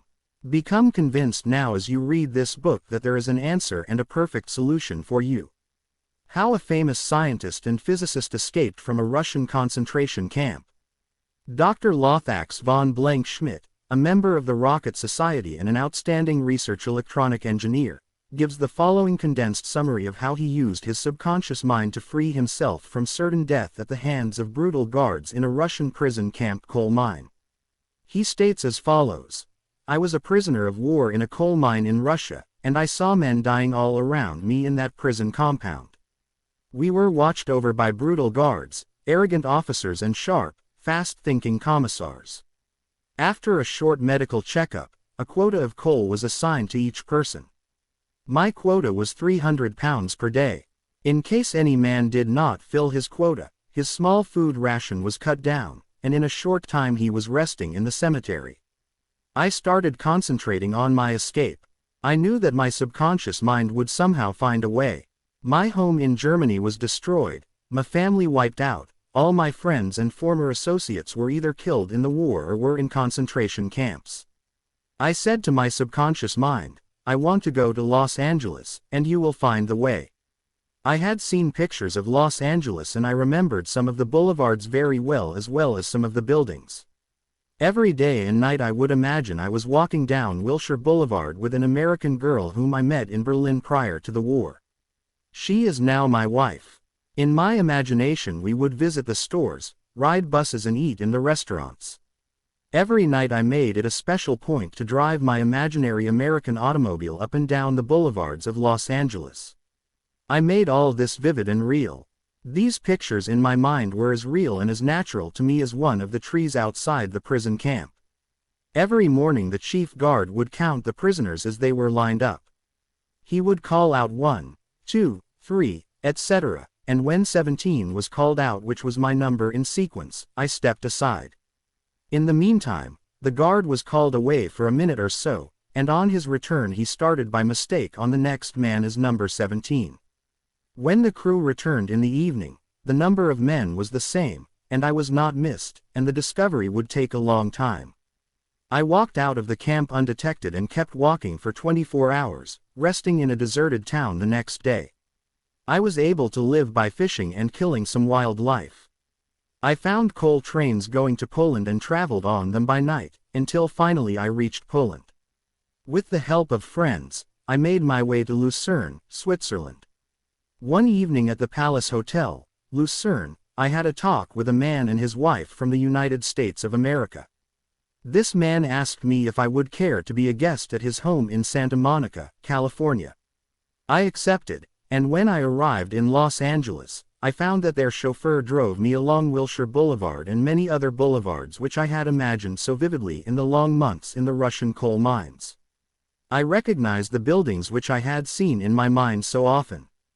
It actually seemed as if I had been in Los Angeles before. I had reached my goal. I will never cease to marvel at the wonders of the subconscious mind. Truly, it has ways we know not of. How archaeologists and paleontologists reconstruct ancient scenes. These scientists know that their subconscious mind has a memory of everything that has ever transpired. As they study the ancient ruins and fossils, through their imaginative perception, their subconscious mind aids them in reconstructing the ancient scenes. The dead past becomes alive and audible once more. Looking at these ancient temples and studying the pottery, statuary, tools and household utensils of these ancient times, the scientist tells us of an age when there was no language. Communication was done by grunts, groans and signs. The keen concentration and disciplined imagination of the scientist awakens the latent powers of his subconscious mind, enabling him to clothe the ancient temples with roofs, and surround them with gardens, pools and fountains. The fossil remains are clothed with eyes, sinews and muscles, and they again walk and talk. The past becomes the living present, and we find that in mind there is no time or space. Through disciplined, controlled and directed imagination, you can be a companion of the most scientific and inspired thinkers of all time. How to receive guidance from your subconscious. When you have what you term a difficult decision to make, or when you fail to see the solution to your problem, begin at once to think constructively about it. If you are fearful and worried, you are not really thinking. True thinking is free from fear. Here is a simple technique you can use to receive guidance on any subject. Quiet the mind and still the body. Tell the body to relax, it has to obey you. It has no volition, initiative or self-conscious intelligence. Your body is an emotional disk which records your beliefs and impressions. Mobilize your attention, focus your thought on the solution to your problem. Try to solve it with your conscious mind. Think how happy you would be about the perfect solution. Sense the feeling you would have if the perfect answer were yours now. Let your mind play with this mood in a relaxed way, then drop off to sleep. When you awaken, and you do not have the answer, get busy about something else. Probably, When you are preoccupied with something else, the answer will come into your mind like toast pops out of a toaster. In receiving guidance from the subconscious mind, the simple way is the best. This is an illustration. I once lost a valuable ring which was an heirloom. I looked everywhere for it and could not locate it. At night I talked to the subconscious in the same manner that I would talk to anyone. I said to it prior to dropping off to sleep, "You know all things, you know where that ring is, and you now reveal to me where it is." In the morning I awoke suddenly with the words ringing in my ear, "Ask Robert." I thought it very strange that I should ask Robert, a young boy about 9 years of age. However, I followed the inner voice of intuition. Robert said, "Oh yes, I picked it up in the yard while I was playing with the boys. I placed it on the desk in my room. I did not think it worth anything, so I did not say anything about it." The subconscious mind will always answer you if you trust it. His subconscious revealed the location of his father's will. A young man who attends my lectures had this experience. His father died and apparently left no will. However, this man's sister told him that their father had confided to her that a will had been executed which was fair to all. Every attempt to locate the will failed. Prior to sleep he talked to his deeper mind as follows: "I now turn this request over to the subconscious mind. It knows just where that will is and reveals it to me." Then he condensed his request down to one word, "answer," repeating it over and over again as a lullaby. He lulled himself to sleep with the word, "answer." The next morning this young man had an overpowering hunch to go to a certain bank in Los Angeles where he found a safe deposit vault registered in the name of his father, the contents of which solved all his problems. Your thought, as you go to sleep, arouses the powerful latency which is within you. For example, let us suppose you are wondering whether to sell your home, buy a certain stock, sever partnership, move to New York or stay in Los Angeles, dissolve the present contract or take a new one. Do this. Sit quietly in your armchair or at the desk in your office. Remember that there is a universal law of action and reaction. The action is your thought. The reaction is the response from your subconscious mind. The subconscious mind is reactive and reflexive. This is its nature. It rebounds, rewards and repays. It is the law of correspondence. It responds by corresponding. As you contemplate right action, you will automatically experience a reaction or response in yourself which represents the guidance or answer of your subconscious mind. In seeking guidance, you simply think quietly about right action, which means that you are using the infinite intelligence resident in the subconscious mind to the point where it begins to use you. From there on, your course of action is directed and controlled by the subjective wisdom within you which is all-wise and omnipotent. Your decision will be right. There will only be right action because you are under a subjective compulsion to do the right thing. I use the word compulsion because the law of the subconscious is compulsion. The secret of guidance. The secret of guidance or right action is to mentally devote yourself to the right answer until you find its response in you. The response is a feeling, an inner awareness, an overpowering hunch whereby you know that you know. You have used the power to the point where it begins to use you. You cannot possibly fail or make one false step while operating under the subjective wisdom within you. You will find that all your ways are pleasantness and all your paths are peace. Highlights to recall. 1. Remember that the subconscious mind has determined the success and wonderful achievements of all great scientific workers. 2. By giving your conscious attention and devotion to the solution of a perplexing problem, your subconscious mind gathers all the necessary information and presents it full-blown to the conscious mind. 3. If you are wondering about the answer to a problem, try to solve it objectively. Get all the information you can from research and also from others. If no answer comes, turn it over to your subconscious mind prior to sleep, and the answer always comes. It never fails. 4. You do not always get the answer overnight. Keep on turning your request over to your subconscious until the day breaks and the shadows flee away. 5. You delay the answer by thinking it will take a long time or that it is a major problem. Your subconscious has no problem, it knows only the answer. 6. Believe that you have the answer now. Feel the joy of the answer and the way you would feel if you had the perfect answer. Your subconscious will respond to your feeling. 7. Any mental picture, backed by faith and perseverance, will come to pass through the miracle working power of your subconscious. Trust it, believe in its power, and wonders will happen as you pray. 8. Your subconscious is the storehouse of memory, and within your subconscious are recorded your experiences since childhood. 9. Scientists meditating on ancient scrolls, temples, fossils, etc., are able to reconstruct scenes of the past and make them alive today. Their subconscious mind comes to their aid. 10. Turn over your request for a solution to your subconscious prior to sleep. Trust it and believe in it, and the answer will come. It knows all and sees all, but you must not doubt or question its powers. 11. The action is your thought, and the reaction is the response of your subconscious mind. If your thoughts are wise, your actions and decisions will be wise. 12. Guidance comes as a feeling, an inner awareness, an overpowering hunch whereby you know that you know. It is an inner sense of touch. Follow it. Chapter 13. Your subconscious and the wonders of sleep. You spend about 8 out of every 24 hours, or 1/3 of your entire life, in sleep. This is an inexorable law of life. This also applies to the animal and vegetable kingdoms. Sleep is a divine law, and many answers to our problems come to us when we are sound asleep upon the bed. Many people have advocated the theory that you get tired during the day, that you go to sleep to rest the body, and that a reparative process takes place while you sleep. Nothing rests in sleep. Your heart, lungs, and all your vital organs function while you are asleep. If you eat prior to sleep, the food is digested and assimilated. Also, your skin secretes perspiration, and your nails and hair continue to grow. Your subconscious mind never rests or sleeps.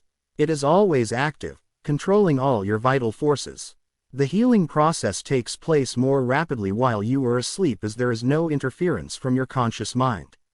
Remarkable answers are given to you while you are asleep. Why we sleep. Dr. John Bigelow, a famous research authority on sleep, demonstrated that at night while asleep you receive impressions showing that the nerves of the eyes, ears, nose and taste buds are active during sleep, and also that the nerves of your brain are quite active. He says that the main reason we sleep is because the nobler part of the soul is united, by abstraction, to our higher nature, and becomes a participant in the wisdom and foreknowledge of the gods. Dr. Bigelow states also, the results of my studies have not only strengthened my convictions that the supposed exemption from customary tolls and activities was not the final purpose of sleep, but have also made clearer to my mind the conviction that no part of a man's life deserves to be considered more indispensable to its symmetrical and perfect spiritual development than while he is separated from the phenomenal world of sleep. Prayer, a form of sleep. Your conscious mind gets involved with vexations, strife and contentions of the day, and it is very necessary to withdraw periodically from sense evidence and the objective world, and commune silently with the inner wisdom of your subconscious mind. By claiming guidance, strength and greater intelligence in all phases of your life, you will be enabled to overcome all difficulties and solve your daily problems. This regular withdrawal from sense evidence and the noise and confusion of everyday living is also a form of sleep. For example, you become asleep to the world of the senses and alive to the wisdom and power of your subconscious mind. Startling effects of sleep deprivation. Lack of sleep can cause you to become irritable, moody and depressed. Dr. George Stevenson of the National Association for Mental Health says, I believe it can safely be said that all human beings need a minimum of 6 hours sleep to be healthy. Most people need more. Those who think they can get along on less are fooling themselves. Medial research scholars investigating sleep processes and deprivation of sleep point out that severe insomnia has preceded psychotic breakdown in some instances.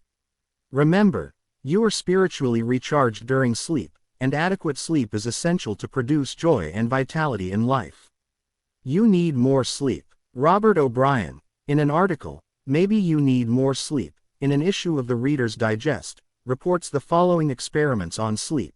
For the last 3 years, experiments have been in progress at Walter Reed Army Institute of Research, in Washington, D.C. Subjects, more than 100 military and civilian volunteers, have been kept awake for as long as 4 days. Thousands of tests have measured the effects on their behavior and personality. Results of these tests have given scientists astonishingly new insights into the mysteries of sleep. They now know that the tired brain apparently craves sleep so hungrily that it will sacrifice anything to get it. After only a few hours of sleep loss, fleeting stolen naps, called lapses, or micro-sleep, occurred at the rate of 3 or 4 an hour. As in real sleep, eyelids drooped, heartbeat slowed. Each lapse lasted just a fraction of a second. Sometimes the lapses were periods of blankness, sometimes they were filled with images, wisps of dreams. As hours of sleep loss mounted, the lapses took place more often and lasted longer, perhaps 2 or 3 seconds. Even if the subjects had been piloting an airliner in a thunderstorm, they still couldn't have resisted micro-sleeps for those few priceless seconds. And it can happen to you, as many who have fallen asleep at the wheel of a car can testify. Another startling effect of sleep deprivation was its attack on human memory and perception. Many sleep-deprived subjects were unable to retain information long enough to relate it to the task they were supposed to perform. They were totally befuddled in situations requiring them to hold several factors in mind and act on them, as a pilot must when he skillfully integrates wind direction, air speed, altitude and glide path to make a safe landing. Sleep brings counsel. A young lady in Los Angeles who listens to my morning radio talks told me that she had been offered a lucrative position in New York City at twice her present salary. She was wondering whether to accept or not and prayed prior to sleep as follows: "The creative intelligence of my subconscious mind knows what is best for me. Its tendency is always lifeward, and it reveals to me the right decision which blesses me and all concerned. I give thanks for the answer which I know will come to me." She repeated this simple prayer over and over again as a lullaby prior to sleep, and in the morning she had a persistent feeling that she should not accept the offer. She rejected the offer, and subsequent events verified that her inward sense of knowing, because the company went bankrupt in few months following their offer of employment to her. The conscious mind may be correct on the facts objectively known, but the intuitive faculty of her subconscious mind saw the failure of the concern in question and prompted her accordingly. Saved from certain disaster. I will illustrate how the wisdom of your subconscious mind can instruct you and protect you relative to your request for right action as you go to sleep. Many years ago, before the Second World War, I was offered a very lucrative assignment in the Orient, and I pray for guidance and right decision as follows: "Infinite intelligence within me knows all things, and the right decision is revealed to me in divine order. I will recognize the answer when it comes." I repeated this simple prayer over and over again as a lullaby prior to sleep, and in a dream came the vivid realization of things to come 3 years hence. An old friend appeared in the dream and said, "Read these headlines, don't go." The headlines of the newspaper which appeared in the dream related to war and the attack on Pearl Harbor. Occasionally, the writer dreams literally. The aforementioned dream was undoubtedly a dramatization of the subconscious mind which projected a person whom I trusted and respected. To some, a warning may come in the form of a mother who appears in a dream.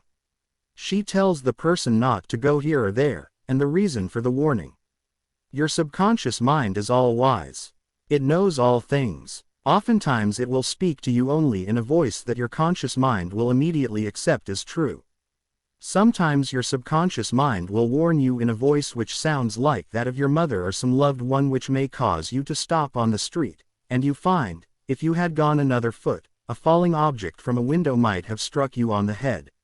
My subconscious mind is one with the universal subconscious, and it knew the Japanese were planning a war, and it also knew when the war would start.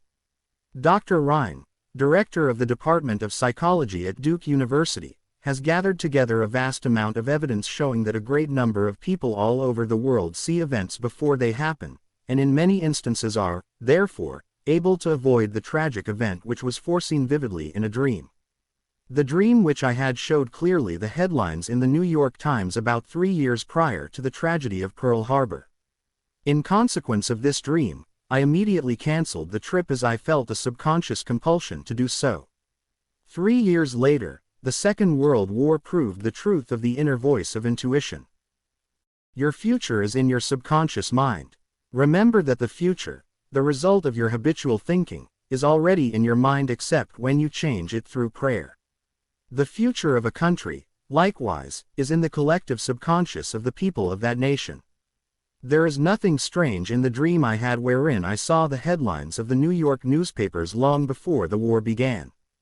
The war had already taken place in my mind, and all the plans of attack were already engraved on that great recording instrument, the subconscious mind or collective unconscious of the universal mind. Tomorrow's events are in your subconscious mind, so are next week's and next month's, and they may be seen by a highly psychic or clairvoyant person. No disaster or tragedy can happen to you if you decide to pray. Nothing is predetermined or foreordained. Your mental attitude, for example the way you think, feel and believe, determines your destiny. You can, through scientific prayer, which is explained in a previous chapter, mold, fashion and create your own future. Whatsoever a man soweth, that shall he also reap. A catnap nets him $15,000. One of my students mailed me a newspaper clipping 3 or 4 years ago about a man called Ray Hammerstrom, a roller at the steel works in Pittsburgh, operated by Jones and Laughlin Steel Corporation. He received $15,000 for his dream. According to the article, the engineers could not fix a faulty switch in a newly installed bar mill which controlled the delivery of straight bars to the cooling beds. The engineers worked on the switch about 11 or 12 times to no avail. Hammerstrom thought a lot about the problem and tried to figure out a new design which might work. Nothing worked. One afternoon he lay down for a nap, and prior to sleep he began to think about the answer to the switch problem. He had a dream in which the perfect design for the switch was portrayed. When he awoke, he sketched his new design according to the outline of his dream.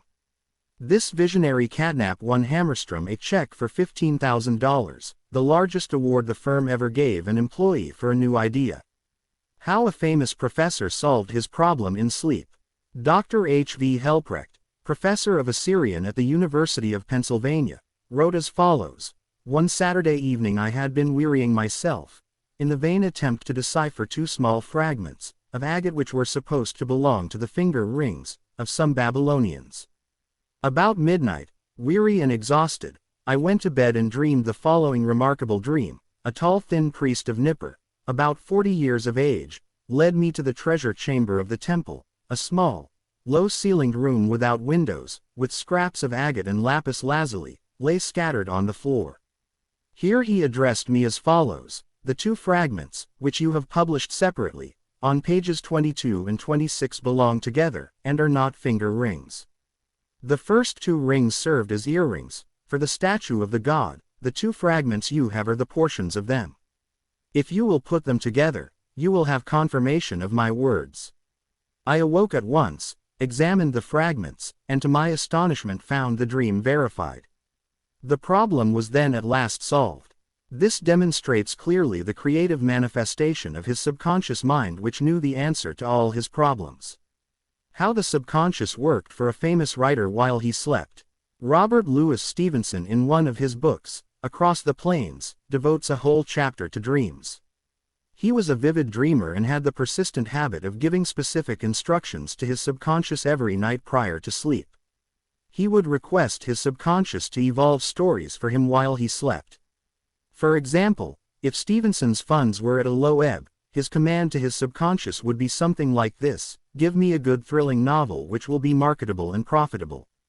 His subconscious responded magnificently. Stevenson says, "These little brownies, the intelligences and powers of his subconscious, can tell me a story piece by piece, like a serial, and keep me, its supposed creator, all the while in total ignorance of where they aim." And he added that part of my work which is done when I am up and about, which he is consciously aware and awake, is by no means necessarily mine, since all goes to show that the brownies have a hand in it even then. Sleep in peace and wake in joy. To those who suffer from insomnia, you will find the following prayer very effective. Repeat it slowly, quietly and lovingly prior to sleep. My toes are relaxed, my ankles are relaxed, my abdominal muscles are relaxed, my heart and lungs are relaxed, my hands and arms are relaxed, my neck is relaxed, my brain is relaxed, my face is relaxed, my eyes are relaxed, my whole mind and body are relaxed. I fully and freely forgive everyone, and I sincerely wish for them harmony, health, peace and all the blessings of life. I am at peace, I am poised, serene and calm. I rest in security and in peace. A great stillness steals over me, and a great calm quiets my whole being as I realize the divine presence within me. I know that the realization of life and love heals me. I wrap myself in the mantle of love and fall asleep filled with goodwill for all. Throughout the night peace remains with me, and in the morning I shall be filled with life and love. A circle of love is drawn around me. I will fear no evil, for thou art with me. I sleep in peace, I wake in joy, and in him I live, move and have my being. Summary of your aids to the wonders of sleep. 1. If you are worried that you will not wake up on time, suggest to your subconscious mind prior to sleep the exact time you wish to arise, and it will awaken you. It needs no clock. Do the same thing with all problems. There is nothing too hard for your subconscious. 2. Your subconscious never sleeps. It is always on the job. It controls all your vital functions. Forgive yourself and everyone else before you go to sleep, and healing will take place much more rapidly. 3. Guidance is given you while you are asleep, sometimes in a dream. The healing currents are also released, and in the morning you feel refreshed and rejuvenated. 4. When troubled by the vexations and strife of the day, still the wheels of your mind and think about the wisdom and intelligence lodged in your subconscious mind, which is ready to respond to you. This will give you peace, strength and confidence. 5. Sleep is essential for peace of mind and health of body. Lack of sleep can cause irritation, depression and mental disorders. You need 8 hours sleep. 6. Medical research scholars point out that insomnia precedes psychotic breakdowns. 7. You are spiritually recharged during sleep. Adequate sleep is essential for joy and vitality in life. 8. Your tired brain craves sleep so hungrily that it will sacrifice anything to get it. Many who have fallen asleep at the wheel of an automobile can testify to this. 9. Many sleep-deprived people have poor memories and lack proper coordination. They become befuddled, confused and disoriented. 10. Sleep brings counsel. Prior to sleep, claim that the infinite intelligence of your subconscious mind is guiding and directing you. Then, watch for the lead which comes, perhaps on awakening. 11. Trust your subconscious completely. Know that its tendency is always lifeward. Occasionally, your subconscious answers you in a very vivid dream and a vision in the night. You can be forewarned in a dream in the same way as the author of this book was warned. 12. Your future is in your mind now, based on your habitual thinking and beliefs. Claiming infinite intelligence leads and guides you, and that all good is yours, and your future will be wonderful. Believe it and accept it. Expect the best and invariably the best will come to you. 13. If you are writing a novel, play or book or are working on an invention, speak to your subconscious mind at night and claim boldly that its wisdom, intelligence and power are guiding, directing and revealing to you the ideal play, novel, book or revealing the perfect solution. Chapter 14. Your subconscious mind and marital problems. Ignorance of the functions and powers of the mind is the cause of all marital trouble. Friction between husband and wife can be solved by each using the law of mind correctly. By praying together they stay together. The contemplation of divine ideals, the study of the laws of life, the mutual agreement on a common purpose and plan, and the enjoyment of personal freedom bring about that harmonious marriage, that wedded bliss, that sense of oneness where the two become one. The best time to prevent divorce is before marriage. It is not wrong to try to get out of a very bad situation. But why get into the bad situation in the first place? Would it not be better to give attention to the real cause of marital problems, in other words, to really get at the root of the matter involved? As with all other problems of men and women, the problems of divorce, separation, annulment and endless litigation are directly traceable to lack of knowledge of the working and interrelationship of the conscious and subconscious mind. The meaning of marriage. Marriage to be real must first be on a spiritual basis. It must be of the heart, and the heart is the chalice of love. Honesty, sincerity, kindness and integrity are also forms of love. Each partner should be perfectly honest and sincere with the other. It is not a true marriage when a man marries a woman for her money, social position, or to lift his ego, because this indicates a lack of sincerity, honesty, and true love. Such a marriage is a farce, a sham, and a masquerade. When a woman says, "I am tired of working, I want to get married because I want security," her premise is false. She is not using the laws of mind correctly. Her security depends upon her knowledge of the interaction of the conscious and subconscious mind and its application. For example, a woman will never lack for wealth or health if she applies the techniques outlined in the respective chapters of this book. Her wealth can come to her independent of her husband, father, or anyone else. A woman is not dependent on her husband for health, peace, joy, inspiration, guidance, love, wealth, security, happiness, or anything in the world. Her security and peace of mind come from her knowledge of the inner powers within her and from the constant use of the laws of her own mind in a constructive fashion. How to attract the ideal husband.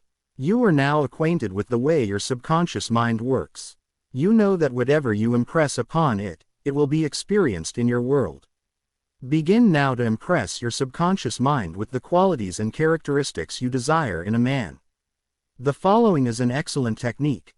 Sit down at night in your armchair, close your eyes, let go, relax the body, become very quiet, passive, and receptive. Talk to your subconscious mind and say to it, "I am now attracting a man into my experience who is honest, sincere, loyal, faithful, peaceful, happy, and prosperous. These qualities which I admire are sinking down into my subconscious mind now.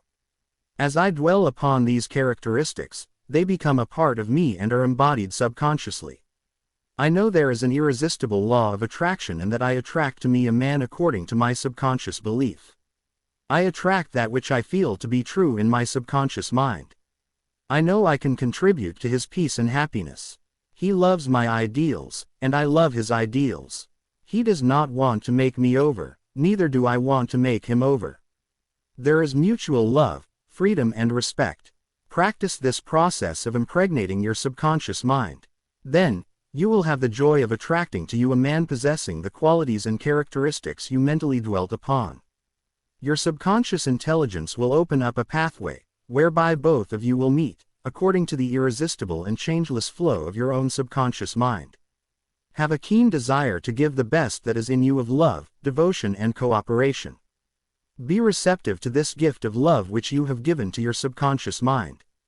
How to attract the ideal wife. Affirm as follows: "I now attract the right woman who is in complete accord with me." This is a spiritual union because it is divine love functioning through the personality of someone with whom I blend perfectly. I know I can give to this woman love, light, peace, and joy. I feel and believe I can make this woman's life full, complete, and wonderful. I now decree that she possesses the following qualities and attributes. She is spiritual, loyal, faithful, and true. She is harmonious, peaceful, and happy. We are irresistibly attracted to each other. Only that which belongs to love, truth, and beauty can enter my experience. I accept my ideal companion now. As you think quietly and with interest on the qualities and attributes which you admire in the companion you seek, you will build the mental equivalent into your mentality. Then, the deeper currents of your subconscious mind will bring both of you together in divine order. No need for third mistake. Recently a teacher said to me, "I have had 3 husbands and all 3 have been passive, submissive, and dependent on me to make all decisions and govern everything. Why do I attract such type men?" I asked her whether she had known that her second husband was he effeminate type, and she replied, "Of course not. I would not have married him." Apparently she had not learned anything from the first mistake. The trouble was with her own personality makeup. She was very masculine, domineering, and unconsciously wanted someone who would be submissive and passive so that she could play the dominant role. All this was unconscious motivation, and her subconscious picture attracted to her what she subjectively wanted. She had to learn to break the pattern by adopting the right prayer process. How she broke the negative pattern. The above-mentioned woman learned a simple truth. When you believe you can have the type of man you idealize, it is done unto you as you believe. The following is the specific prayer she used to break the old subconscious pattern and attract to her the ideal mate. I am building into my mentality the type of man I deeply desire.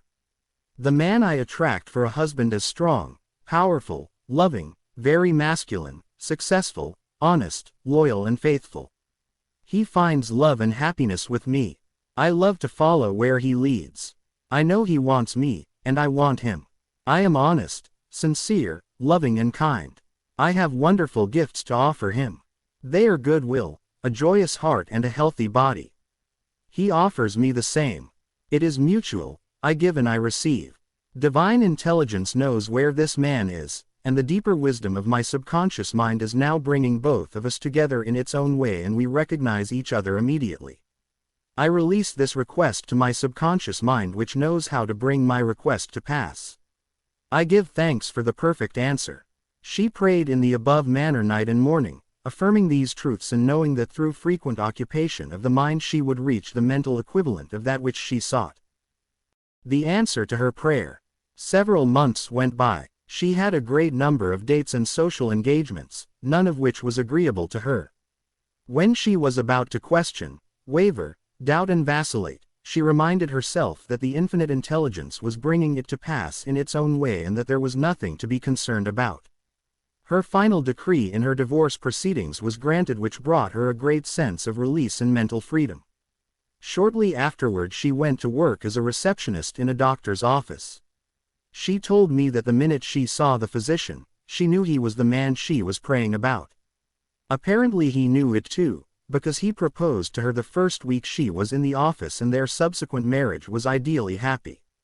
This physician was not the passive or submissive type, but was a real man, a former football player, an outstanding athlete and was a deeply spiritual man, though he was completely devoid of any sectarian or denominational affiliation.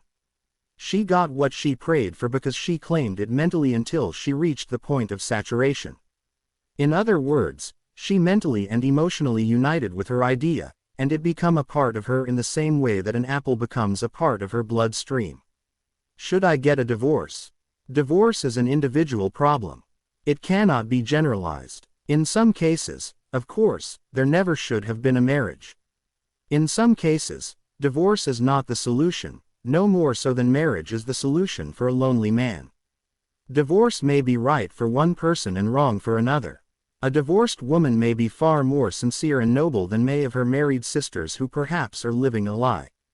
For example, I once talked with a woman whose husband was a dope fiend, an ex-convict, a wife beater and a non-provider. She had been told it was wrong to get a divorce. I explained to her that marriage is of the heart. If two hearts blend harmoniously, lovingly and sincerely, that is the ideal marriage. The pure action of the heart is love. Following this explanation she knew what to do. She knew in her heart that there is no divine law which compelled her to be browbeaten, intimidated and beaten because someone said, "I pronounce you man and wife." If you are in doubt as to what to do, ask for guidance, knowing that there is always an answer and you will receive it. Follow the lead that comes to you in the silence of your soul. It speaks to you in peace. Drifting into divorce. Recently a young couple, married only for a few months, were seeking a divorce. I discovered that the young man had a constant fear that his wife would leave him. He expected rejection and he believed that she would be unfaithful. These thoughts haunted his mind and became an obsession with him. His mental attitude was one of separation and suspicion. She felt unresponsive to him. It was his own feeling or atmosphere of loss and separation operating through them. This brought about a condition or action in accordance with the mental pattern behind it. There is a law of action and reaction, or cause and effect. The thought is the action and the response of the subconscious mind is the reaction. His wife left home and asked for a divorce, which is what he feared and believed she would do. Divorce begins in the mind. Divorce takes place first in the mind, the legal proceedings follow after. These two young people were full of resentment, fear, suspicion and anger. These attitudes weaken, exhaust and debilitate the whole being. They learned that hate divides and that love unites. They began to realize what they had been doing with their minds. Neither one of them knew the law of mental action, and they were misusing their minds and bringing on chaos and misery. These two people went back together at my suggestion and experimented with prayer therapy. They began to radiate love, peace and goodwill to each other. Each one practiced radiating harmony, health, peace and love to the other, and they alternated in the reading of the Psalms every night. Their marriage is growing more beautiful every day. The nagging wife. Many times the reason the wife nags is because she gets no attention. Oftentimes, it is a craving for love and affection. Give your wife attention and show your appreciation. Praise and exalt all her many good points. There is also the nagging type of woman who wants to make the man conform to her particular pattern. This is about the quickest way in the world to get rid of a man. The wife and the husband must cease being scavengers, always looking at the petty faults or errors in each other. Let each give attention and praise for the constructive and wonderful qualities in the other. The brooding husband. If a man begins to brood, grows morbid against his wife because of the things she said or did, he is, psychologically speaking, committing adultery. One of the meanings of adultery is idolatry, for example, giving attention to or uniting mentally with that which is negative and destructive. When a man is silently resenting his wife and is full of hostility toward her, he is unfaithful. He is not faithful to his marriage vows, which are to love, cherish and honor her all the days of his life. The man who is brooding, bitter and resentful can swallow his sharp remarks, abate his anger, and he can go to great lengths to be considerate, kind and courteous. He can deftly skirt the differences. Through praise and mental effort, he can get out of the habit of antagonism. Then, he will be able to get along better, not only with his wife, but with business associates also. Assume the harmonious state and eventually you will find peace and harmony. The great mistake. A great mistake is to discuss your marital problems or difficulties with neighbors and relatives. Suppose, for example, a wife say to the neighbor, "John never gives me any money. He treats my mother abominably, drinks to excess and is constantly abusive and insulting." Now, this wife is degrading and belittling her husband in the eyes of all the neighbors and relatives. He no longer appears as the ideal husband to them. Never discuss your marital problems with anyone except a trained counselor. Why cause numerous people to think negatively of your marriage? Moreover, as you discuss and dwell upon these shortcomings of your husband, you are actually creating these states within yourself. Who is thinking and feeling it? You are. As you think and feel, so are you. Relatives will usually give you the wrong advice. It is usually biased and prejudiced because it is not given in an impersonal way. Any advice you receive which violates the golden rule, which is a cosmic law, is not good or sound. It is well to remember that no two human beings ever lived beneath the same roof without clashes of temperament, periods of hurts and strain. Never display the unhappy side of your marriage to your friends. Keep your quarrels to yourself. Refrain from criticism and condemnation of your partner. Don't try to make your wife over. A husband must not try to make his wife over into a second edition of himself. The tactless attempt to change her in many ways is foreign to her nature. These attempts are always foolish and many times result in a dissolution of the marriage. These attempts to alter her destroy her pride and self-esteem and arouse a spirit of contrariness and resentment that proves fatal to the marriage bond. Adjustments are needed, of course, but if you have a good look inside your own mind, and study your character and behavior, you will find so many shortcomings, and they will keep you busy the rest of your life. If you say, "I will make him over into what I want," you are looking for trouble in the divorce court. You are asking for misery. You will have to learn the hard way that there is no one to change but yourself. Pray together and stay together through steps in prayer. The first step. Never carry over from one day to another accumulated irritations arising from little disappointments. Be sure to forgive each other for any sharpness before you retire at night. The moment you awaken in the morning, claim infinite intelligence is guiding you in all your ways, sending out loving thoughts of peace, harmony and love to your marriage partner, to all members of the family, and to the whole world. The second step. Say grace at breakfast. Give thanks for the wonderful food, for your abundance and for all your blessings. Make sure that no problems, worries or arguments shall enter into the table conversation. The same applies at dinner time. Say to your wife or husband, I appreciate all you are doing and I radiate love and goodwill to you all day long. The third step. The husband and wife should alternate in praying each night. Do not take your marriage partner for granted. Show your appreciation and love. Think appreciation and goodwill, rather than condemnation, criticism and nagging. The way to build a peaceful home and a happy marriage is to use a foundation of love, beauty, harmony, mutual respect, faith in God and all things good. Read the 23rd, 27th and 91st Psalms, the 11th chapter of Hebrews, the 13th chapter of 1 Corinthians and other great texts of the Bible before going to sleep. As you practice these truths, your marriage will grow more and more blessed through the years. Review your actions. 1. Ignorance of mental and spiritual laws is the cause of all marital unhappiness. By praying scientifically together, you stay together. 2. The best time to prevent divorce is before marriage. If you learn how to pray in the right way, you will attract the right mate for you. 3. Marriage is the union of a man and woman who are bound together by love. Their hearts beat as one and they move onward, upward and Godward. 4. Marriage does not bequeath happiness. People find happiness by dwelling on the eternal truths of God and the spiritual values of life. Then, the man and woman can contribute to each other's happiness and joy. 5. You attract the right mate by dwelling on the qualities and characteristics you admire in a woman or man, and then your subconscious mind will bring you together in divine order. 6. You must build into your mentality the mental equivalent of what you want in a marriage partner. If you want to attract an honest, sincere and loving partner in life, you must be honest, sincere and loving yourself. 7. You do not have to repeat mistakes in marriage. When you really believe you can have the type of man or woman you idealize, it is done unto you as you believe. To believe is to accept something as true. Accept your ideal companion now mentally. 8. Do not wonder how, why or where you will meet that mate you are praying for. Trust implicitly the wisdom of your subconscious mind.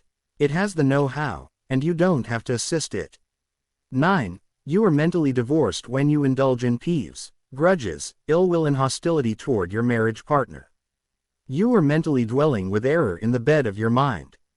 Adhere to your marriage vows. I promise to cherish, love and honor him or her all the days of my life. 10. Cease projecting fear patterns to your marriage partner. Project love, peace, harmony and goodwill, and your marriage will grow more beautiful and more wonderful through the years. 11. Radiate love, peace and goodwill to each other. These vibrations are picked up by the subconscious mind, resulting in mutual trust, affection and respect. 12. A nagging wife is usually seeking attention and appreciation. She is craving for love and affection. Praise and exalt her many good points.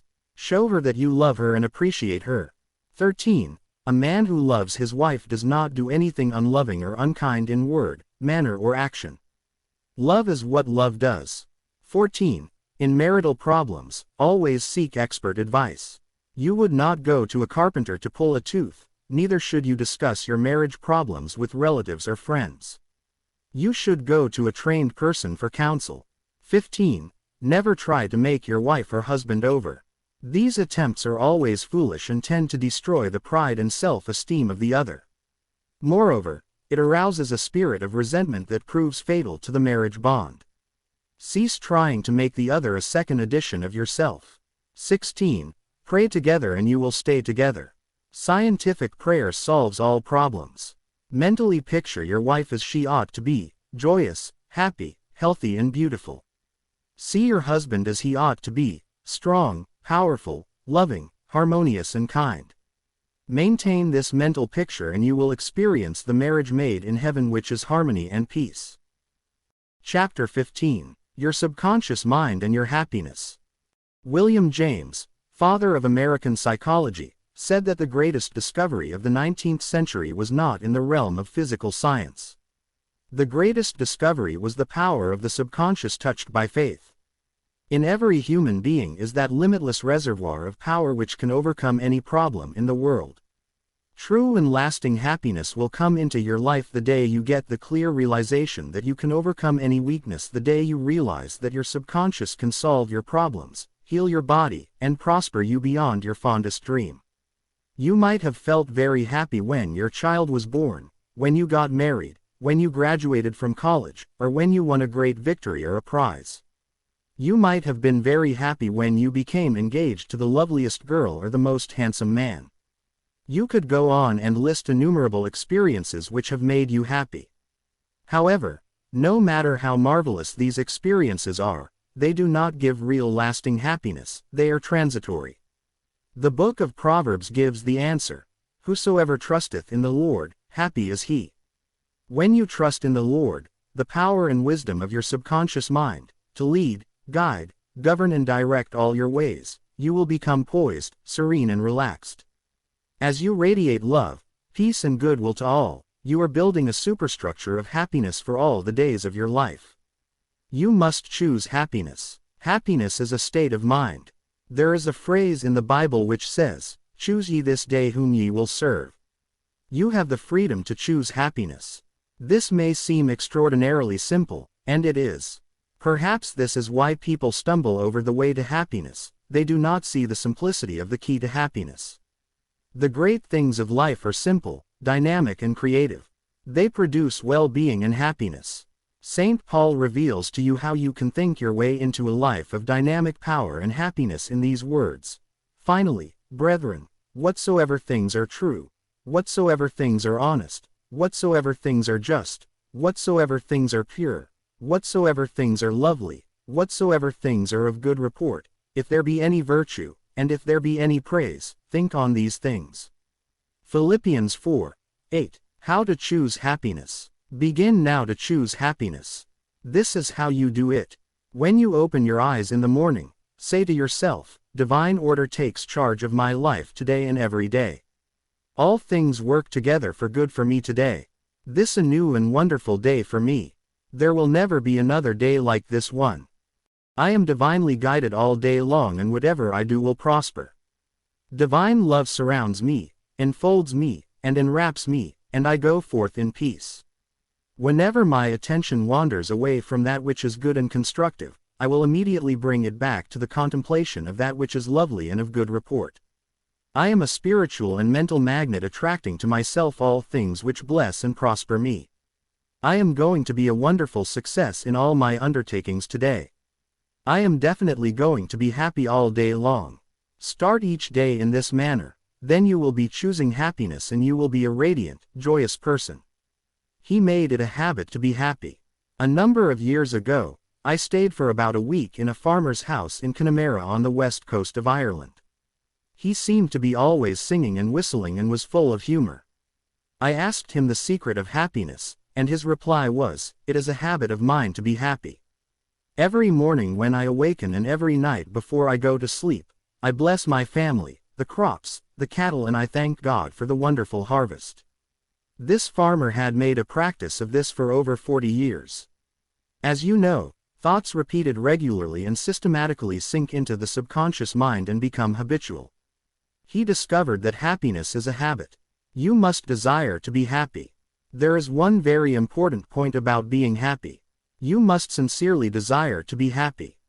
There are people who have been depressed, dejected and unhappy so long that were they suddenly made happy by some wonderful, good, joyous news, they would actually be like the woman who said to me, "It is wrong to be so happy."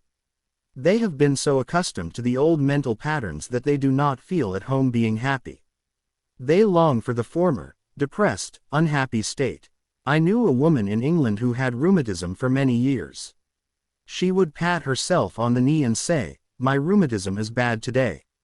I cannot go out. My rheumatism keeps me miserable." This dear elderly lady got a lot of attention from her son, daughter and the neighbors. She really wanted her rheumatism. She enjoyed her misery as he called it. This woman did not really want to be happy. I suggested a curative procedure for her. I wrote down some biblical verses and told her that if she gave attention to these truths, her mental attitude would undoubtedly change and would result in her faith and confidence in being restored to health. She was not interested. There seems to be a peculiar, mental, morbid streak in many people whereby they seem to enjoy being miserable and sad. Why choose unhappiness? Many people choose unhappiness by entertaining these ideas. Today is a black day, everything is going to go wrong. I am not going to succeed. Everyone is against me. Business is bad, and it is going to get worse. I'm always late. I never get the breaks. He can, but I can't. If you have this attitude in mind the first thing in the morning, you will attract all these experiences to you and you will be very unhappy. Begin to realize that the world you live in is determined largely by what goes on in your mind. Marcus Aurelius, the great Roman philosopher and sage, said, "A man's life is what his thoughts make of it."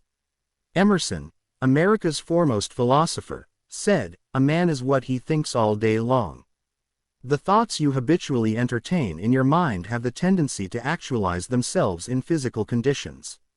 Make certain you do not indulge in negative thoughts, defeatist thoughts, or unkind, depressing thoughts. Recall frequently to your mind that you can experience nothing outside your own mentality. If I had $1 million, I would be happy. I have visited many men in mental institutions who were millionaires, but they insisted they were penniless and destitute. They were incarcerated because of psychotic, paranoid and manic depressive tendencies. Wealth in and of itself will not make you happy. On the other hand, it is not a deterrent to happiness.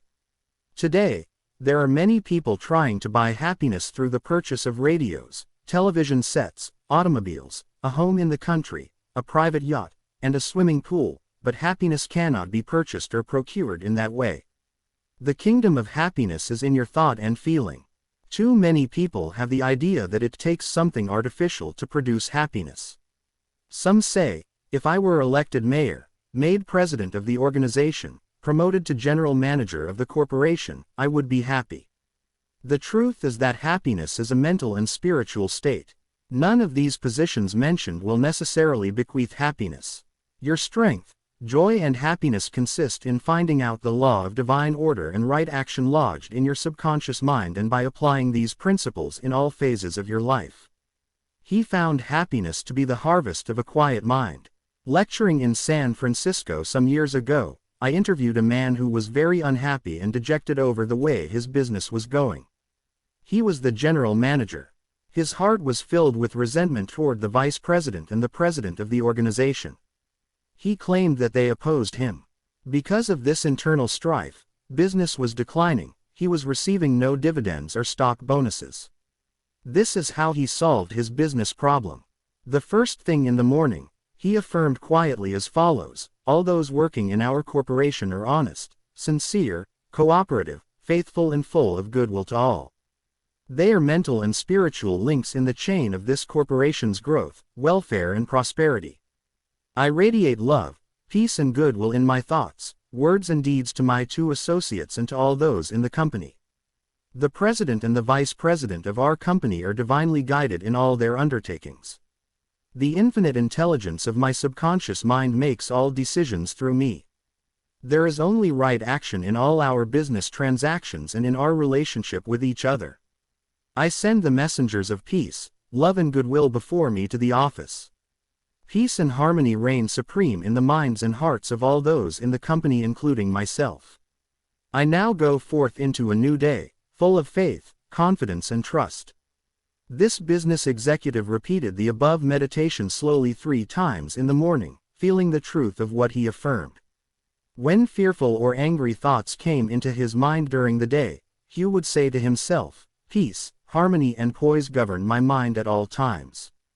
As he continued disciplining his mind in this manner, all the harmful thoughts ceased to come and peace came into his mind. He reaped the harvest. Subsequently, he wrote me to the effect that at the end of about 2 weeks of reordering his mind, the president and the vice president called him into the office, praised his operations and his new constructive ideas, and remarked how fortunate they were in having him as general manager.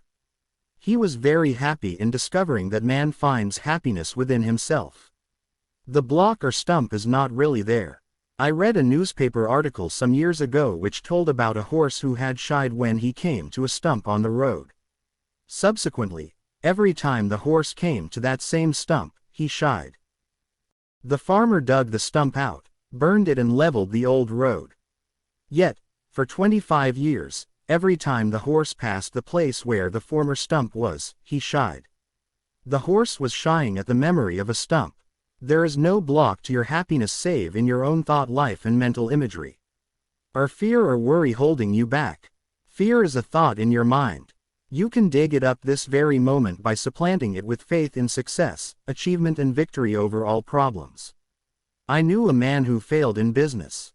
He said to me, "I made mistakes.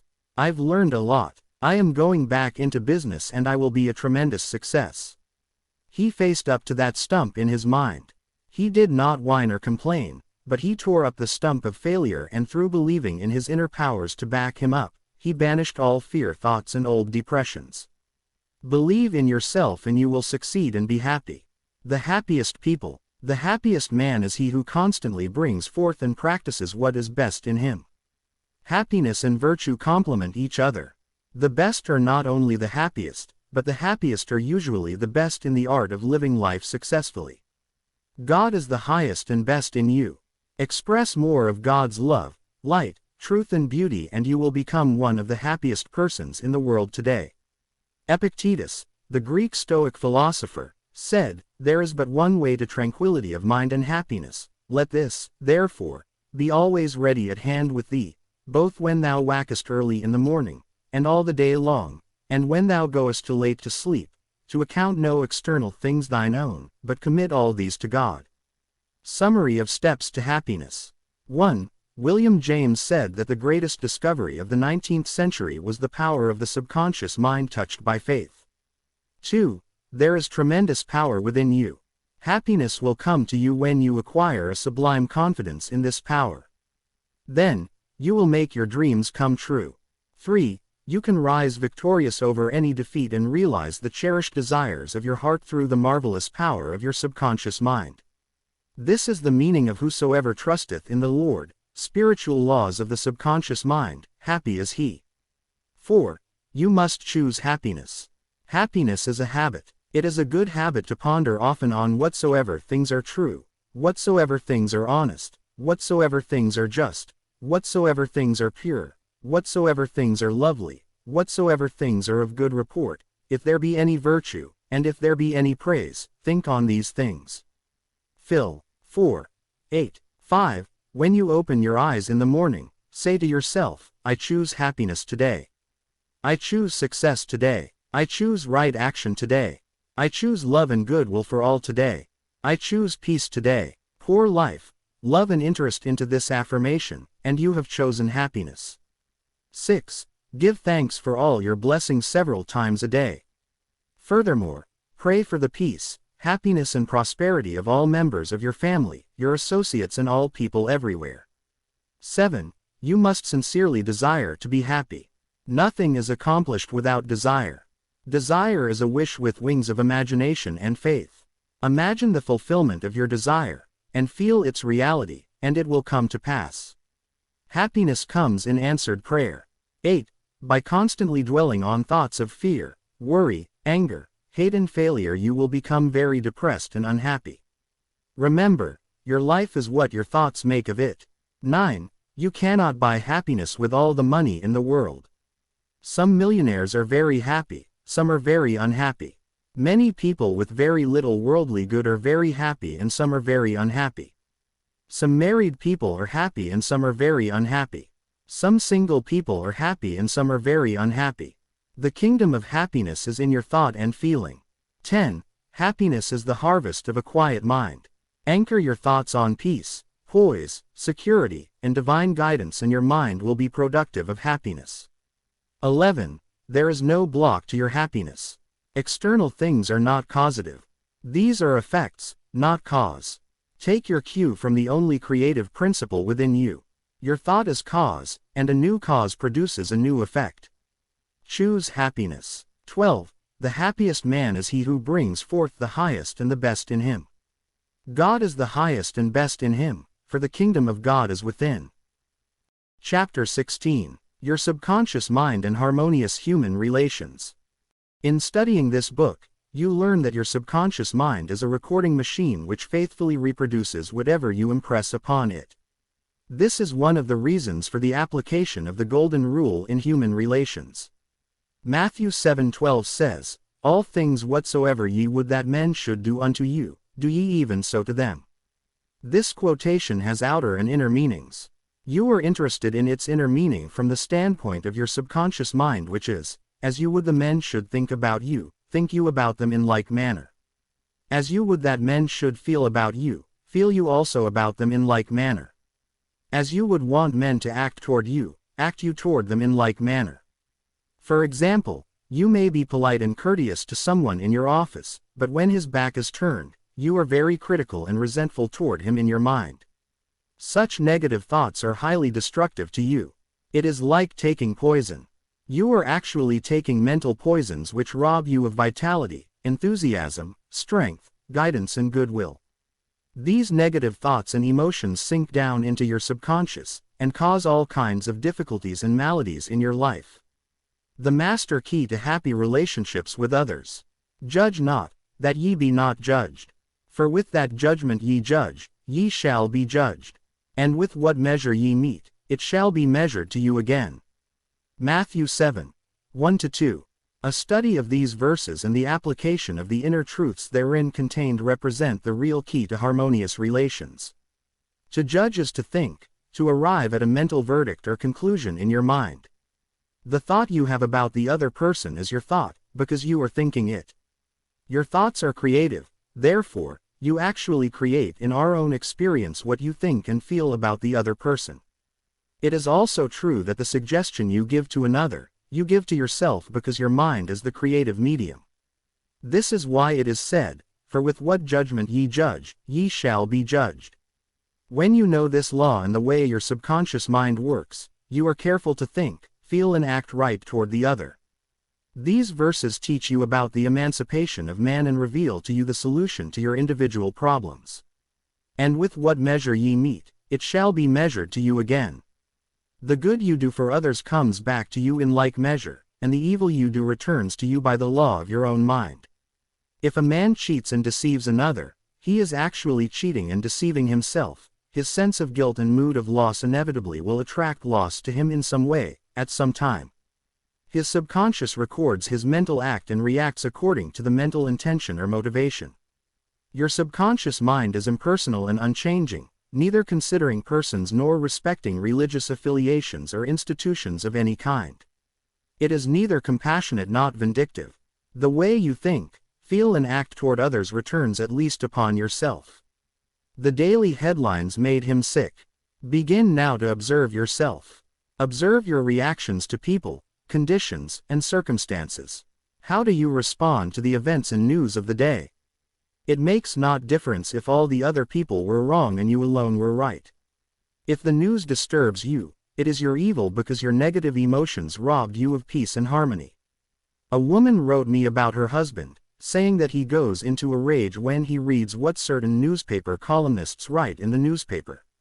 She added that his constant reaction of anger and suppressed rage on his part brought on bleeding ulcers and his physician recommended an emotional reconditioning.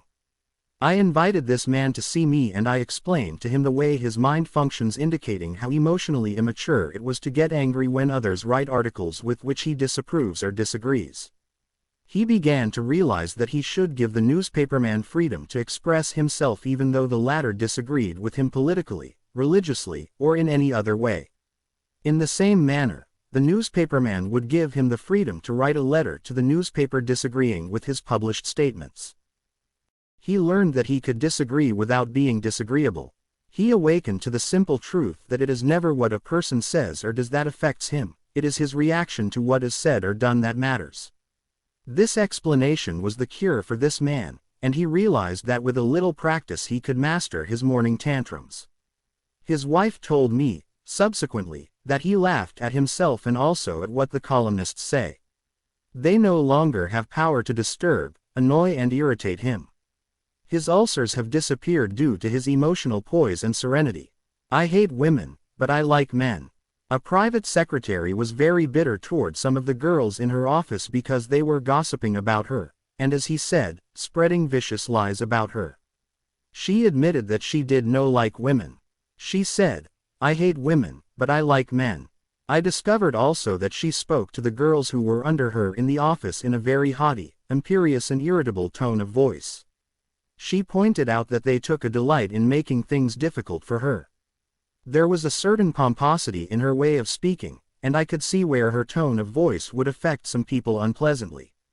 If all the people in the office of factory annoy you, isn't it a possibility that the vibration, annoyance and turmoil may be due to some subconscious pattern or mental projection from you?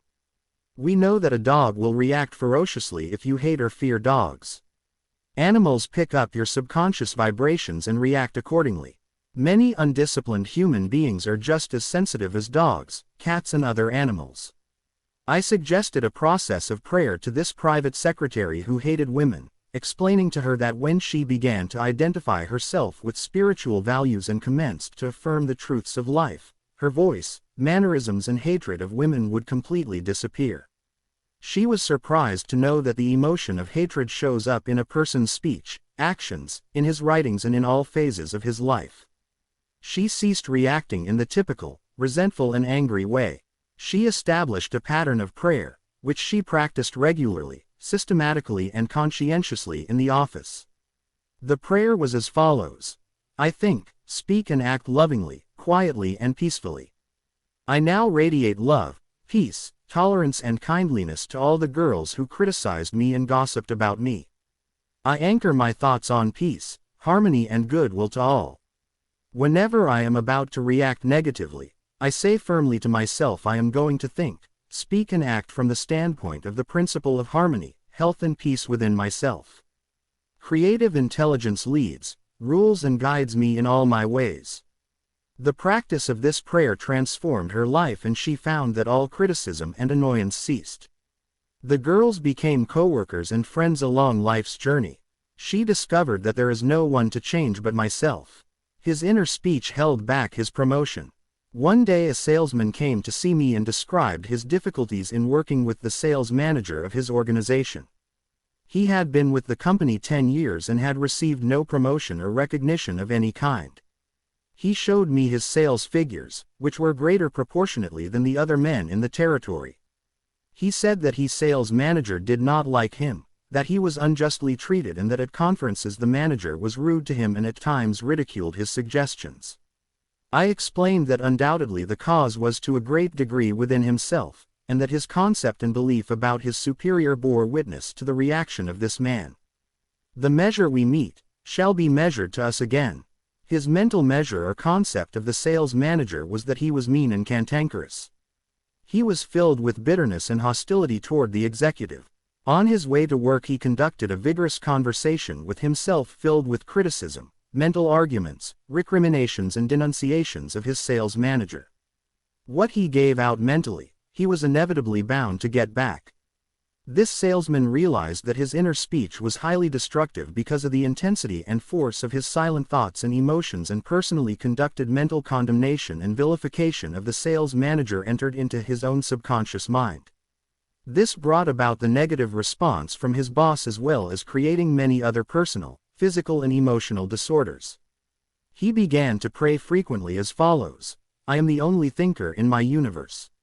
I am responsible for what I think about my boss. My sales manager is not responsible for the way I think about him. I refuse to give power to any person, place or thing to annoy me or disturb me. I wish health, success, peace of mind and happiness for my boss. I sincerely wish him well, and I know he is divinely guided in all his ways. He repeated this prayer out loud slowly, quietly, and feelingly, knowing that his mind is like a garden, and that whatever he plants in the garden will come forth like seeds after their kind. I also taught him to practice mental imagery prior to sleep in this way. He imagined that his sales manager was congratulating him on his fine work, on his zeal and enthusiasm, and on his wonderful response from customers. He felt the reality of all this, felt his handshake, heard the tone of his voice and saw him smile. He made a real mental movie, dramatizing it to the best of his ability. Night after night he conducted this mental move, knowing that his subconscious mind was the receptive plate on which his conscious imagery would be impressed. Gradually, by a process of what may be termed mental and spiritual osmosis, the impression was made on his subconscious mind and the expression automatically came forth. The sales manager subsequently called him up to San Francisco, congratulated him, and gave him a new assignment as division sales manager over 100 men with a big increase in salary. He changed his concept and estimate of his boss, and the latter responded accordingly. Becoming emotionally mature. What the other person says or does cannot really annoy or irritate you except you permit him to disturb you. The only way he can annoy you is through your own thought. For example, if you get angry, you have to go through 4 stages in your mind. You begin to think about what he said. You decide to get angry and generate an emotion of rage. Then, you decide to act. Perhaps, you talk back and react in kind. You see that the thought, emotion, reaction and action all take place in your mind. When you become emotionally mature, you do not respond negatively to the criticism and resentment of others. To do so would mean that you had descended to that state of low mental vibration and become one with the negative atmosphere of the other. Identify yourself with your aim in life, and do not permit any person, place, or thing to deflect you from your inner sense of peace, tranquility and radiant health. The meaning of love in harmonious human relations. Sigmund Freud, the Austrian founder of psychoanalysis, said that unless the personality has love, it sickens and dies. Love includes understanding, goodwill, and respect for the divinity in the other person. The more love and goodwill you emanate and exude, the more comes back to you. If you puncture the other fellow's ego and wound his estimate of himself, you cannot gain his goodwill. Recognize that every man wants to be loved and appreciated, and made to feel important in the world. Realize that the other man is conscious of his true worth, and that, like yourself, he feels the dignity of being an expression of the one life principle animating all men. As you do this consciously and knowingly, you build the other person up, and he returns your love and goodwill. He hated audiences. An actor told me that the audience booed and hissed him on his first appearance on the stage. He added that the play was badly written and that undoubtedly he did not play a good role. He admitted openly to me that for months afterward he hated audiences. He called them dopes, dummies, stupid, ignorant, gullible, etc. He quit the stage in disgust and went to work in a drugstore for a year. One day a friend invited him to hear a lecture in Town Hall, New York City, on how to get along with ourselves. This lecture changed his life. He went back to the stage and began to pray sincerely for the audience and himself. He poured out love and goodwill every night before appearing on the stage. He made it a habit to claim that the peace of God filled the hearts of all present, and that all present were lifted up and inspired. During each performance he sent out love vibrations to the audience. Today, he is a great actor, and he loves and respects people. His goodwill and esteem are transmitted to others and are felt by them. Handling difficult people. There are difficult people in the world who are twisted and distorted mentally. They are malconditioned. Many are mental delinquents, argumentative, incooperative, cantankerous, cynical and sour on life. They are sick psychologically. Many people have deformed and distorted minds, probably warped during childhood. Many have congenital deformities. You would not condemn a person who had tuberculosis, nor should you condemn a person who is mentally ill. No one, for example, hates or resents a hunchback. There are many mental hunchbacks. You should have compassion and understanding. To understand all is to forgive all. Misery loves company. The hateful, frustrated, distorted and twisted personality is out of tune with the infinite. He resents those who are peaceful, happy and joyous. Usually he criticizes, condemns and vilifies those who have been very good and kind to him. His attitude is this: why should they be so happy when he is so miserable? He wants to drag them down to his own level. Misery loves company. When you understand this, you remain unmoved, calm and dispassionate. The practice of empathy in human relations. A girl visited me recently stating that she hated another girl in her office. She gave as her reason that the other girl was prettier, happier and wealthier than she, and in addition, was engaged to the boss of the company where they worked. One day after the marriage had taken place, the crippled daughter, by a former marriage, of the woman whom she hated came into the office. The child put her arms around her mother and said, "Mommy, Mommy, I love my new daddy. Look what he gave me." She showed her mother a wonderful new toy. She said to me, my heart went out to that little girl, and I knew how happy she must feel.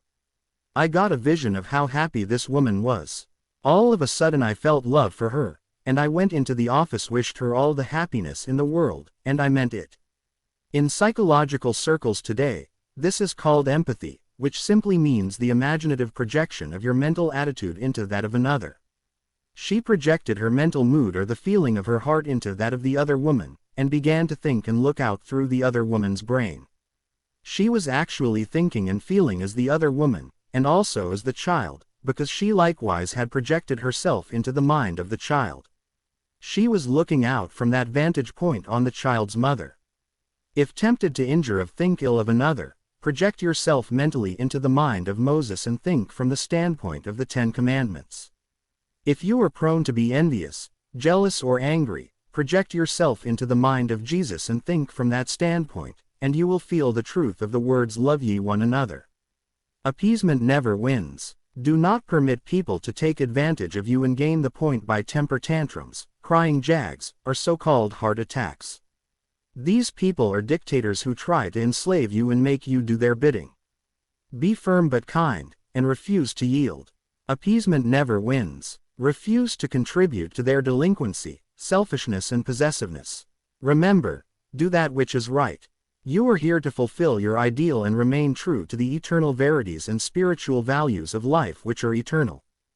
Give no one in all the world the power to deflect you from your goal, your aim in life, which is to express your hidden talents to the world, to serve humanity, and to reveal more and more of God's wisdom, truth and beauty to all people in the world. Remain true to your ideal. Know definitely and absolutely that whatever contributes to your peace, happiness and fulfillment must of necessity bless all men who walk the earth. The harmony of the part is the harmony of the whole, for the whole is in the part, and the part is in the whole. All you owe the other, as Paul says, is love, and love is the fulfilling of the law of health, happiness and peace of mind. Profitable pointers in human relations. 1. Your subconscious mind is a recording machine which reproduces your habitual thinking. Think good of the other, and you are actually thinking good about yourself. 2. A hateful or resentful thought is a mental poison. Do not think ill of another, for to do so is to think ill of yourself.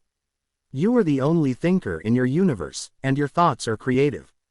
3. Your mind is a creative medium, therefore, what you think and feel about the other, you are bringing to pass in your own experience. This is the psychological meaning of the golden rule. As you that man should think about you, think you about them in the same manner. 4. To cheat, rob, or defraud another brings lack, loss and limitation to yourself. Your subconscious mind records your inner motivations, thoughts and feelings. These being of a negative nature, loss, limitation, and trouble come to you in countless ways. Actually, what you do to the other, you are doing to yourself. 5. The good you do, the kindness proffered, the love and good will you send forth, will all come back to you multiplied in many ways. 6. You are the only thinker in the world. You are responsible for the way you think about the other. Remember, the other person is not responsible for the way you think about him. Your thoughts are reproduced. What are you thinking about now about the other fellow? 7. Become emotionally mature and permit other people to differ from you. They have a perfect right to disagree with you, and you have the same freedom to disagree with them. You can disagree without being disagreeable. 8. Animals pick up your fear vibrations and snap at you. If you love animals, they will never attack you. Many undisciplined human beings are just as sensitive as dogs, cats and other animals. 9. Your inner speech, representing your silent thoughts and feelings, is experienced in the reactions of others toward you. 10. Wish for the other what you wish for yourself. This is the key to harmonious human relations. 11. Change your concept and estimate of your employer. Feel and know he is practicing the golden rule and the law of love, and he will respond accordingly. 12. The other person cannot annoy you or irritate you except you permit him. Your thought is creative, you can bless him. If someone calls you a skunk, you have the freedom to say to the other, God's peace fills your soul. 13. Love is the answer to getting along with others. Love is understanding. goodwill and respecting the divinity of the other. 14. You would not hate a hunchback or cripple. You would have compassion and understanding for mental hunchbacks who have been conditioned negatively. To understand all is to forgive all. 15. Rejoice in the success, promotion, and good fortune of the other. In doing so, you attract good fortune to yourself. 16. Never yield to emotional scenes and tantrums of others. Appeasement never wins. Do not be a doormat. Adhere to that which is right. Stick to your ideal, knowing that the mental outlook which gives you peace, happiness and joy is right, good and true. What blesses you, blesses all. 17. All you owe any person in the world is love, and love is wishing for everyone what you wish for yourself, health, happiness and all the blessings of life. Chapter 17. How to use your subconscious for forgiveness. Life plays no favorites. God is life, and this life principle is flowing through you this moment. God loves to express himself as harmony, peace, beauty, joy and abundance through you. This is called the will of God or the tendency of life. If you set up resistance in your mind to the flow of life through you, this emotional congestion will get snarled up in your subconscious mind and cause all kinds of negative conditions. God has nothing to do with unhappy or chaotic conditions in the world. All these conditions are brought about by man's negative and destructive thinking. Therefore, it is silly to blame God for your trouble or sickness. Many persons habitually set up mental resistance to the flow of life by accusing and reproaching God for the sin, sickness and suffering of mankind. Others cast the blame on God for their pains, aches, loss of loved ones, personal tragedies and accidents. They are angry at God and they believe He is responsible for their misery. As long as people entertain such negative concepts about God, they will experience the automatic negative reactions from their subconscious minds. Actually, such people do not know that they are punishing themselves. They must see the truth, find release, and give up all condemnation, resentment and anger against anyone or any power outside themselves. Otherwise, they cannot go forward into a healthy, happy or creative activity. The minute these people entertain a God of love in their minds and hearts, and when they believe that God is their loving Father who watches over them, cares for them, guides them, sustains and strengthens them, this concept and belief about God or the life principle will be accepted by their subconscious mind, and they will find themselves blessed in countless ways. Life always forgives you. Life forgives you when you cut your finger. The subconscious intelligence within you sets about immediately to repair it. New cells build bridges over the cut. Should you take some tainted food by error, life forgives you and causes you to regurgitate it in order to preserve you. If you burn your hand, the life principle reduces the edema and congestion, and gives you new skin, tissue and cells.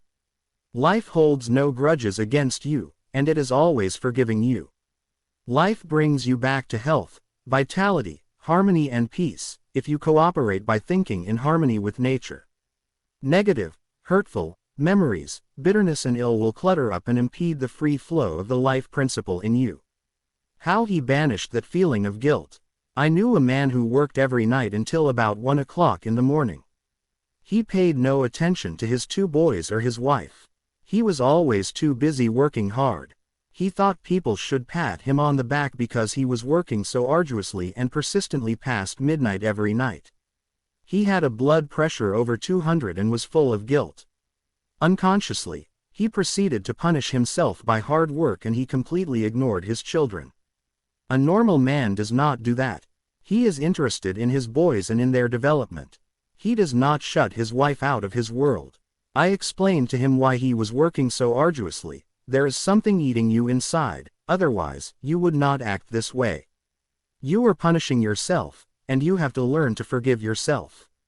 He did have a deep sense of guilt. It was toward a brother. I explained to him that God was not punishing him, but that he was punishing himself. For example, if you misuse the laws of life, you will suffer accordingly. If you put your hand on a naked charged wire, you will get burned. The forces in nature are not evil, it is your use of them that determines whether they have a good or evil effect.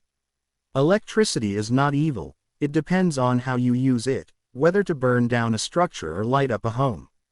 The only sin is ignorance of the law, and the only punishment is the automatic reaction of man's misuse of the law. If you misuse the law of chemistry, you may blow up the office or the factory. If you strike your hand on a board, you may cause your hand to bleed. The board is not for that purpose. Its purpose may be to lean upon or to support your feet. This man realized that God does not condemn or punish anyone, and that all his suffering was due to the reaction of his subconscious mind to his own negative and destructive thinking. He had cheated his brother at one time and the brother had now passed on. Still, he was full of remorse and guilt. I asked him, "Would you cheat your brother now?" He said no. Did you feel you were justified at the time? His reply was yes. But, you would not do it now. He added, "No, I am helping others to know how to live." I added the following comment, "You have a greater reason and understanding now. Forgiveness is to forgive yourself. Forgiveness is getting your thoughts in line with the divine law of harmony. Self-condemnation is called hell, bondage and restriction. Forgiveness is called heaven, harmony and peace." The burden of guilt and self-condemnation was lifted from his mind, and he had a complete healing. The doctor tested his blood pressure and it had become normal. The explanation was the cure. A murderer learned to forgive himself. A man who murdered his brother in Europe visited me many years ago. He was suffering from great mental anguish and torture, believing that God must punish him. He explained that his brother had been having an affair with his wife and that he had shot him on the spur of the moment. This had happened about 15 years previous to his interview with me. In the meantime, this man had married an American girl and had been blessed with 3 lovely children. He was in a position where he helped many people and he was a transformed man. My explanation to him was that physically and psychologically he was not the same man who shot his brother, since scientists inform us that every cell of our bodies changes every 11 months. 5 hours 48 minutes and 0 seconds. Moreover, mentally and spiritually he was a new man. He was now full of love and goodwill for humanity. The old man who committed the crime 15 years before was mentally and spiritually dead. Actually, he was condemning an innocent man. This explanation had a profound effect upon him and he said it was as if a great weight had been lifted from his mind. He realized the significance of the following truth in the Bible. "Come now, let us reason together, saith the Lord. Though your sins be as scarlet, they shall be as white as snow. Though they be red like crimson, they shall be as wool." Isaiah 1:18. Criticism cannot hurt you without your consent. A school teacher told me that one of her associates criticized a speech she had given, saying to her that she spoke too fast, she swallowed some of her words, she couldn't be heard, her diction was poor and her speech ineffective. This teacher was furious and full of resentment toward her critic. She admitted to me that the criticisms were just. Her first reaction was really childish and she agreed that the letter was really a blessing and a marvelous corrective. She proceeded immediately to supplement her deficiencies in her speech by enrolling in a course in public speaking at City College. She wrote and thanked the writer of the note for her interest, expressing appreciation for her conclusions and findings, which enabled the teacher to correct the matter at once. How to be compassionate. Suppose none of the things mentioned in the letter had been true of the teacher. The latter would have realized that her class material had upset the prejudices, superstitions, or narrow sectarian beliefs of the writer of the note, and that a psychologically ill person was simply pouring forth her resentment because a psychological boil had been hurt. To understand this fact is to be compassionate. The next logical step would be to pray for the other person's peace, harmony and understanding. You cannot be hurt when you know that you are master of your thoughts, reactions and emotions. Emotions follow thoughts, and you have the power to reject all thoughts which may disturb or upset you. Left at the altar. Some years ago I visited a church to perform a marriage ceremony. The young man did not appear, and at the end of 2 hours, the bride-to-be shed a few tears and then said to me, "I prayed for divine guidance. This might be the answer, for he never faileth." That was her reaction, faith in God and all things good. She had no bitterness in her heart because, as she said, it must not have been right action because my prayer was for right action for both of us. Someone else having a similar experience would have gone into a tantrum, have had an emotional fit, required sedation, and perhaps needed hospitalization. Tune in with the infinite intelligence within your subconscious depths, trusting the answer in the same way that you trusted your mother when she held you in her arms. This is how you can acquire poise and mental and emotional health. It is wrong to marry. Sex is evil and I am evil. Some time ago I talked to a young lady aged 22. She was taught that it was a sin to dance, to play cards, to swim and to go out with men. She was threatened by her mother, who told her she would burn eternally in hellfire if she disobeyed her will and her religious teachings. 5 hours 51 minutes and 33 seconds, this girl wore a black dress and black stockings. She wore no rouge, lipstick or any form of makeup because her mother said that these things were sinful. Her mother told her that all men were evil, and that sex was of the devil and simply diabolic debauchery. This girl had to learn how to forgive herself as she was full of guilt. To forgive means to give for. She had to give up all these false beliefs for the truths of life and new estimate of herself. When she went out with young men in the office where she worked, she had a deep sense of guilt and thought that God would punish her. Several eligible young men proposed to her, but she said it is wrong to marry. Sex is evil and I am evil. This was her conscience or early conditioning speaking. She came to me once weekly for about 10 weeks and I taught her the workings of the conscious and subconscious mind as set forth in this book. This young girl gradually came to see that she had been completely brainwashed, mesmerized and conditioned by an ignorant, superstitious, bigoted and frustrated mother. She broke away completely from her family and started to live a wonderful life. At my suggestion she dressed up and had her hair attended to. She took lessons in dancing from a man, and she also took driving lessons. She learned to swim, play cards and had a number of dates. She began to love life. She prayed for a divine companion by claiming that Infinite Spirit would attract to her a man who harmonized with her thoroughly. Eventually this came to pass. As she left my office one evening, there was a man waiting to see me and I casually introduced them. They are now married and harmonize with each other perfectly. Forgiveness is necessary for healing. And when ye stand praying, forgive, if ye have aught against any. Mark 11:25. Forgiveness of others is essential to mental peace and radiant health. You must forgive everyone who has ever hurt you if you want perfect health and happiness. Forgive yourself by getting your thoughts in harmony with divine law and order. You cannot really forgive yourself completely until you have forgiven others first. To refuse to forgive yourself is nothing more or less than spiritual pride or ignorance. In the psychosomatic field of medicine today, it is being constantly stressed that resentment, condemnation of others, remorse and hostility are behind a host of maladies ranging from arthritis to cardiac disease. They point out that these sick people, who were hurt, mistreated, deceived or injured, were full of resentment and hatred for those who hurt them. This caused inflamed and festering wounds in their subconscious minds. There is only one remedy. They have to cut out and discard their hurts, and the one and only sure way is by forgiveness. Forgiveness is love in action. The essential ingredient in the art of forgiveness is the willingness to forgive. If you sincerely desire to forgive the other, you are 51% over the hurdle. I feel sure you know that to forgive the other does not necessarily mean that you like him or want to associate with him. You cannot be compelled to like someone, neither can a government legislate goodwill, love, peace or tolerance. It is quite impossible to like people because someone in Washington issues an edict to that effect. We can, however, love people without liking them. The Bible says, "Love ye one another." This, anyone can do who really wants to do it. Love means that you wish for the other health, happiness, peace, joy and all the blessings of life. There is only one prerequisite and that is sincerity.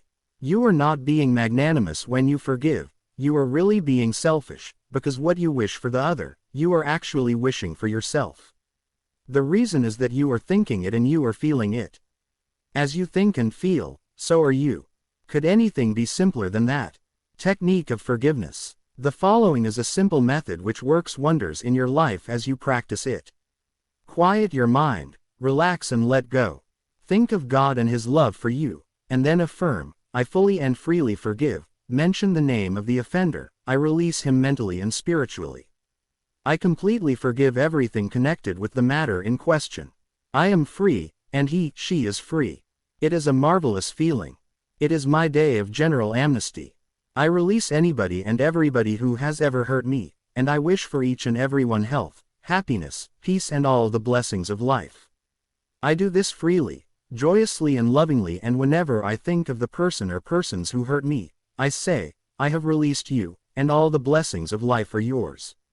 I am free and you are free.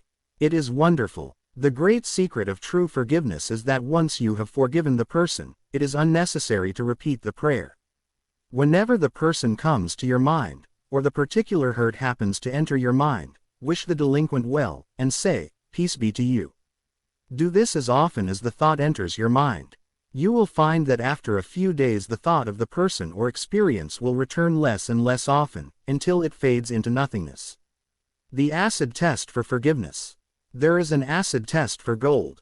There is also an acid test for forgiveness. If I should tell you something wonderful about someone who has wronged you, cheated you, or defrauded you, and you sizzled at hearing the good news about this person, the roots of hatred would still be in your subconscious mind, playing havoc with you. Let us suppose you had a painful abscess on your jaw a year ago, and you told me about it. I would casually ask you if you had any pain now. You would automatically say, of course not, I have memory of it but no pain. That is the whole story. You may have a memory of the incident, but no sting or hurt anymore. This is the acid test, and you must meet it psychologically and spiritually, otherwise you are simply deceiving yourself and not practicing the true art of forgiveness. To understand all is to forgive all. When man understands the creative law of his own mind, he ceases to blame other people and conditions for making or marring his life. He knows that his own thoughts and feelings create his destiny. Furthermore, he is aware that externals are not the causes and conditioners of his life and his experiences.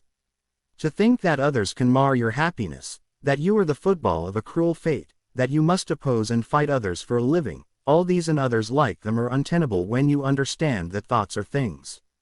The Bible says the same thing. For as a man thinketh in his heart, so is he. Proverbs 23:7. Summary of your aids to forgiveness. 1. God, or life, is no respecter of persons. Life plays no favorites. Life, or God, seems to favor you when you align yourself with the principle of harmony, health, joy and peace. 2. God, or life, never sends disease, sickness, accident or suffering. We bring these things on ourselves by our own negative thinking based upon the law, as we sow, so shall we reap. 3. Your concept of God is the most important thing in your life. If you really believe in a God of love, your subconscious mind will respond in countless blessings to you. Believe in a God of love. 4. Life, or God, holds no grudge against you. Life never condemns you. Life heals a severe cut on your hand. Life forgives you if you burn your finger. It reduces the edema and restores the part to wholeness and perfection. 5. Your guilt complex is a false concept of God and life. God, or life, does not punish or judge you. You do this to yourself by your false beliefs, negative thinking and self-condemnation. 6. God, or life, does not condemn or punish you. The forces of nature are not evil. The effect of their use depends on how you use the power within you. You can use electricity to kill someone or to light the house. You can use water to drown a child or quench his thirst. Good and evil come right back to the thought and purpose in man's own mind. 7. God, or life, never punishes. Man punishes himself by his false concepts of God, life, and the universe. His thoughts are creative and he creates his own misery. 8. If another criticizes you, and these faults are within you, rejoice, give thanks and appreciate the comments. This gives you the opportunity to correct the particular fault. 9. You cannot be hurt by criticism when you know that you are master of your thoughts, reactions and emotions. This gives you the opportunity to pray and bless the other, thereby blessing yourself. 10. When you pray for guidance and right action, take what comes. Realize it is good and very good. Then there is no cause for self-pity, criticism or hatred. 11. There is nothing good or bad, but thinking makes it so. There is no evil in sex, the desire for food, wealth or true expression. It depends on how you use these urges, desires or aspirations. Your desire for food can be met without killing someone for a loaf of bread. 12. Resentment, hatred, ill will and hostility are behind a host of maladies. Forgive yourself and everybody else by pouring out love, life, joy and goodwill to all those who have hurt you. Continue until such time as you meet them in your mind and you are at peace with them. 13. To forgive is to give something for. Give love, peace, joy, wisdom and all the blessings of life to the other, until there is no sting left in your mind. This is really the acid test of forgiveness. 14. Let us suppose you had an abscess in your jaw about a year ago. It was very painful. Ask yourself if it is painful now. The answer is in the negative. Likewise, if someone has hurt you, lied about and vilified you, and said all manner of evil about you, is your thought of that person negative? Do you sizzle when he or she comes into your mind? If so, the roots of hatred are still there, playing havoc with you and your good. The only way is to wither them with love by wishing for the person all the blessings of life, until you can meet the person in your mind and you can sincerely react with a benediction of peace and goodwill. This is the meaning of forgive until 70 times 7. Chapter 18. How your subconscious removes mental blocks. The solution lies within the problem. The answer is in every question. If you are presented with a difficult situation and you cannot see your way clear, the best procedure is to assume that infinite intelligence within your subconscious mind knows all and sees all, has the answer, and is revealing it to you now. Your new mental attitude that the creative intelligence is bringing about a happy solution will enable you to find the answer. Rest assured that such an attitude of mind will bring order, peace and meaning to all your undertakings. How to break or build a habit. You are a creature of habit.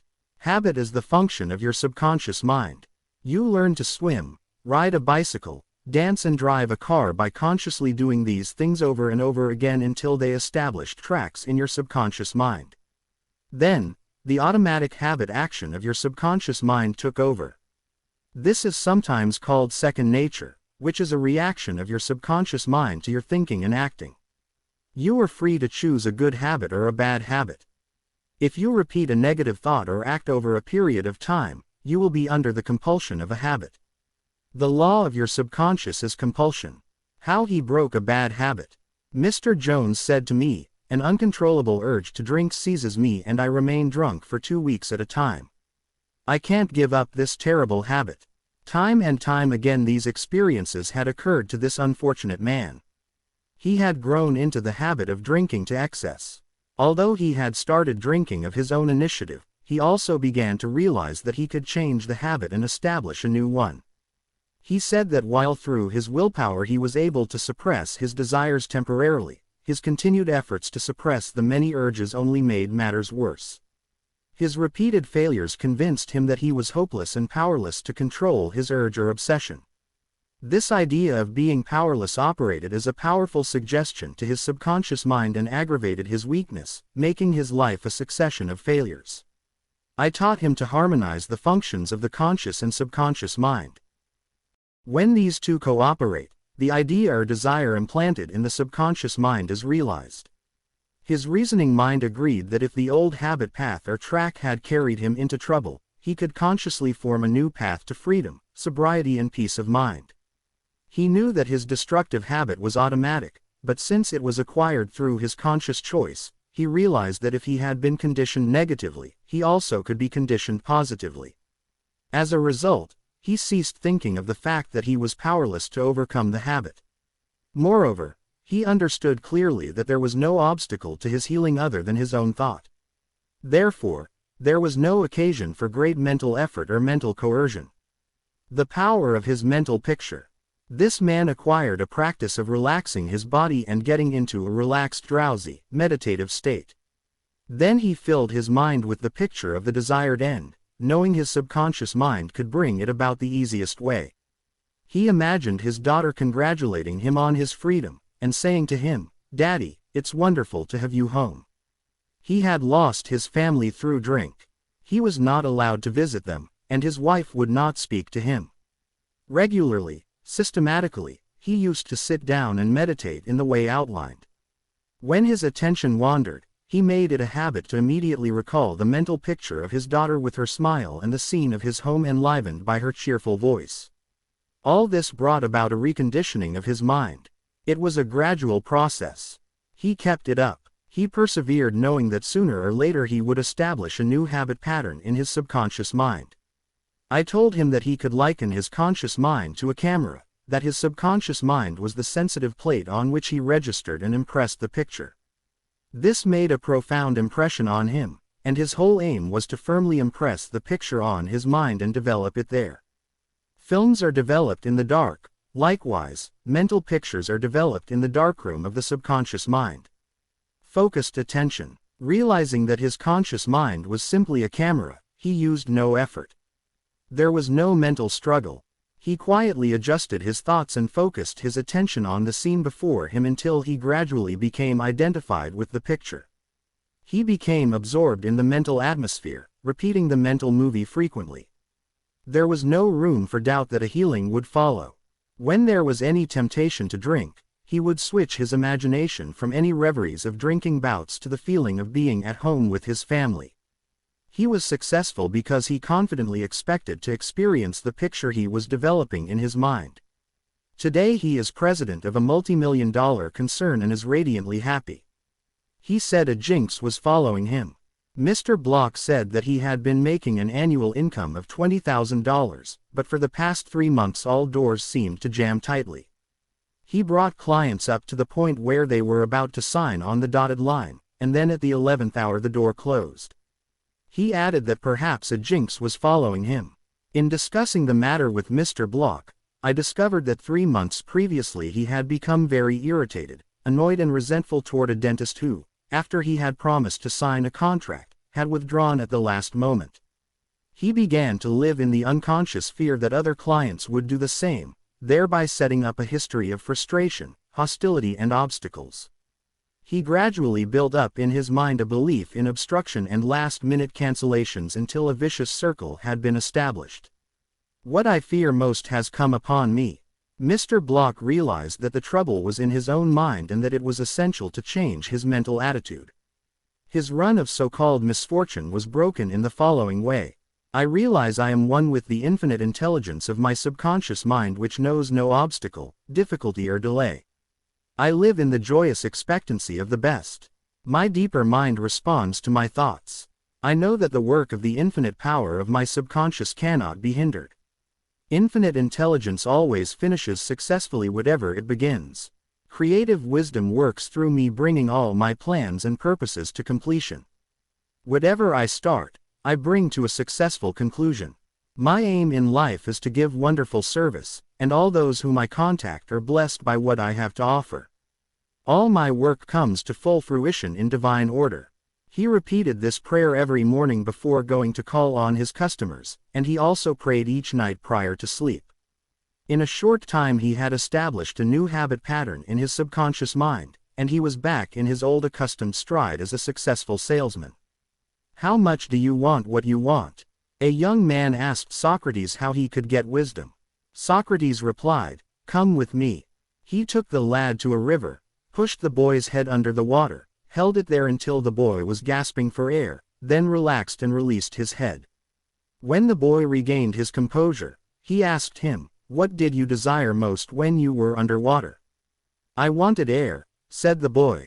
Socrates said to him, "When you want wisdom as much as you wanted air when you were immersed in the water, you will receive it.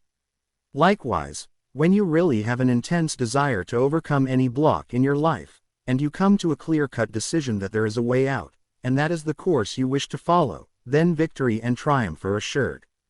If you really want peace of mind and inner calm, you will get it regardless of how unjustly you have been treated, or how unfair the boss has been or what a mean scoundrel someone has proved to be. All this makes no difference to you when you awaken to your mental and spiritual powers. You know what you want, and you will definitely refuse to let the thoughts of hatred, anger, hostility and ill will rob you of peace, harmony, health and happiness. You cease to become upset by people, conditions, news and events by identifying your thoughts immediately with your aim in life. Your aim is peace, health, inspiration, harmony and abundance. Feel a river of peace flowing through you now. Your thought is the immaterial and invisible power, and you choose to let it bless, inspire and give you peace. Why he could not be healed. This is a case history of a married man with 4 children who was supporting and secretly living with another woman during his business trips. He was ill, nervous, irritable and cantankerous, and he could not sleep without drugs. The doctor's medicine failed to bring down his high blood pressure of over 200. He had pains in numerous organs of his body which doctors could not diagnose or relieve. To make matters worse, he was drinking heavily. The cause of all this was a deep unconscious sense of guilt. He had violated the marriage vows, and this troubled him. The religious creed he was brought up on was deeply lodged in his subconscious mind, and he drank excessively to heal the wound of guilt. Some invalids take morphine and codeine for severe pains. He was taking alcohol for the pain or wound in his mind. It was the old story of adding fuel to the fire. The explanation and the cure. He listened to the explanation of how his mind worked. He faced his problem, looked at it, and gave up his dual role. He knew that his drinking was an unconscious attempt to escape. The hidden cause lodged in his subconscious mind had to be eradicated, then the healing would follow. He began to impress his subconscious mind 3 or 4 times a day by using the following prayer. My mind is full of peace, poise, balance and equilibrium. The infinite lies stretched in smiling repose within me. I am not afraid of anything in the past, the present or the future. The infinite intelligence of my subconscious mind leads, guides and directs me in all ways. I now meet every situation with faith, poise, calmness and confidence. I am now completely free from the habit. My mind is full of inner peace, freedom and joy. I forgive myself, then I am forgiven. Peace, sobriety and confidence reign supreme in my mind. He repeated this prayer frequently as outlined, being fully aware of what he was doing and why he was doing it. Knowing what he was doing gave him the necessary faith and confidence. I explained to him that as he spoke these statements out loud, slowly, lovingly and meaningfully, they would gradually sink down into his subconscious mind. Like seeds, they would grow after their kind. These truths, on which he concentrated, went in through his eyes, his ears heard the sound, and the healing vibrations of these words reached his subconscious mind and obliterated all the negative mental patterns which caused all the trouble. Light dispels darkness. The constructive thought destroys the negative thought. He became a transformed man within a month. Refusing to admit it. If you are an alcoholic or drug addict, admit it. Do not dodge the issue. Many people remain alcoholics because they refuse to admit it. Your disease is an instability, an inner fear. You are refusing to face life, and so you try to escape your responsibilities through the bottle. As an alcoholic you have no free will, although you think have, and you may even boast about your willpower. If you are a habitual drunkard and say bravely I will not touch it anymore, you have no power to make this assertion come true because you do not know where to locate the power. You are living in a psychological prison of your own making, and you are bound by your beliefs, opinions, training and environmental influences. Like most people, you are a creature of habit. You are conditioned to react the way you do. Building in the idea of freedom. You can build the idea of freedom and peace of mind into your mentality so that it reaches your subconscious depths. The latter, being all-powerful, will free you from all desire for alcohol.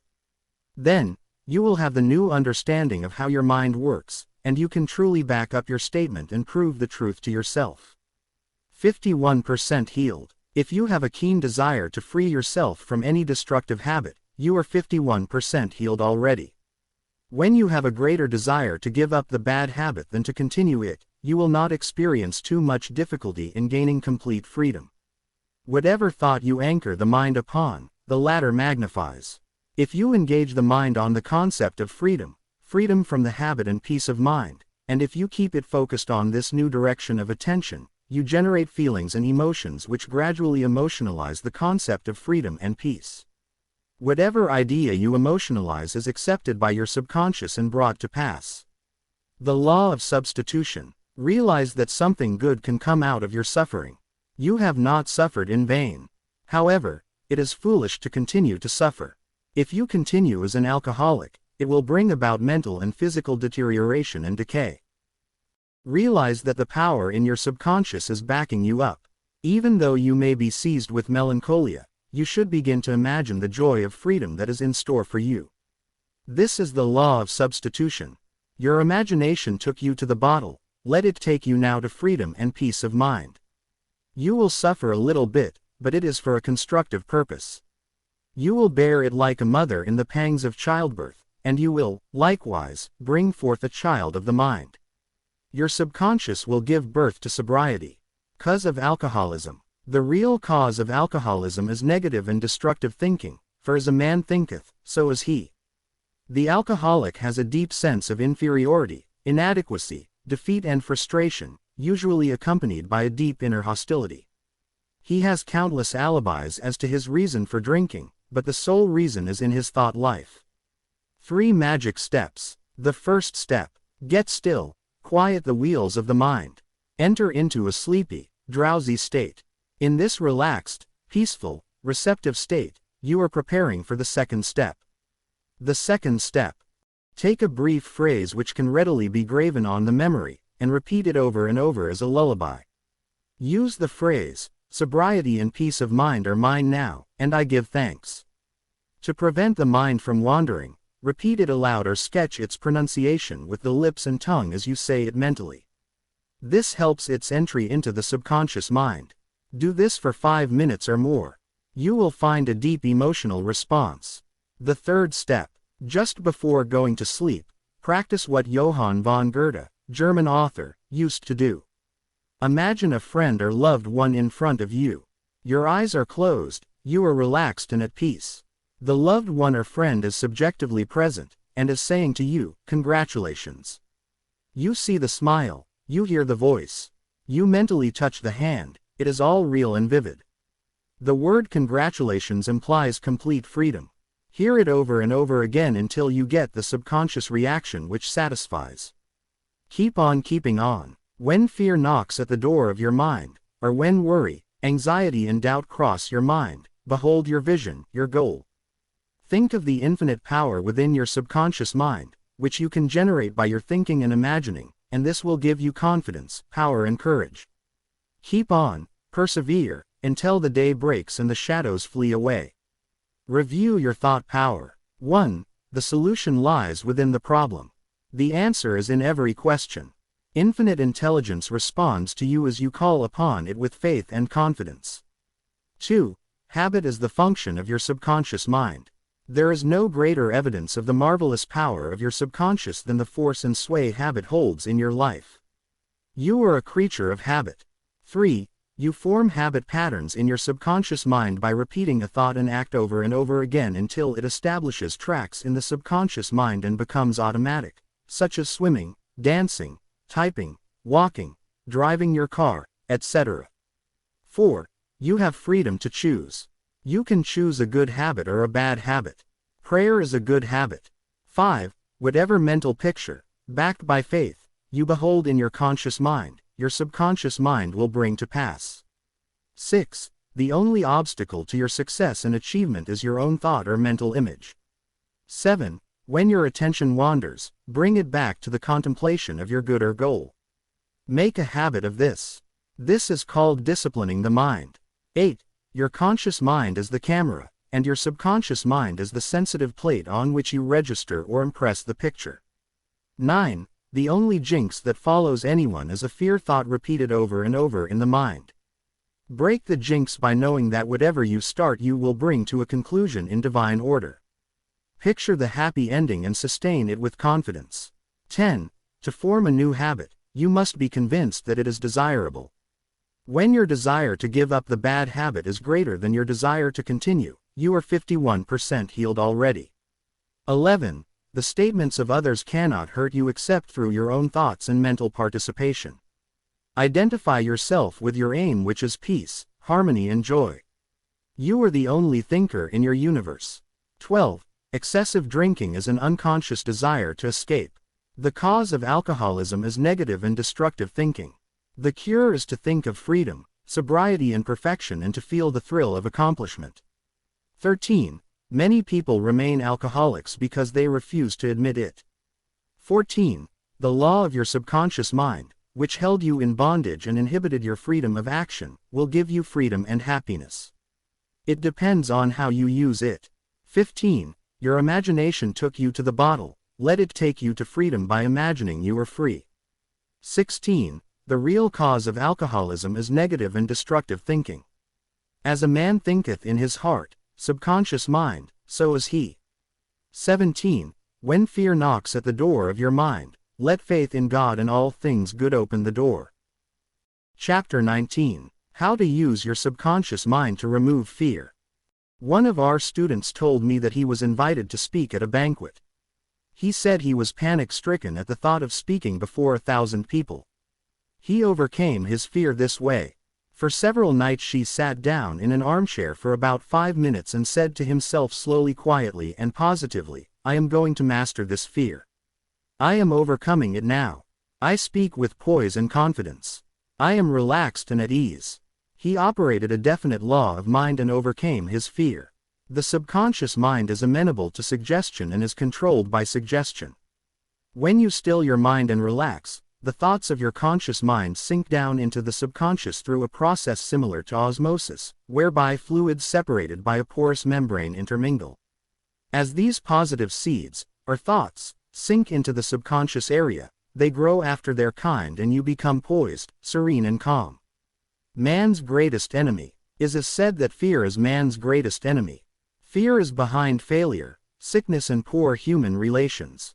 Millions of people are afraid of the past, the future, old age, insanity and death. Fear is a thought in your mind and you are afraid of your own thoughts. A little boy can be paralyzed with fear when he is told there is a boogeyman under his bed who is going to take him away. When his father turns on the light and shows him there is no boogeyman, he is freed from fear. The fear in the mind of the boy was as real as if there really was a boogeyman there. He was healed of a false thought in his mind. The thing he feared did not exist. Likewise, most of your fears have no reality. They are merely a conglomeration of sinister shadows, and shadows have no reality. Do the thing you fear. Ralph Waldo Emerson, philosopher and poet, said, do the thing you are afraid to do, and the death of fear is certain. There was a time when the writer of this chapter was filled with unutterable fear when standing before an audience. The way I overcame it was to stand before the audience, do the thing I was afraid to do, and the death of fear was certain. When you affirm positively that you are going to master your fears, and you come to a definite decision in your conscious mind, you release the power of the subconscious which flows in response to the nature of your thought. Banishing stage fright. A young lady was invited to an audition. She had been looking forward to the interview. However, on 3 previous occasions, she had failed miserably due to stage fright. She possessed a very good voice, but she was certain that when the time came for her to sing, she would be seized with stage fright. The subconscious mind takes your fears as a request, proceeds to manifest them and then brings them into your experience. On 3 previous auditions she sang wrong notes, and she finally broke down and cried. The cause, as previously outlined, was an involuntary autosuggestion, for example a silent fear thought emotionalized and subjectified. She overcame it by the following technique. 3 times a day she isolated herself in a room. She sat down comfortably in an armchair, relaxed her body and closed her eyes. She stilled her mind and body to the best of her ability. Physical inertia favors passivity and renders the mind more receptive to suggestion. She counteracted the fear suggestion by its converse, saying to herself, I sing beautifully, I am poised, serene, confident and calm. She repeated the words slowly, quietly and with feeling from 5 to 10 times at each sitting. She had 3 such sittings every day and 1 immediately prior to sleep at night. At the end of a week she was completely poised and confident, and gave a definitely outstanding audition. Carry out the above procedure, and the death of fear is certain. Fear of failure. Occasionally young men from the local university come to see me, as well as school teachers, who often seem to suffer from suggestive amnesia at examinations. The complaint is always the same. I know the answers after the examination is over, but I can't remember the answers during the examination. The idea which realizes itself is the one to which we invariably give concentrated attention. I find that each one is obsessed with the idea of failure. Fear is behind the temporary amnesia, and it is the cause of the whole experience. One young medical student was the most brilliant person in his class, yet he found himself failing to answer simple questions at the time of written or oral examinations. I explained to him that the reason was he had been worrying and was fearful for several days previous to the examination. These negative thoughts became charged with fear. Thoughts enveloped in the powerful emotion of fear are realized in the subconscious mind. In other words, this young man was requesting his subconscious mind to see to it that he failed, and that is exactly what it did. On the day of the examination he found himself stricken with what is called, in psychological circles, suggestive amnesia. How he overcome the fear? He learned that his subconscious mind was the storehouse of memory, and that it had a perfect record of all he had heard and read during his medical training.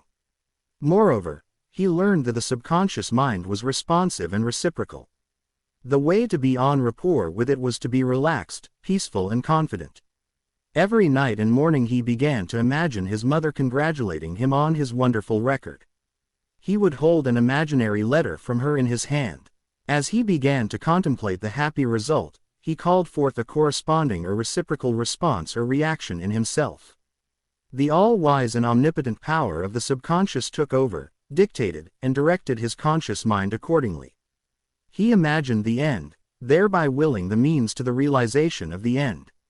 Following this procedure, he had no trouble passing subsequent examinations. In other words, the subjective wisdom took over, compelling him to give an excellent account of himself. Fear of water, mountains, closed places, etc. There are many people who are afraid to go into an elevator, climb mountains, or even swim in the water. It may well be that the individual had unpleasant experiences in the water in his youth, such as having been thrown forcibly into the water without being able to swim. He might have been forcibly detained in an elevator which failed to function properly, causing resultant fear of closed places.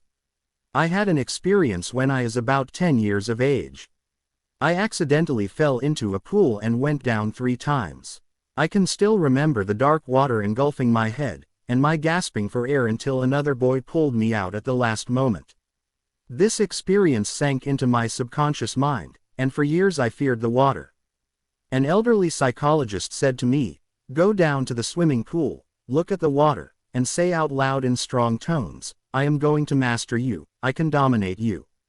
Then go into the water, take lessons and overcome it." This I did, and I mastered the water. Do not permit water to master you. Remember you are the master of the water. When I assumed a new attitude of mind, the omnipotent power of the subconscious responded, giving me strength, faith and confidence and enabling me to overcome my fear. Master technique for overcoming any particular fear. The following is a process and technique for overcoming fear which I teach from the platform. It works like a charm. Try it. Suppose you are afraid of the water, a mountain, an interview, an audition, or you fear closed places. If you are afraid of swimming, begin now to sit still for 5 or 10 minutes 3 or 4 times a day, and imagine you are swimming. Actually, you are swimming in your mind. It is a subjective experience. Mentally you have projected yourself into the water. You feel the chill of the water and the movement of your arms and legs. It is all real, vivid and a joyous activity of the mind. It is not idle daydreaming, for you know that what you are experiencing in your imagination will be developed in your subconscious mind. Then you will be compelled to express the image and likeness of the picture you impressed on your deeper mind. This is the law of the subconscious. You could apply the same technique if you are afraid of mountains or high places. Imagine you are climbing the mountain, feel the reality of it all, enjoy the scenery, knowing that as you continue to do this mentally, you will do it physically with ease and comfort. He blessed the elevator. I knew an executive of a large corporation who was terrified to ride in an elevator. He would walk up 5 flights of stairs to his office every morning. He said that he began to bless the elevator every night and several times a day. He finally overcame his fear. This was how he blessed the elevator. The elevator in our building is a wonderful idea. It came out of the universal mind. It is a boon and a blessing to all our employees. It gives wonderful service. It operates in divine order. I ride in it in peace and joy. I remain silent now while the currents of life, love and understanding flow through the patterns of my thought. In my imagination I am now in the elevator, and I step out into my office. The elevator is full of our employees. I talk to them and they are friendly, joyous and free. It is a wonderful experience of freedom, faith and confidence. I give thanks. He continued this prayer for about 10 days, and on the 11th day, he walked into the elevator with other members of the organization and felt completely free. Normal and abnormal fear. Man is born only with 2 fears, the fear of falling and the fear of noise.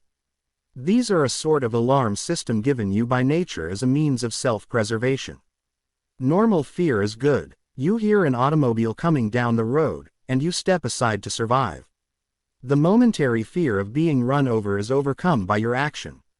All other fears were given to you by parents, relatives, teachers and all those who influenced your early years. Abnormal fear. Abnormal fear takes place when man lets his imagination run riot. I knew a woman who was invited to go on a trip around the world by plane. She began to cut out of the newspapers all reports of airplane catastrophes.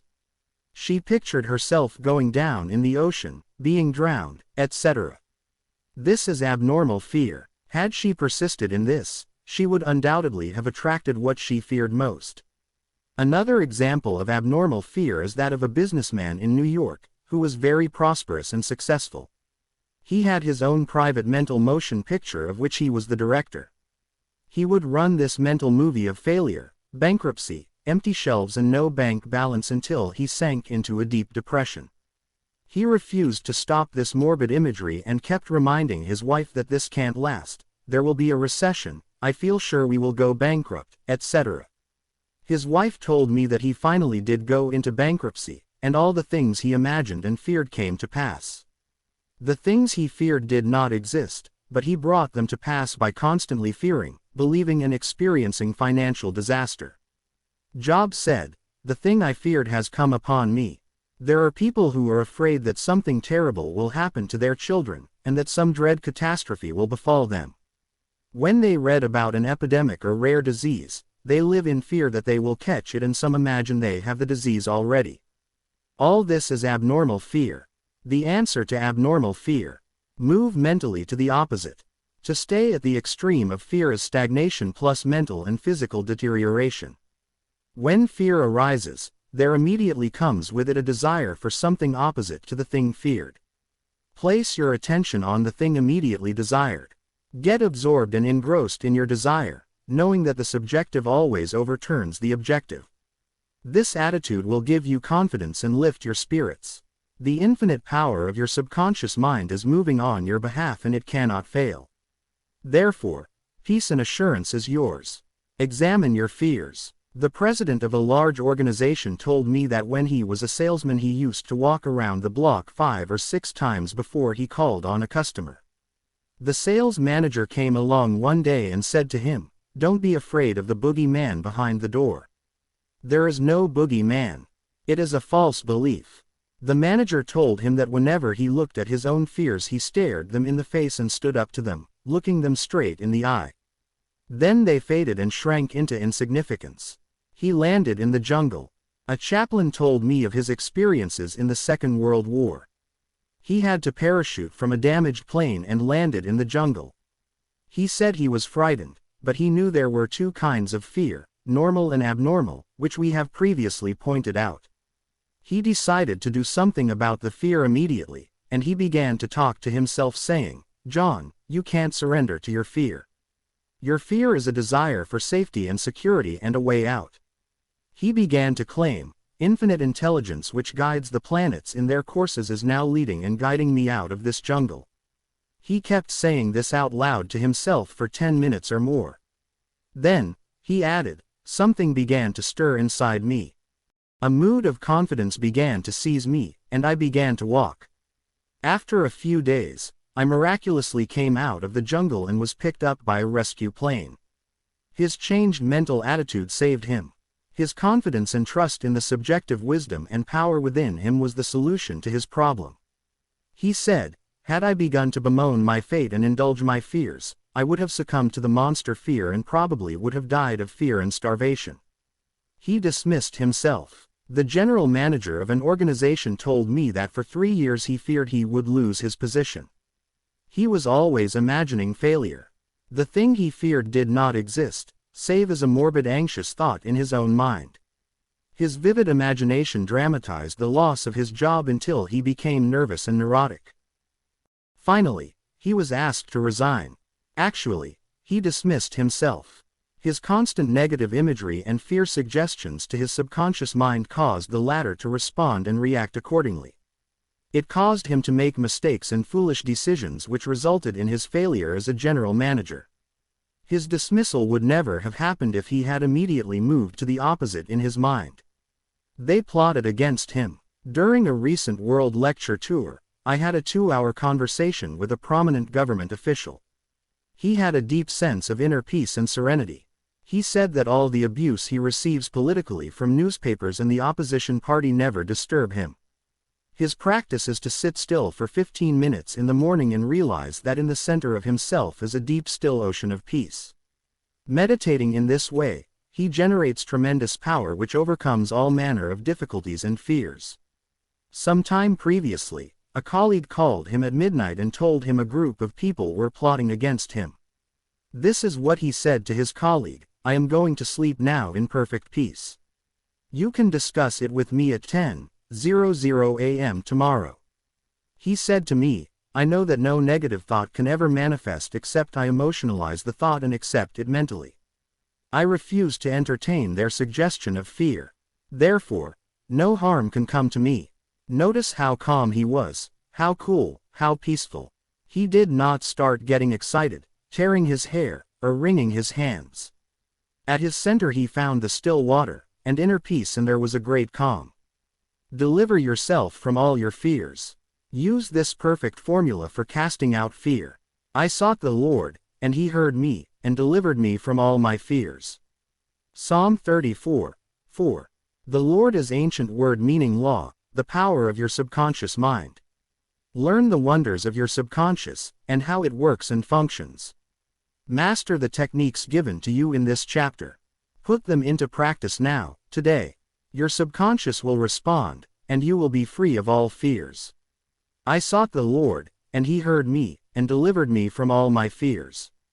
Step this way to freedom from fear. 1. Do the thing you are afraid to do, and the death of fear is certain.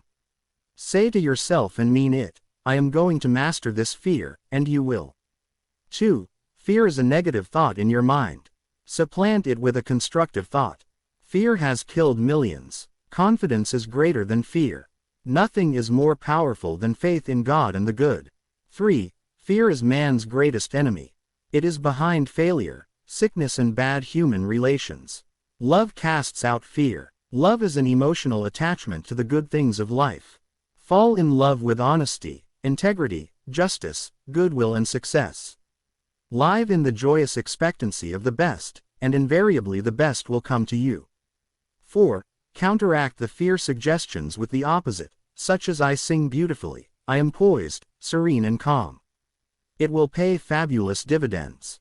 5. Fear is behind amnesia at oral and written examination time. You can overcome this by affirming frequently, "I have a perfect memory for everything I need to know," or you can imagine a friend congratulating you on your brilliant success on the examination. Persevere and you will win. 6. If you are afraid to cross water, swim. In your imagination, swim freely and joyously. Project yourself into the water mentally. Feel the chill and thrill of swimming across the pool. Make it vivid. As you do this subjectively, you will be compelled to go into the water and conquer it. This is the law of your mind. 7. If you are afraid of closed places, such as elevators, lecture halls, etc., mentally ride in an elevator blessing all its parts and functions. You will be amazed how quickly the fear will be dissipated. 8. You were born with only 2 fears, the fear of falling and the fear of noise. 6 hours 42 minutes and 48 seconds all your other fears were acquired. Get rid of them. 9. Normal fear is good. Abnormal fear is very bad and destructive. To constantly indulge in fear thoughts results in abnormal fear, obsessions and complexes. To fear something persistently causes a sense of panic and terror.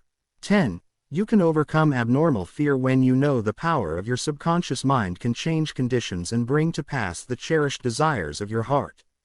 Give your immediate attention and devotion to your desire, which is the opposite of your fear. This is the love that casts out fear. 11. If you are afraid of failure, give attention to success. If you are afraid of sickness, dwell on your perfect health. If you are afraid of an accident, dwell on the guidance and protection of God. If you are afraid of death, dwell on eternal life. God is life, and that is your life now. 12. The great law of substitution is the answer to fear. Whatever you fear has its solution in the form of your desire. If you are sick, you desire health. If you are in the prison of fear, you desire freedom. Expect the good. Mentally concentrate on the good, and know that your subconscious mind answers you always.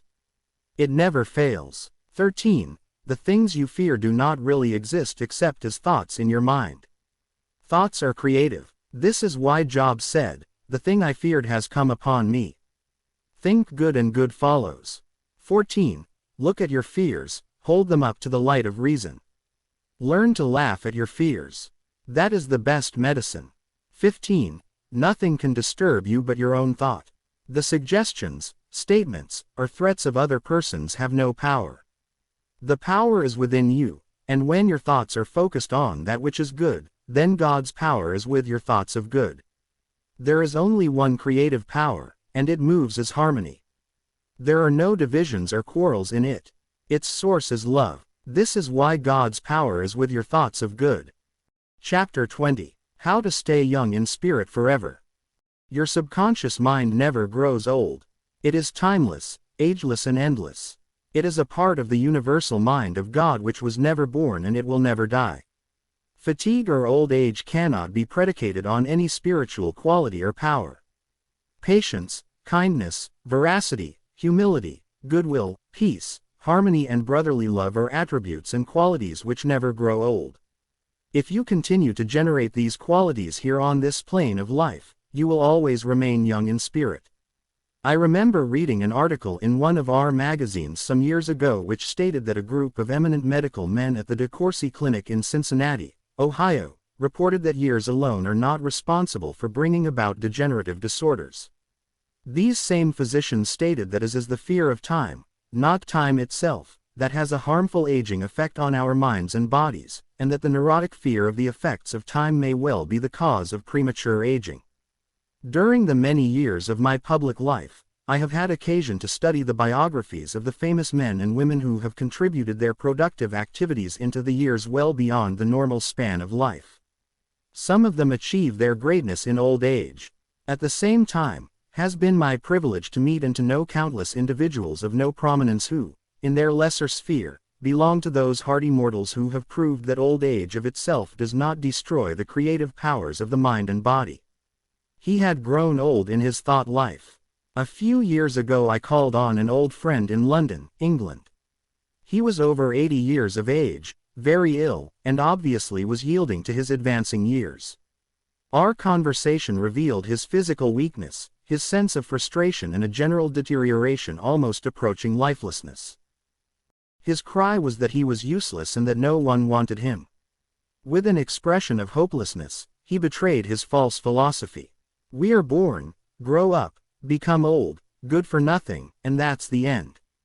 This mental attitude of futility and worthlessness was the chief reason for his sickness. He was looking forward only to senescence, and after that nothing. Indeed, he had grown old in his thought life, and his subconscious mind brought about all the evidence of his habitual thinking. Age is the dawn of wisdom. Unfortunately, many people have the same attitude as this unhappy man. They are afraid of what they term old age, the end and extinction, which really means that they are afraid of life. Yet, life is endless. Age is not the flight of years, but the dawn of wisdom. Wisdom is an awareness of the tremendous spiritual powers in your subconscious mind and the knowledge of how to apply these powers to lead a full and happy life.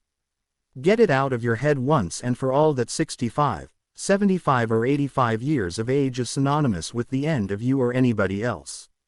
It can be the beginning of a glorious, fruitful, active and most productive life pattern, better than you have ever experienced. Believe this, expect it, and your subconscious will bring it to pass. Welcome the change. Old age is not a tragic occurrence. What we call the aging process is really change. It is to be welcomed joyfully and gladly, as each phase of human life is a step forward on the path, which has no end. Man has powers, which transcend his bodily powers. He has senses, which transcend his 5 physical senses. Scientists today are finding positive, indisputable evidence that something conscious in man can leave his present body and travel thousands of miles to see, hear, touch and speak to people even though his physical body never leaves the couch on which it reclines. Man's life is spiritual and eternal. He need never grow old for life, or God cannot grow old. The Bible says that God is life. Life is self-renewing, eternal, indestructible and is the reality of all men. Evidence for survival. The evidence gathered by the psychical research societies both in Great Britain and America is overwhelming. You may go into any large metropolitan library and get volumes on the proceedings of the Psychical Research Society based on findings of distinguished scientists on survival following so-called death. You will find a startling report on scientific experiments establishing the reality of life after death in the Case for Psychic Survival by Hereward Carrington, director of the American Psychical Institute. Life is. A woman asked Thomas Edison, the electrical wizard, "Mr. Edison, what is electricity?" He replied, "Madam, electricity is. Use it." Electricity is a name we give an invisible power which we do not fully comprehend, but we learn all we can about the principle of electricity and its uses. We use it in countless ways. The scientist cannot see an electron with his eyes, yet he accepts it as a scientific fact because it is the only valid conclusion which coincides with his other experimental evidence. We cannot see life. However, we know we are alive. Life is, and we are here to express it in all its beauty and glory. Mind and spirit do not grow old. The Bible says, "And this is life eternal, that they might know thee the only true God." John 17:13. The man who thinks or believes that the earthly cycle of birth, adolescence, youth, maturity and old age is all there is to life is indeed to be pitied. Such a man has no anchor, no hope, no vision, and to him life has no meaning. This type of belief brings frustration, stagnation, cynicism and a sense of hopelessness resulting in neurosis and mental aberrations of all kinds. If you cannot play a fast game of tennis, or swim as fast as your son, or if your body has slowed down, or you walk with a slow step, remember life is always clothing itself anew. What men call death is but a journey to a new city in another dimension of life. I say to men and women in my lectures that they should accept what we call old age gracefully. Age has its own glory, beauty and wisdom, which belong to it. Peace, love, joy, beauty, happiness, wisdom, goodwill and understanding are qualities which never grow old or die. Ralph Waldo Emerson, poet and philosopher, said, "We do not count a man's years until he has nothing else to count." Your character, the quality of your mind, your faith and your convictions are not subject to decay. You are as young as you think you are. I give public lectures in Caxton Hall, London, England, every few years, and following one of these lectures, a surgeon said to me, "I am 84 years of age, I operate every morning, visit patients in the afternoons, and I write for medical and other scientific journals in the evening." His attitude was that he was as useful as he believed himself to be, and that he was as young as his thoughts. He said to me, "It's true what you said, man is as strong as he thinks he is, and as valuable as he thinks he is." This surgeon has not surrendered to advancing years. He knows that he is immortal. His final comment to me was, "If I should pass on tomorrow, I would be operating on people in the next dimension, not with a surgeon's scalpel, but with mental and spiritual surgery. Your gray hairs are an asset. Don't ever quit a job and say, I am retired, I am old, I am finished. That would be stagnation, death, and you would be finished. Some men are old at 30, while others are young at 80. The mind is the master weaver, the architect, the designer and the sculptor. George Bernard Shaw is active at 90, and the artistic quality of his mind had not relaxed from active duty. I meet men and women who tell me that some employers almost slam the door in their faces when they say they are over 40. This attitude on the part of the employers is to be considered cold, callous, evil, and completely void of compassion and understanding. The total emphasis seems to be on youth. For example, you must be under 35 years of age to receive consideration. The reasoning behind this is certainly very shallow. If the employer would stop and think, he would realize that the man or woman was not selling his age or gray hair. Rather, he was willing to give of his talents, his experience and his wisdom gathered through years of experience in the marketplace of life. Age is an asset. Your age should be a distinct asset to any organization, because of your practice and application through the years of the principles of the Golden Rule and the law of love and goodwill. Your gray hair, if you have any, should stand for greater wisdom, skill and understanding. Your emotional and spiritual maturity should be a tremendous blessing to any organization. A man should not be asked to resign when he is 65 years of age. That is the time of life when he could be most useful in handling personnel problems, making plans for the future, making decisions and guiding others in the realm of creative ideas based on his experience and insight into the nature of the business. Be your age. A motion picture writer in Hollywood told me that he had to write scripts which would cater to the 12-year-old mind. This is a tragic state of affairs if the great masses of people are expected to become emotionally and spiritually mature. It means that the emphasis is placed on youth in spite of the fact that youth stands for inexperience, lack of discernment and hasty judgment. I can keep up with the best of them. I am now thinking of a man 65 years of age who is trying frantically to keep young. He swims with young men every Sunday, goes on long hikes, plays tennis and boasts of his prowess and physical power, saying, "Look, I can keep up with the best of them." He should remember the great truth. As a man thinketh in his heart, so is he. Proverbs 23:7. Diets, exercises, and games of all kinds will not keep this man young. It is necessary for him to observe that he grows old or remains young in accordance with his processes of thinking.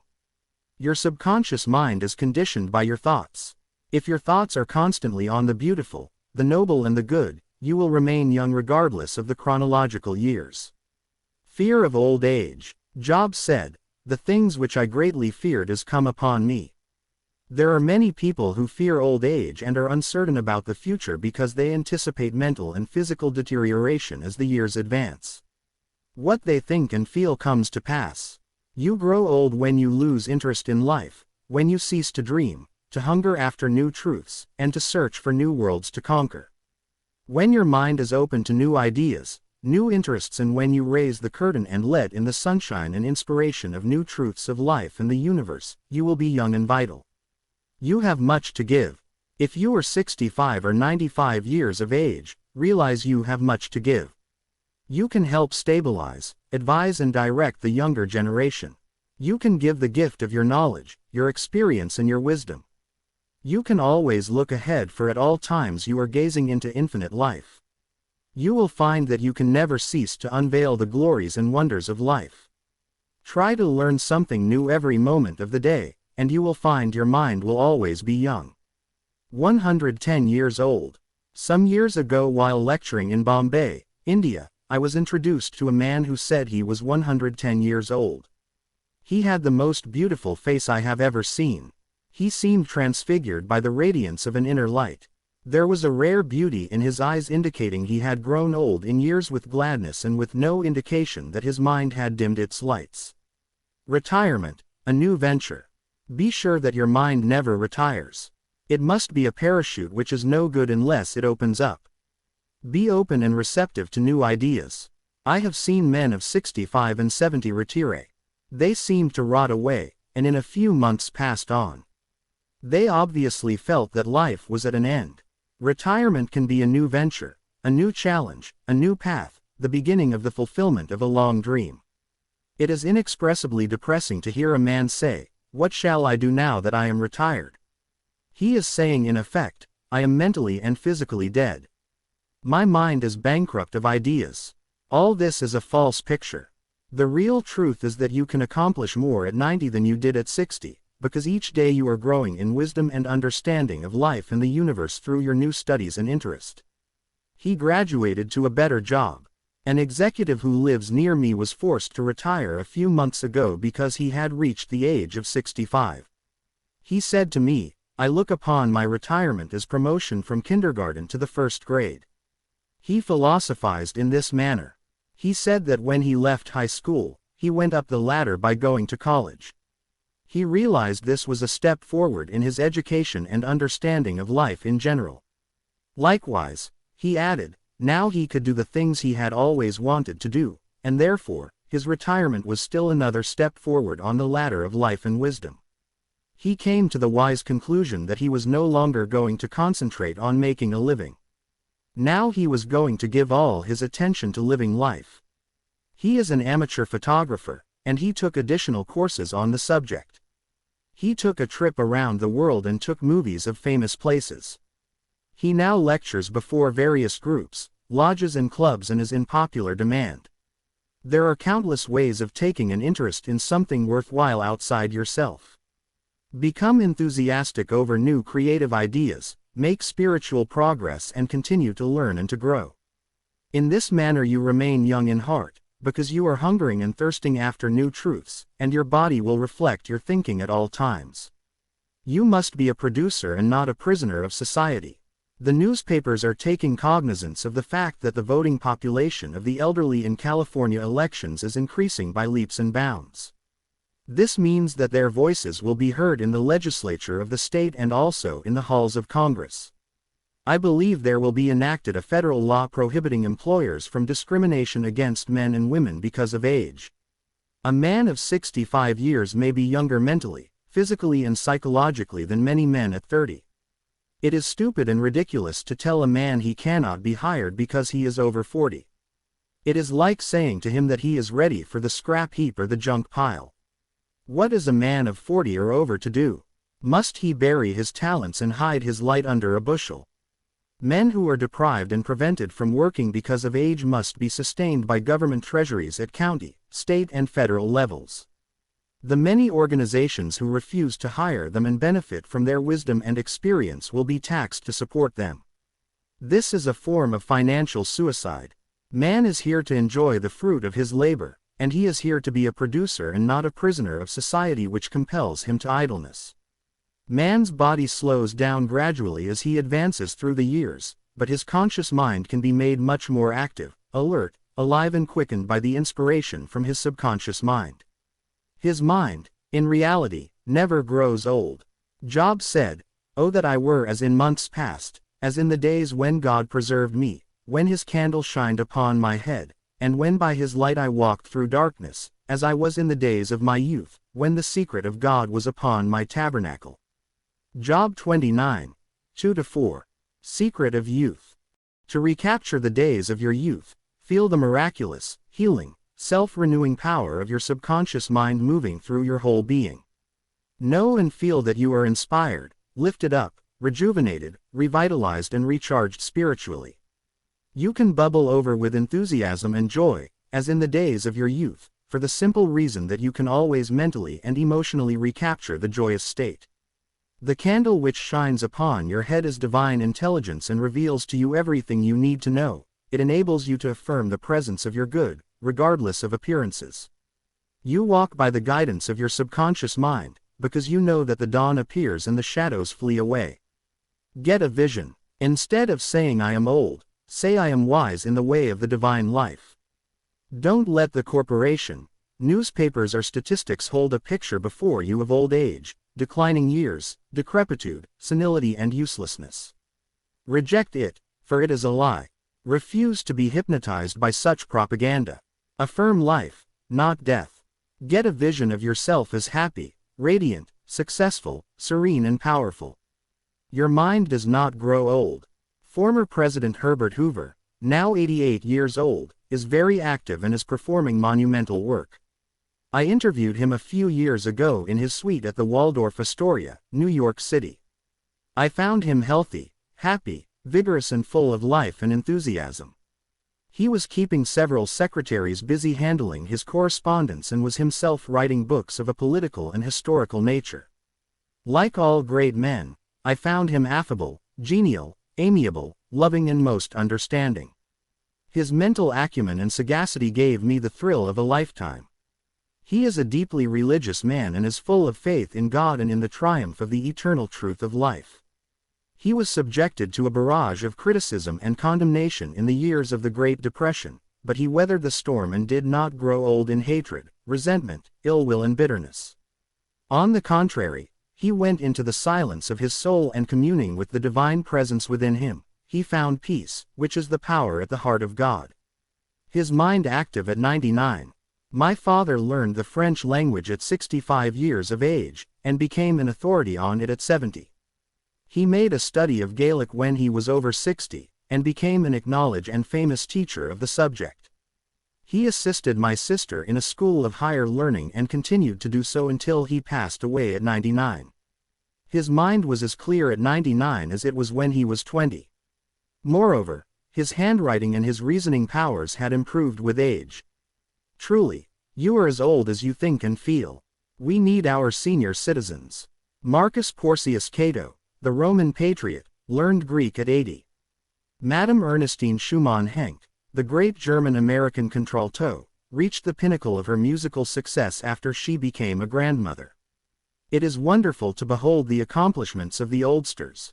General Douglas MacArthur, Harry S. Truman, General Dwight David Eisenhower, and American financier Bernard Baruch are interesting, active and contributing their talents and wisdom to the world. The Greek philosopher, Socrates, learned to play musical instruments when he was 80 years old. Michelangelo was painting his greatest canvases at 80. At 80, C.O. Simonides won the prize for poetry, Johann von Goethe finished Faust, and Leopold von Ranke commenced his History of the World, which he finished at 92. Alfred Tennyson wrote a magnificent poem Crossing the Bar, at 83, Isaac Newton was hard at work close to 85. At 88, John Wesley was directing, preaching and guiding Methodism. We have several men of 95 years who come to my lectures, and they tell me they are in better health now than they were at 20. Let us place our senior citizens in high places and give them every opportunity to bring forth the flowers of paradise. If you are retired, get interested in the laws of life and the wonders of your subconscious mind. Do something you have always wanted to do. Study new subject and investigate new ideas. Pray as follows. As the hart panteth after the water brooks, so panteth my soul after thee, O God. Psalm 42, 1. The fruits of old age. His flesh shall be fresher than a child's, he shall return to the days of his youth. Job 33, 25.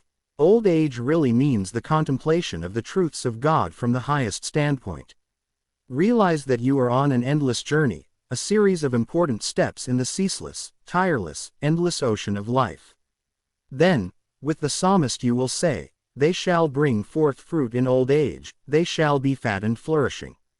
Psalm 92, 14. But the fruit of the Spirit is love, joy, peace, patience, gentleness, goodness, faith, meekness, temperance, against such there is no law. Galatians 5:22-23. You are a child, son of infinite life, which knows no end, and you are a child of eternity. Profitable pointers. 1. Patience, kindness, love, goodwill, joy, happiness, wisdom and understanding are qualities which never grow old. Cultivate them and express them and remain young in mind and body. 2. Some research physicians say that the neurotic fear of the effects of time may well be the cause of premature aging. 3. Age is not the flight of years, it is the dawn of wisdom in the mind of man. 4. The most productive years of your life can be from 65 to 95. 5. Welcome the advancing years. It means you are moving higher on the path of life which has no end. 6. God is life and that is your life now. Life is self-renewing, eternal and indestructible and is the reality of all men. You live forever because your life is God's life. 7. Evidence of survival after death is overwhelming. Study Proceedings of Psychical Research Society of Great Britain and America in your library. The work is based on the scientific research by outstanding scientists for over 75 years. 8. You cannot see your mind, but you know you have a mind. You cannot see spirit, but you know that the spirit of the game, the spirit of the artist, the spirit of the musician, and the spirit of the speaker is real.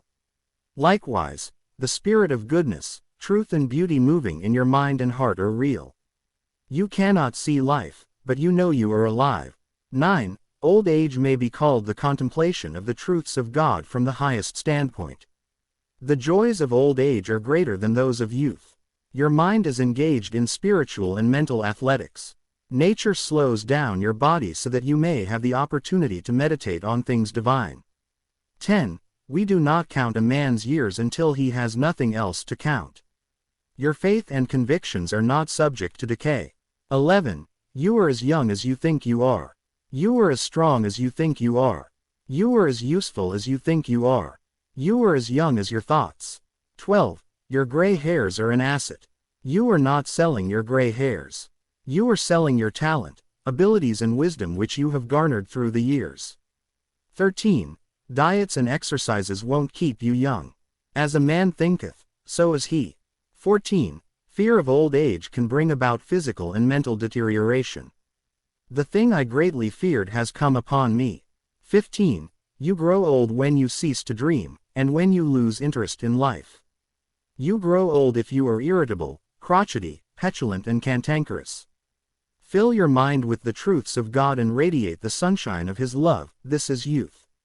16. Look ahead, for at all times you are gazing into infinite life. 17. Your retirement is a new venture. Take up new studies and new interests. You can now do the things you always wanted to do when you were so busy making a living. Give your attention to living life. 18. Become a producer and not a prisoner of society. Don't hide your light under a bushel. 19. The secret of youth is love, joy, inner peace and laughter. In Him there is fullness of joy. In Him there is no darkness at all. 20. You are needed. Some of the great philosophers, artists, scientists, writers and others accomplished their greatest work after they were 80 years old. 21. The fruits of old age are love, joy, peace, patience, gentleness, goodness, faith, meekness and temperance. 22. You are a son of infinite life which knows no end. You are a child of eternity. You are wonderful. Thanks for watching. For more updates please subscribe to our channel.